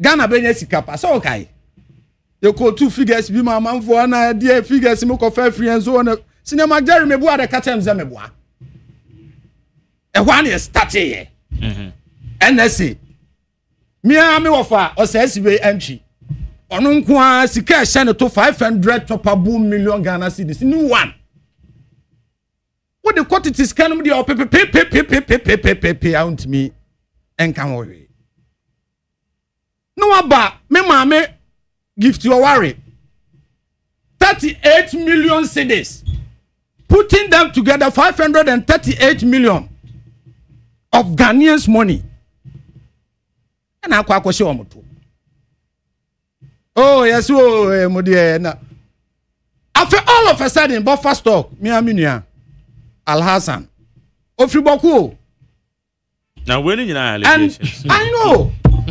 allegations why not it is allegations but okay you read wine okay National Signals Bureau former director so okay no ye kan nsem a yes say onso Bible nti be yi nsem bia no na meboa na omudi hu hia wo mo ana enti senior Mark Jerry and na menu no oba fast talk na free SHS for su that time say a confite na aduane kro munya bia aduane no it's not something I bet me friend wholesome I didn't why then and buffer stock was responsible in terms of feeding SHS beneficiaries. Say na ye de Ghana sika ye de beto aduane no gura to pre. Alasa no ne yire no ne mpenafo na edi sika no to efia ne bo som bo dollars. Ghana sika me no mienu ye taxpayers money. Na nyame nwanwa. Okay. Senior Mark Jerry, who didn't they had a leader who condoned all this. Because Yebra President Nanado Danko Akufo-Addo before say about to Abamano 2016 no. MIT assess so incorruptible anameboa. Senior meboa. Nanado ye incorruptible. And until Kremana Kukudro say the prosecution of both present and past government officials no or better the special prosecutor's office. Now, wababe handle issues no na speedy up. Send ye beya. Ye bet me. I ensure say sanko foya omodo omunsa boga na sikemu no. Ye bet me deal with them now serve as a deterrent to whoever that is coming to serve in government. And pagana former na kwenya no or to the special prosecutor's office. Na adwuma nyina ne so omra mehwehwe konfutachi amopa wo ha Ghana o magana nkoso. Yera Martina Midu. No be him say were a serious critique of the erstwhile administration na Yera President Muhammad Dano. Et no be him say wo ba yi de NDC fo nko a e no ba betehye wo mo asakronfo. Yera Martina Midu bedru ye. Wo ye na adwuma Wo ye nhwehwemu After all, confrontation am wo ha Ghana o magana nko na nimo say President Akufo-Addo a mother serpent of all corruption. Wo mu kronfo pa kese na fish no niti ase ni aka na yedey. The corruption no was free for all. I say wako baby ayi me krom na wrongo baby a mu obi am fanche me free for all fight obi abo obi blow no obi abo corruption no na ti atese under President Akufo-Addo. Why? Yet Krom was saying a President Akufo-Addo nkuane president in this fourth republic. Aba ye nenni bosume miensa. Na ye twa akonya ne de President Akufo-Addo see so wo abetna na nim no wo tua $100,000. Wo abetna na $72,000. Wo abetna na 70. Why? No president na ye. Oh, na president. Ade we kwase nhwehwem ba. Nya botre. President ya to abama ne ye japade na na meboa. President ne ye bon hoka. It is what kwatena ne ye say. Na samanfo di sika mpa and of course, and you shemu chese so mu di sika na meboa. Edi enti ne ye di sika no. Ye di sika no ye den. Why were they marketing our president in that manner? Sa shame no, international shame in the senka. Sebi e back right say Australia visa fraud. Eti the American ko say nyina ne say. Okay. Let's see. Corruption under President Akufo-Addo ni Alhaji Mahmoud Bawumia and you know say NSA Krono yo mo born ho nyina apa omo creating say omo de krono anyway me say enti krono am born ho allegedly nyesa na abese meka no krono am born ho allegedly ye nyina anim se Alhaji Mahmood Bawumia se wa build a robust system IT system ebe prevent sa de ni nyina no say na eba be boy krono. And look at the way and trend that omo so bo omo krono. Ye de aduma no so omo nsa no ma create omo company, making it look as if say company in your mind Ghana company to say do ahede. And we were living with these alleged criminals. People and necessarily they willfully cause financial loss to the state, but rather they are being alleged to have stolen our monies. Now, yati kromwa. Na say nipa ba ko pe etimi din samandi, and of course an samandi no menua enye ndisi ana yewura akrutina attorney general and I can wasemu wo wunu for first state nipa Manase Azore only 4 tested be more okay, but that's 4 tested in the wo exactly okay eti Manase Azore nhwehwemu a wo ye no NSC kire say ensamandi a mo de hihye mu je sika no na nkokrafo bi adi 70 nyina wo mebo a Manase Azore so nya anything na work out Manase Azore so nya attorney general anything na work out eti de ye kan kosi nyina ne say we kura ye mumpupuye.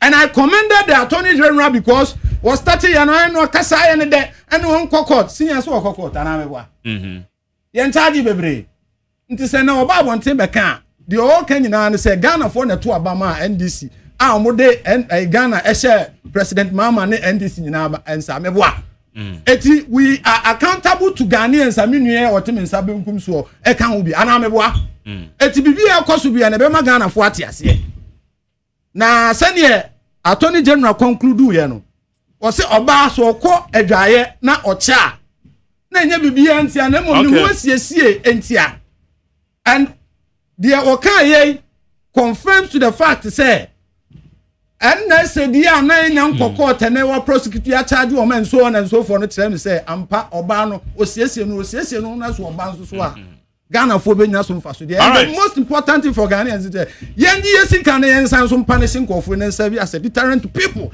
especially our people who are currently in government. So I mean, the can say, as human as we are, but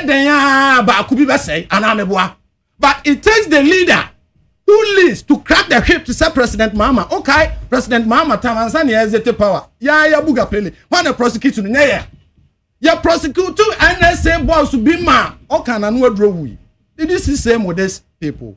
All right, Obama example one at your time you left it for everybody to partake. All right, thank you. Corruption here, there, everywhere. Moro Yakubu, member of the NDC Communication Bureau. Say it over. Oh, Jerry. Yeah. But that's it. I'm in chair at year 4. Any I have 4 online. I'm in charge of the New Patriotic Party membership from polling station to the national. Na the chato me fanchi ama me amepanyi Yaya Kasim ata. Jerry, Christmas by ya Brahma Saman. Na me boss as usual. I said ya do yes, the philanthropic activity no unjaye to December. Oyo bia sabe. Enya say we ni binti no se bra. But I believe say the world done some and odema and the unya kese obema no kitu ekura no pe say ochema esonso. Dr. Alhaji Mahmood Bawumia, the next president of the Republic of Ghana, the only vice president who has shown commitment, loyalty, selflessness, track record of being the only vice president what Timia championing policies like zipline drone system, 306 ambulances in our constituencies, mobile money interoperability, digitalization of our homes, that is digital address systems. Will be a own can't say call junction so nebisa mamena or ton watch you benkun so hono because one year careful na sadano mamena no ho amfano na ontia meton watch na odu ha direction onukuru ya abua ama and then say woman is free Ghana kwa manone a omre ojibi nso afra manone nso a with ease na onsaka papa ya chese uyo mampanyi abeje tira enye ceremonial position na your position a utimi leverage on it a beye nsenna ho ema nchirima na monso ahwe oso asua anu nti o hwe ne track record a meeting akasa or spotless when it comes to corruption or a doer when it comes to implementation of policies, and he has paid his dues as the second gentleman of the land from 2017 to 2024. Until Majidi said the delegates of the NPP will look at all these things in our history. Majidi said presenting a new candidate to Ghanaians doesn't work. At least oba yehu suban kakra okoba biema by then yes me assess who dey utumi ye any dey untumi ye. Alhaji Dr. Mahmoud Bawumia said indeed given the example Samediamawi as compared to other vice presidents in our republic, he has distinguished himself as a leader, and not just a leader, a credible leader and a doer. And he said delegates on the 31st of January 2026. Ebeye Dr. Alhaji Mahmoud Bawumia Adom ama ye piana ma wakwaje tumi e de abre NPP. Tumi ni hia. Enye se e pe leader keke. Medasi Magjerry. Na ensen na wa opese discussi e ade a ehu hia pa. But you see, a question of yes or no. KG ni betu answer. Ubi say papa yi want to provide the answer na me say papa no. Enya de obewie yi. And indeed he has proven me right. You see, on the issue of Haruna Idris, I don't want to overflog the issue. I say a man opportunity to justify himself. Mainly say and you boy justify our Ministry of Education. The ministry is not for justification. It is meant for people who are ready to work. I first said, Papa, I'm in doubting the competence. Why? Am I not entitled to make known to the public what I think about an appointment that has been made? Does that nullify the competence as a minister? I have not said so. That's not what I meant. So, to bastardize my critique of certain decisions by the government. When I catch you say, Haruna Idris on the final authority when it comes to the ministry. Yes, he's an appointee. He's subject to the appointment authority. Until our brilliant ideas said the crowd, the cabinet and gentlemen, until implement it. So that is the point that must be made. Me on education ministry, a more investigation by somewhere. Mark, me support 100% sa more investigation. Na nipa ebia no ho akodi mu ho no. Aban fa no fa emra kwan so, but I want due process to be followed. Now I'm say Ministry of Health dey ya. Nurse ni be criticizing minister. And in the ministry, enyuma omo yenti.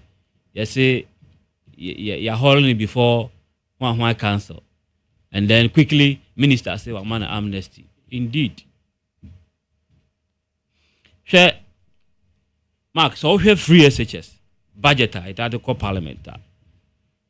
On the average, annually, you spend 1.8 billion Ghana cedis. So we have a go down the drain in the ministry, and I say in terms of corruption. Especially when you read the Auditor General's report, the current one I'm dealing with, an amount of 18.4 billion Ghana cedis has been alleged to have been misappropriated. Uchekisa 1.8 billion Ghana cedis a free SHS budget.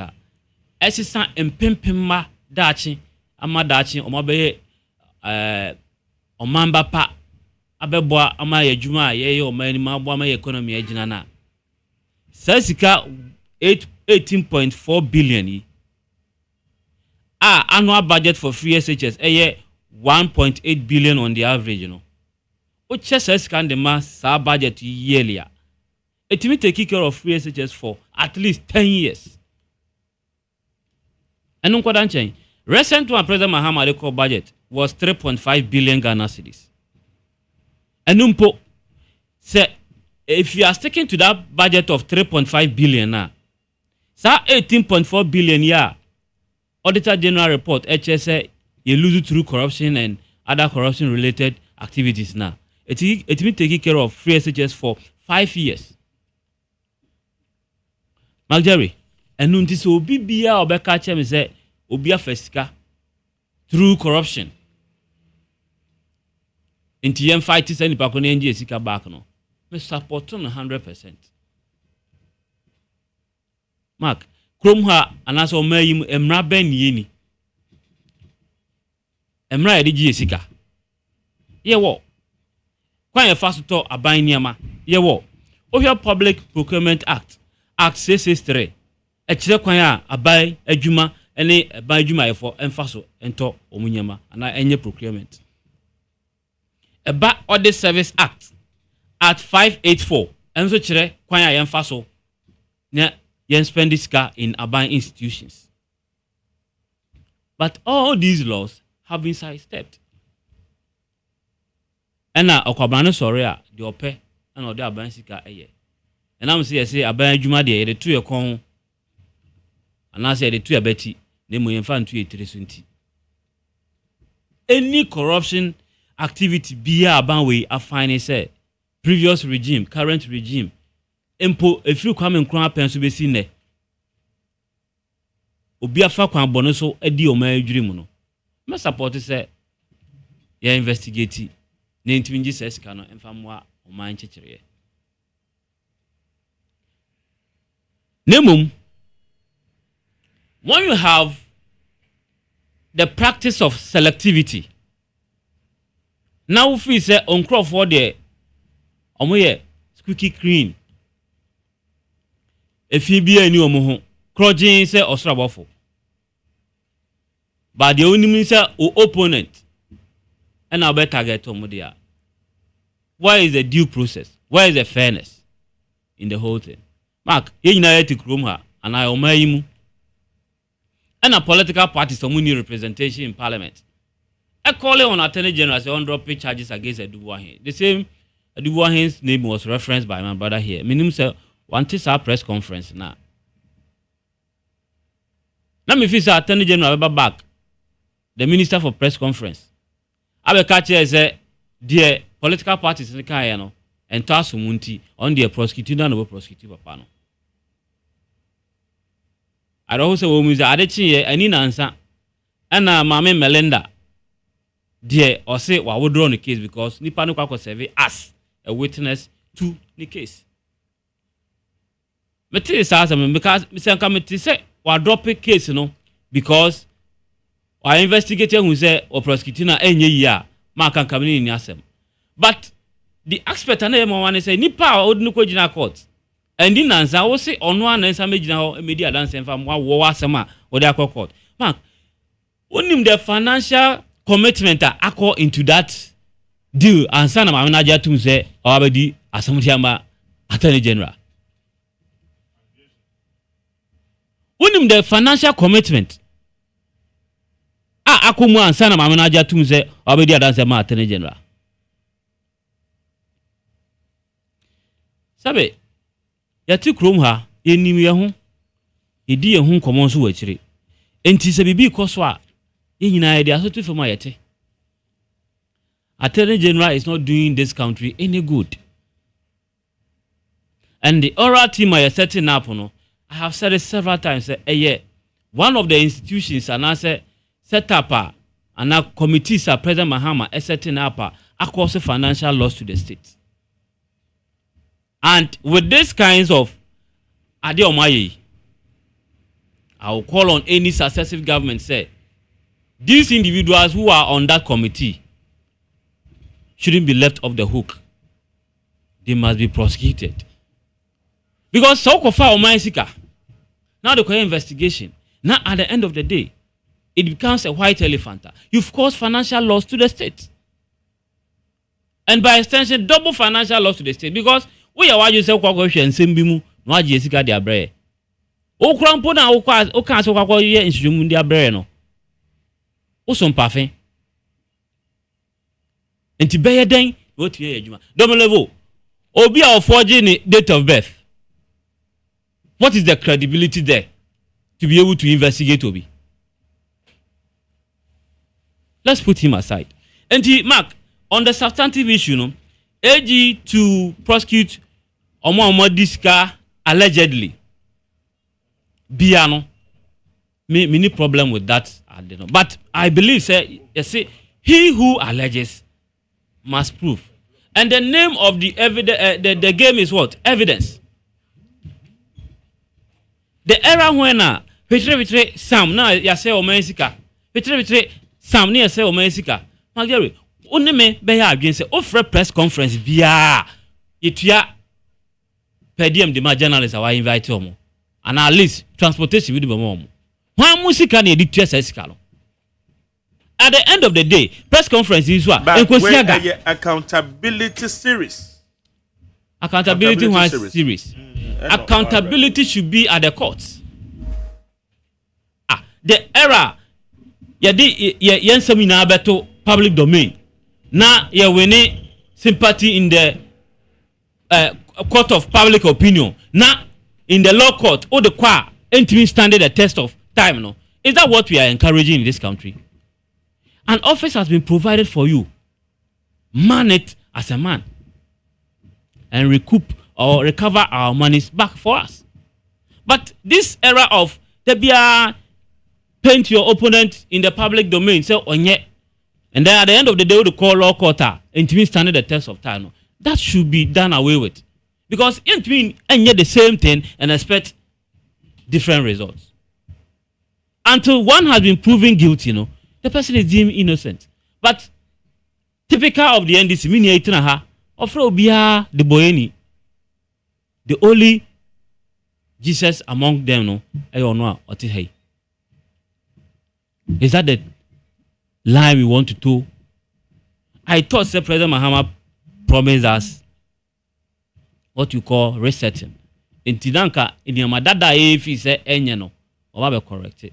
But worse things are happening under the government. Ye dia mano, ye dia jano, ye dia swano. On fa nkwa. Enuntini eto aba edebano. Makase, if there is any bold decision President Mahama can take, it is within this year. 2 months after we enemy, on fa take bold decisions. Because from next year, we are going to hold his feet to the fire and hold him accountable to his promises. In Jan, said the Okache said, we provide the upper limit to the number of judges in our Supreme Court about appointed 7 at a go. No appointed 41 High Court judges. I appointed 21 Appeal Court judges. And there were 69 judges within 10 months. No. On one hand, the catcher said he wouldn't need an explicit complainant to be able to prosecute people who are deemed corrupt. And then upper evidence when he made the press. It cannot be game as usual. We know so catcher say upper to me can truck a cra na can crack a cra. And then the 2 minutes and sa on fan tron intention on can crunch in who state of the nation. To LGBTQ. Upon new one who tenting. Upon new any who tenting. Yes, also whom the true colors of a man give him power. And indeed, today, this government and his appointees have proven to us, say no musubain etie. Yesterday, listening to Majority Leader, Mr. Ayaraga and Honorable Ayaraga, I'll say the minority's demand is unfounded. The reason is that, say, what the bill called Parliament, not say passing into law, the can say, President Bessign, not say one sign. It doesn't nullify the previous idea of my because say and come on pass a bill on the then the minority now can say Yansan presented the bill to Parliament for it to be passed into law. Mark Jerry, let's even take his logic. Say, let's take his logic. Say the Okan no correct. What see ya pass a bill now into law? The can say President Besai. Mark Jerry, 9 months. 9 months. But sanity. Signature. I just want to go by his logic. I just want to go by his logic. Or the Emranim for Nekasa. But I deal with, I'm highly surprised. I'm on my kind of country. There is something they know what can it. So what in sound in his speech? No? Yeah. My boy. I'm shocked. So I'm asking, say, let me make this. I'm shocked with audio now, my boy. Because President in Emonokraka say, Yakub, President can say, Parliament about Nyan. And inti, dear,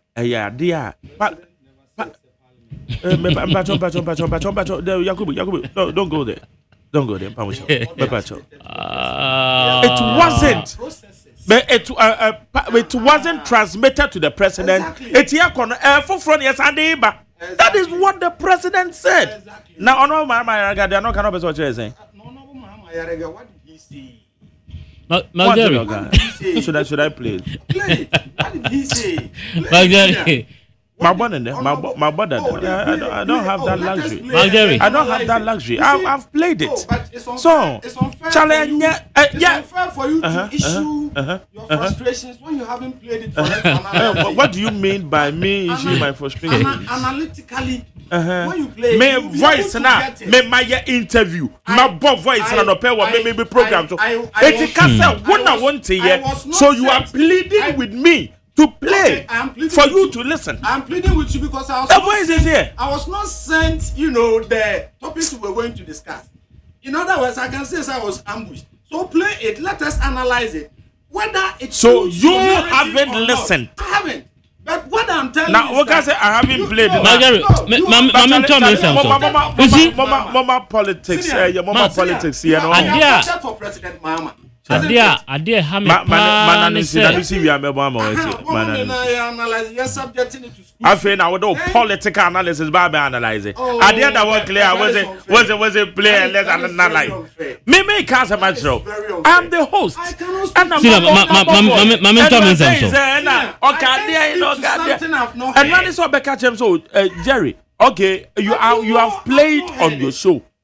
I have no head. Do you have to hear everything? Why not? Okay, that's fine. Oh, the natural justice of Adienya is about to hear. Because I'm with you. Dear person make say 9 months going by the logic of Ayaraga.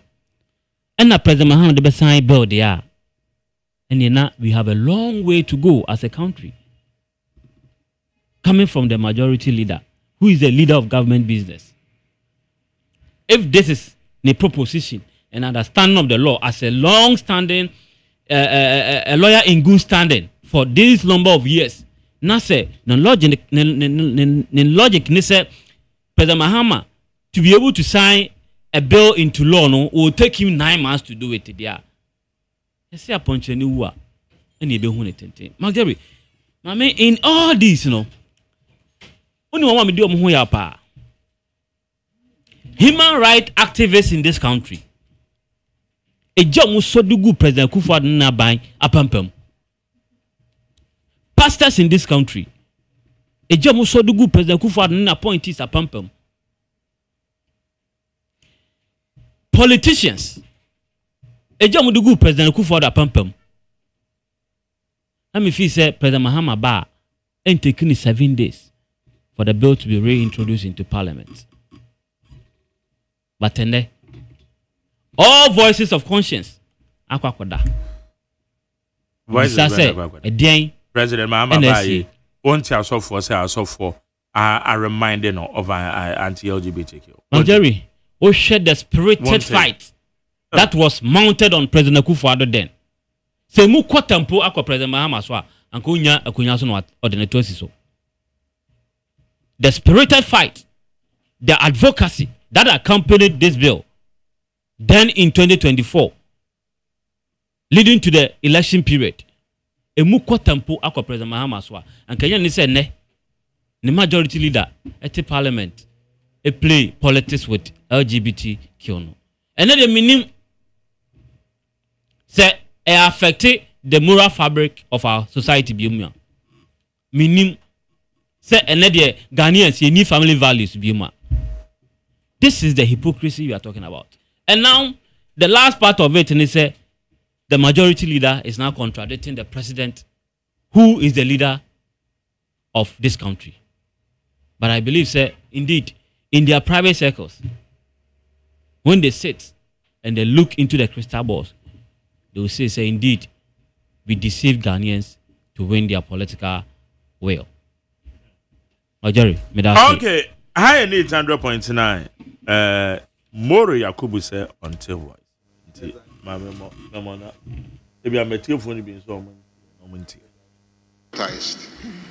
They were the Property Rights of Spouses Bill, and then also the Human Sexual Rights and Family Values Bill.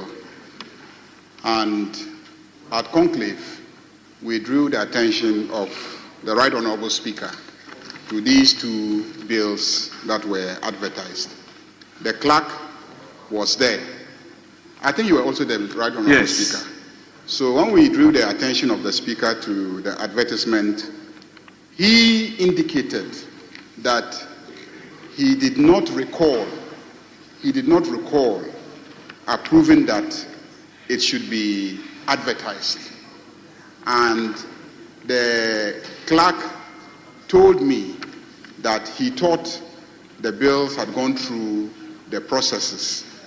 But Speaker said, well, you have to bring me the evidence, because I don't recall approving that these two bills should be advertised. We indicated that we thought that the bills had been passed by this House already and had been sent to the presidency for assent.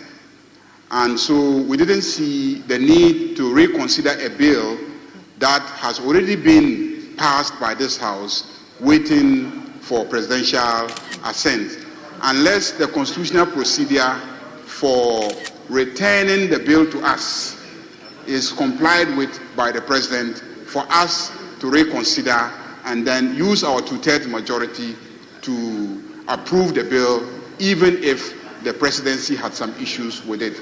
So okay, exactly your analysis, Senior.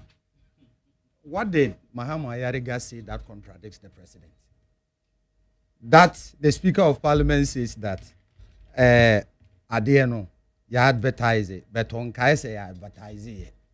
And the issue has been that the Clerk of Parliament again said, Adeno pass it through Parliament in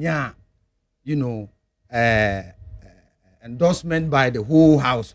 Or Jane say in Kawedi, it was all about transmitting it again and so on and so forth. Senior, if it was about transmitting it, you don't need Parliament to approve it. Meboa de catch him say meboa.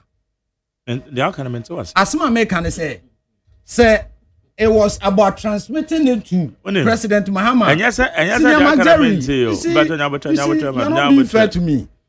You're not being fair to me. Me say Adiana ye transmit ya koma President Kufuor no. Na Parliament agye atum dada. Enti say no na o se de kwa enka Parliament here so on consider bibia bi. It was about just transmitting it. Oh, please wait. But the point still remains, say that private members bill had expired when that president had not signed it. Meboa subject me to proof. Call whoever, whether a lawyer or a parliamentarian, to say Moro Yakubu metia fi di kesi yesu enye sa na tie. Okay, so because the common sense in this one is that okay now the common it has expired. Okay, the common please. Please. But it has expired, and yes. Other than that, it wouldn't have come to Parliament for consideration by members of Parliament who had already passed that bill. Senior, what I'm trying to say is that why a new bill government na initiative I was a Parliament some consider bill and send your transmit your president. If it was the old one a Parliament bet na bill and what were they going to do about it? If a bill is to be transmitted to presidency for assent, must it be considered by Parliament again when Parliament had already passed it? That is why I say, when you play the audio to me, I'll be able to tell you why he didn't contradict the president. About other papers, so 21st, 22nd, the next day, now every other paper. In my initial statement, I said, "Wait, any big deal. Let it be brought back, and then they will deal with it." That is what I said. And yes, I'm Kano. It is Senior McJerry. Is it that and they young man before the two say Sadia ya or leader President Akufo-Addo and large Mahmoud Bawumia Minua Kremoni Tatwo. Simian farm man or massa because of Sikasemono, and then they are omuji to say and Sayana. You see the hypocrisy, the level of hypocrisy. It's as if say omudie. Yadiba no omo enya kwanya bia enti yenye enya kwanya yenye. The level of hypocrisy is what is, disheartening. And that is what I had problems with. Oh, me pacho, please. When you were speaking, I had wanted to cough. Me pacho nyabutre. When you were speaking, I had wanted to cough. Me pacho, oh, Masa Ade. Are you not part of the MPP? Are you not a member of the MPP? Are you not speaking for the MPP? Any MPP abana net is Wabra President Nanado Danko Akufo-Addo. Any Alhaji Mahmoud Bawumia Kremo Alhaji no modano. Did they prove to us and now omu make any effort to ensure that Sabe we be pass yana? And the answer is no. No better na kasa wo dwen senka President Mahama de wo ba ye de tumi mu obi ana hu ni suba ye hu mu suba ansa na ye be hu President Mahama suba 8 years. And then you same person sit here in 9 months and talk about somebody's suba in power. I mean that kind of hypocrisy. I want to say I'm saying it again nyachom. We nyachom. Because we nyachom a adia mu wo ho akwanya asem be ye. Mo president ka asem ye mfa makra. Ama finance minister Baba Kansas here the bar. Sika mo ped din krom asenti no munya etie nyai. Now the same person as abet na ka unya nyatom. It is really sa ade no na enko enim. Now again, minu ya atia say no ka say ayi say who investigate bibia. Na say ama into conclusion what cause financial loss to the state. Now, what was the conclusive stage of Australia visa fraud issue? Senior, Omanpeni Akufo-Addo want to be the force of him. Report to no one heaven. And I want to be. It's willfully causing financial loss to the state. Maybe I want to say. It's in your tomb. What's your say? So they are not to no. Yet the Chrome say I was West Wagon recommendations by the end who ye. Yama me ya washre ne papa adwasafo. Was say that then your friend is a school feeding coordinator. Yama me kwasiga. Wanya ne ba bi kro eba an office be catch and say omo den saman din asisa school feeding no muntu ono so nya bi emo ko catch President Akufo-Addo catch and say look munya nhwehwemu mumfa Ghana sika nya nhwehwemu omo ya nhwehwemu wie ye sa report no e wa hen what you say hypocrisy now we can sabi ne enim compare 8 years of mess to 9 months I try see about resolving him. I mean, what is this coming from? Set of fair. Jerry. What is this coming from? I'm quite careful. Yeah. I don't think repetition of old adage and we here. And you progress to the challenges at your war. You are not looking like one. I will go back to issues that are bedeviling this country and speak to them. When we say free SHS, so I'll call secondary school as we speak. I'm say I'll call secondary school, any private secondary school of later. Private secondary school. Only Mama Omutia. Can you give me any rough estimate? Maybe I don't know. Okay. Private school being who are less than 2,000 cedis. Private school private school being well, the school fees admission. Now I said plus fees. 2,000. May analysis be. Private school, no back private school, no back that boarding house there you pay. It varies.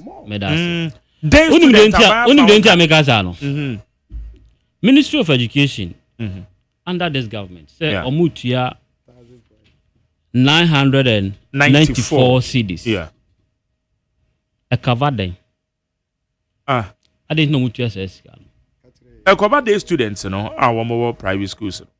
eti omoden no omoden me enam pesa meti ase Baba cho me no amukasa wa the explained administrative purposes konani ade on better so school mu ho your friend is saying sa no man na air cover school uniform you buy onim say obeda board na you pay onim say odua konkonse buru a eview na ase ade na oso ani ha fidie nso a uyi agya wajo there be ade there is so better just promising Ghanaians ye buy be include private schools our free SH and free SHS in a rush you see implement it and the amount we are sending to these private schools is 994 for day students for Gary and yes I don't catch your manifesto anymore inclusion of private schools in free SHS. Have they not been included? Which component of the free SHS has been included? Teaching and education for Sabay Paba. Now we're including private schools, day students.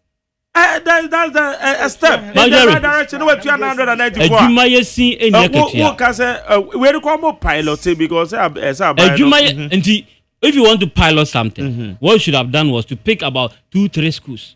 No why you know any Kitty yes did you na me be call private school oh say oh fan hoka with the notion say utia ne ho expenses in that say they within the be government school now at the end of the day utia 994 cedis even cater for half of the fees no oh better catch them say why implement two policy in your manifesto is that not a deception this is where I'm coming from kwa universities na ko heska mutua no ho for any of our tertiary institutions and as a university bills na hwe say zika sen na first year students etua na hwe zika aban we e de akọ as against even the numbers that are supposed to receive the amount that omo receive here why near that omo my mu let's make politics interesting, a game of prestige, a profession of honor. Ni enjai enada na yede dada ye manfo no esa bedu mrebi no gidi e wo se yenya wa man panyifo mu no yenya na unyama na so akwankura yetu sa kwan no waso aware no so auto plate anu ayede bobosia no enye no na editua aba we demonstrate say indeed omodo omo se be kan ka bibia keke. Then at the end of the day, they will tell us, say, you take a box, no? Energy, or call presidential meeting, be a forum be on a man penny for more than this. I do one person more fast to develop it or more mind. What did they call promise or hobby? Also about building green city in Accra, Volta region, and then Eastern region. Jerry, okay, Hope City. Hope City, say. Korea for Kotana Parliament. Edada Ghana for say Sika. Ankusiaga. And the same person a promise here, Green City. Jerry, na Hope City mpo. Na jidie wo mu no. Hope numpanye yi, na Green ebe yi. Green City ene ye kwa ye nyina etwa ne wo mu nyina agu. Ani apara chicks. Eye galamse wo yensuom, ye kwa yem. Nso President Mahama se wo hu ye. The same person a promise here, Green City. Jerry, me say, the politics of deception must end now. The term of legacy no, shouldn't be left to the dogs. It should be protected. At least, President Mahama should be remembered for one thing. Say, Okono, bueno deja in Chirima. As we speak, that may be some Jerry will say, and then President Mahama, Obaye, why in a strong one a bin sida. Say ne you are sebana we ya e de beka no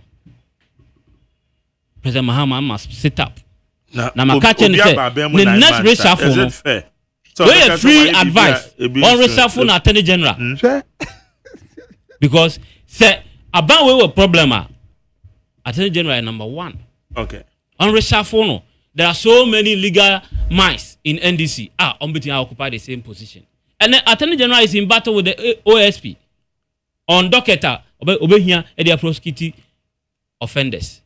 Is that a tussle we want to have? The prosecutorial powers in Article 88 no rest in the Attorney General. Na se father no ene ne ba ekon de a. Jerry, na Attorney General we are in a problem. Jerry, 1 minute. We are in a difficult condition. It must be revised. All right, higher need to drop point now. Jerry, 1 minute. Ade. Kete wesi. E chen do wura. Enye sa. Se ohun sun akwankura. No wejai. Free SHS started on the back of double track. Na aban no ho aso no akwankuro. Ye busa na no say so obi abeko school na ye nya wan so okra ofie a wo pe enya sa no kan na de kete wese no free so o ka kete wese de a enya ye o ayemo so na ka wasen ka start free because one people in your government can say you are not ready to implement it you know ya de no kakra no.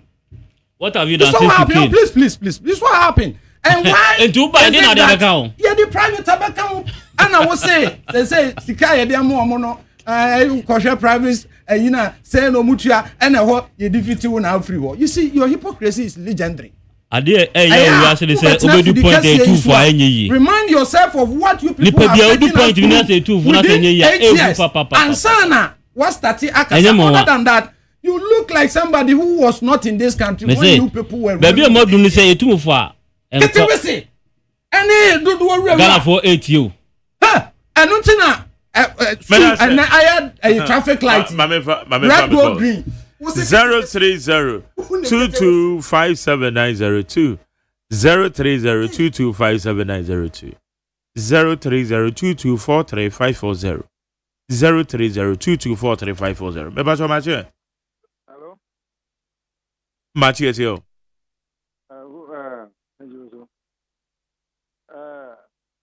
Majori. Yes, sir. Debia me can't tell me say, yeah, I see him work Ghana journalists. Any politicians. When there never ma a bind you was what Obama Obeya Dipa. A free journalist for Baya Debia journalist Mukasa Emma Obia work position. Onusu ka temo a oba bedi o manu su pe ena ye hu o mu ko position o be tra radio so mu flo mu bisa mu kwesi bi na me dwe ho me hwe mu a kwesi na mu bisa o mu no a na ye mi se Ghana mu journalist wo mu pese mu be boa na manu e manu besta mu akọ fle MPP ni se o government wa abi wa aban mu no be ye business war o be ye bi o be ka obi hu asem wo parliament a when na this ade no ba enya aban na wo enya omo mu aban mu no mu di o metra se no mudi business beba parliament ase no be enwejuma ena onupa no si omuko ye no sa ade no mu ka ho asem e ba ni se na ade no wo paper so wo parliament a na mu ko fle o opposition e bisa no onu su ka se e yo mu nwa se o mu si o mu yi free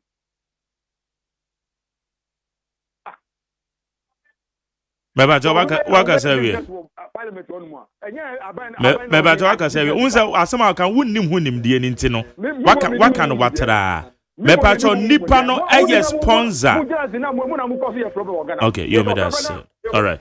I'll let you phrase na my next one. Wunnim dia men free radio so nkasate so bia don't expose your ignorance. Asamna kan go wunnim dia woka. You are just talking to say o kasa keke. Na wo asama kan go me ti asama person o tira say. Na wa fa journalist nyina na wa keke bia kire ye. Me wa ka say kura so sebi o sebi mama next caller match Magdala en kan so yetio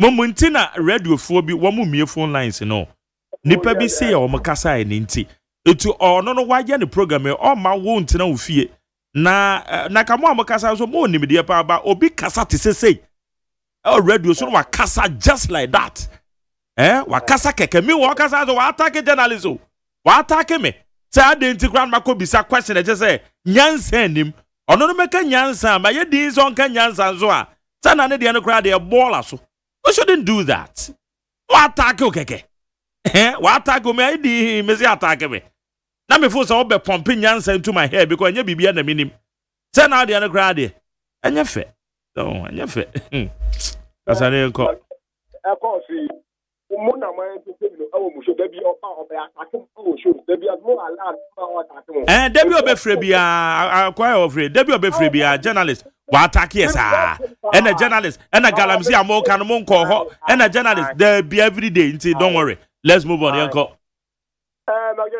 International chairman, honorable watch, a Japon.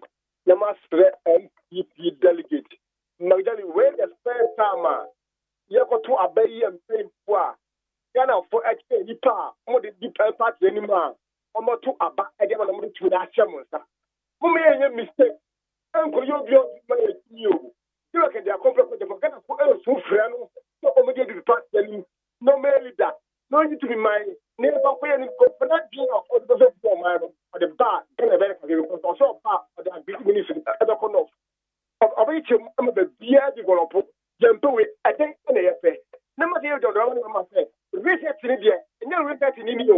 Some is a given party, I am Potokuma, and the one I learned from my because no matter on my soul, my own man, what I would say, also the Rabbi and talk to the free. Never way for the bomb of now. Then I was because you know what I say, yes, it's one. Yes, so and that what is the figure for one? Move over in Ambrano because on America, before America, or get the bomb man, then press conference, I mean, some woman. So, first, what America, what is the man, opera, and then you talk about the school. Okay, Madam say, Mammy for next one, Marche. Yamia do me too.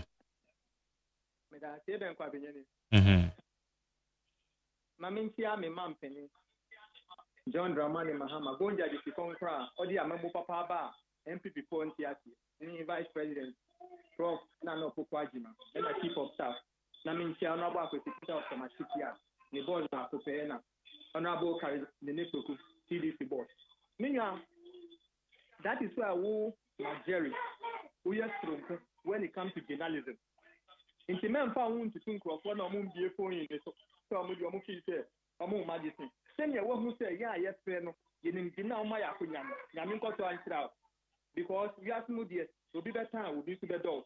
In the men found you will be back to Tazuapa, a human now. Minia, MPP no one say to first, said then, only my foot one. On MPP for one country, says, yes, grassroots, executive CEO, the ambassador, and no number 2 before. Because Ghana first went to answer, and who am I more for the bread? Yet now, and for 8 years, because I didn't tell it that's all. And yet now, Yakupa, I don't mean that's what John Mama, Eddie, a mama papa, but no Baba 2 years. Who shall free as I say, I catch out a camp, put it there, and I must have said for car. And now, Papa, will recognize it as private schools. Open your no bad now. Now, this is a more formal anti Gable and some way. Yes, you know, my penny party body. I'm not going to tell which is kind of on court. I'm a burning, yes, when you are attending to law.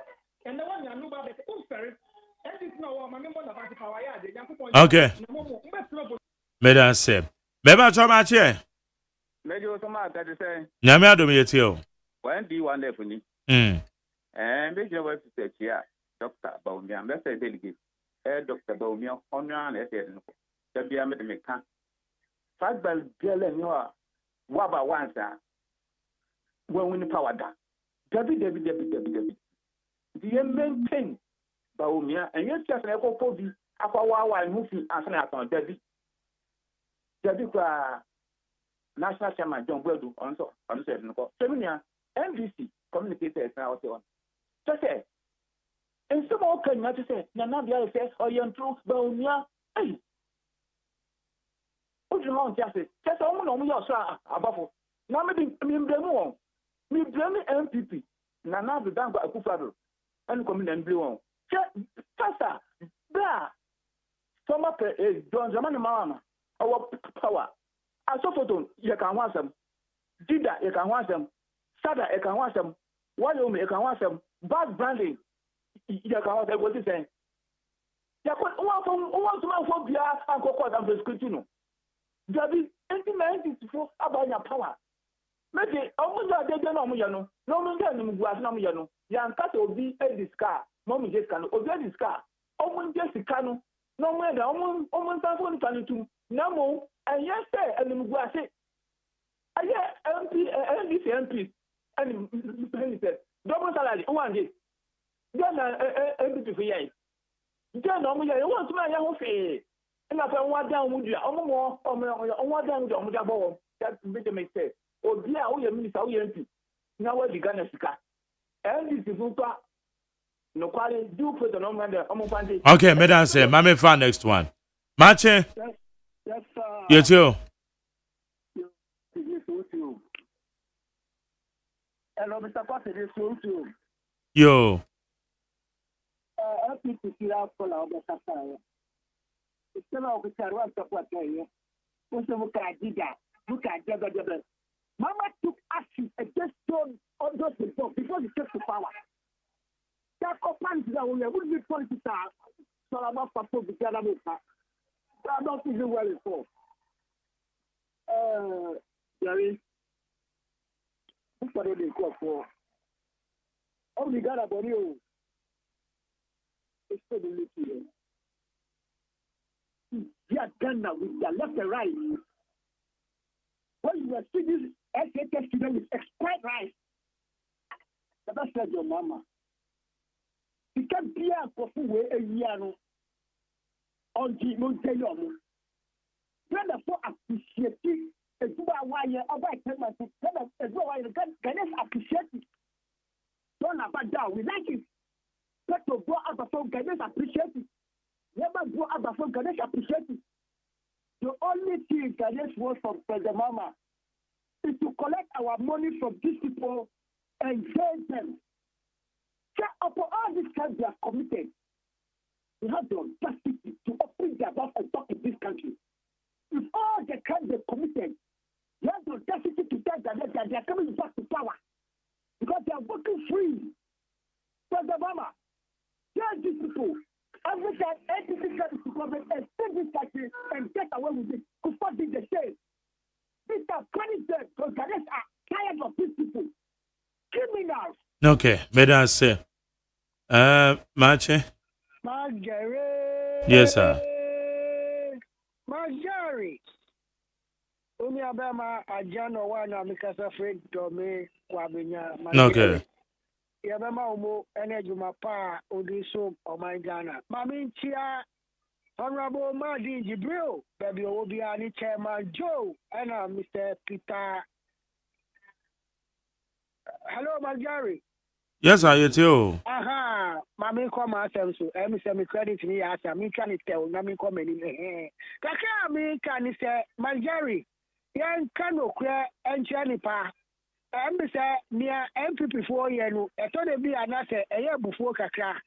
Ya mamu 8 years, 8 good years, 8 good years. Say mumma ye better governance. Mumma ya mamu papa. Na ye hu toye, na ye man toye. When na mo chimi anye, na ya budget 9 months. Pe na ye tutuni ya ma pe to above dollar above. Nyama ko ye ko market akuta 200 a. Ubendi jaki abako. When na mo sumu president allen sika mu penye bo for na fufa.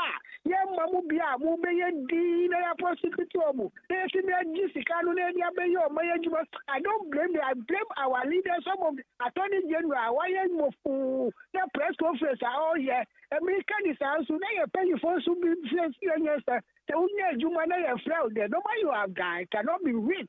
Now you fear more now by your fear to now. Maza, I was say, was over from a pen one. The number you have died cannot be rich. It's all right.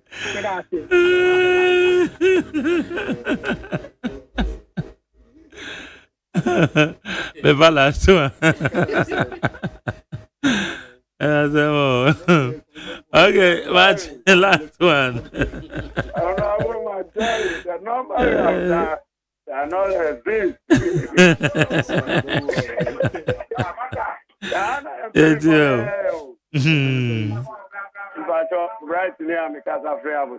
Okay.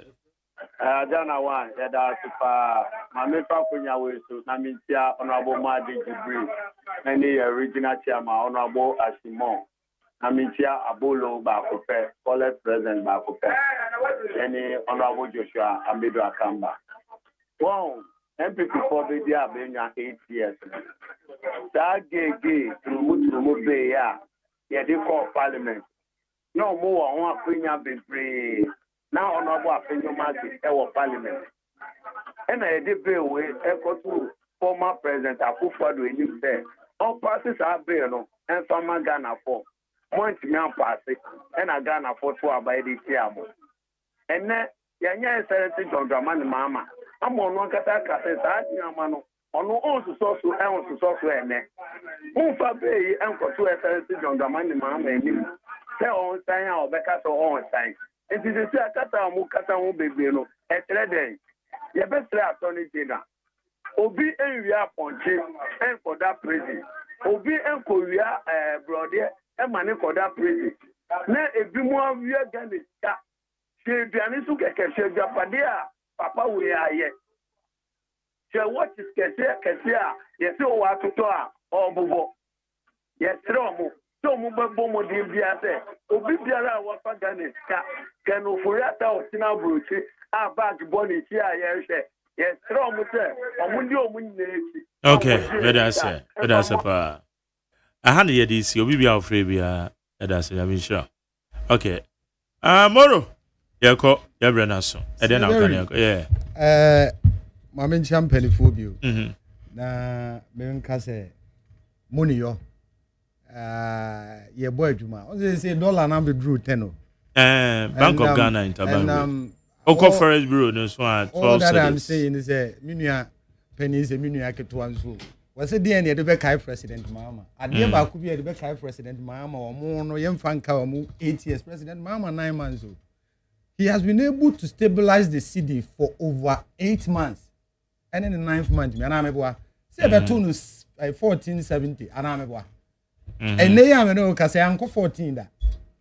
As soon to I drew 10. And they say, Nayasa, I bet that 10 you. It may far when you know my country, especially one more cofaba. I told my say, a near my boy, I was a buffer. Okay. Now, a year in line with, you know, a near my. I buy the Google console, my dollar now. It's me, Jinan and Nassau. All right, so that's it. America. Oh, Jerry. I said, you see, O criticize the NDC. You see, baby, Omuta hide there and say, I buy 9 months. Mark, oh, yeah, where say NDC be dear so for 19 years. Almost over how in am I? Almost NDC, almost dear so for 19 years. What kind of here? And now, over. What's the sound with D and then a coyano, my Jerry, a child coyano, Jerry Marker, and Sanhe. And Sanhe. Into your 19 years, someone chance over Ghana problems in 9 years. A moment can't say, be dear ban for 8 years. Na ye koyanya Ghana heaven. Yes. Ye be. Bema be ye be ameni na. Ye ne mo ene health insurance amudo mo nkofo akwasho. Why ye ne create ye? A lot of interventions be bring NPP are pencil. And ye create ye. Unya okasa na Mohammed Yedin. O say den e be kai President Mahama na e be kai ne say why dey was stabilize dollar. Ma yeru wo niema otonu okrum ene ya tete so ama. Niema e be kai President Mahama bi ni say within the 9 months no I was say LGBT enye enough e ma no say obetimi dey solve LGBT bill no. Within that 9 months now, we CJ a free hole. Within that same 9 months now, we're dismissing for over 32,000. Within 9 months now, Galam say, an all-time high to the extent say CJ Mpo. I say since you won't now can 1 year before retirement no. Or who Galam say at this astronomical level that. And to near my backup Mahama no. And our boss. Madam Sam. I had a year to media say. Media said I am a major for a band. Moro Yakubu, a member of the NDC Communication Bureau.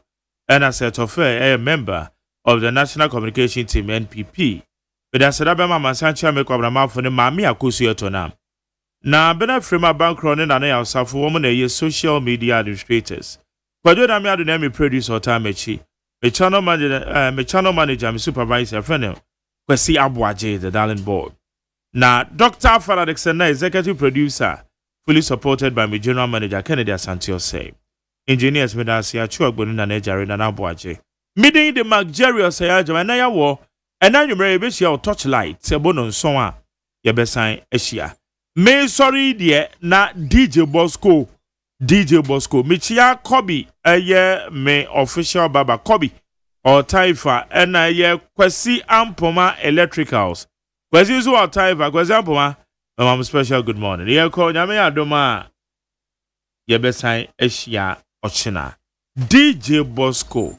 Take you over. Hey, catch it. Listen in here. And you ma beto to dia me baba no hwade no. Hwem so betumi a. Hey, asew. Hey, now beka. Ya John to mami ensa duku portmanteau. This way chocolate drink. Na kan wo hwe afibia so beri ni waware ne a. This way chocolate drink. Na kan sia. Oh, asew. Udan kanu tumu ho. Me be mo anu so hye kura de aka ho. Wo hwade a wapi ho. O ka se batete e da fom ho.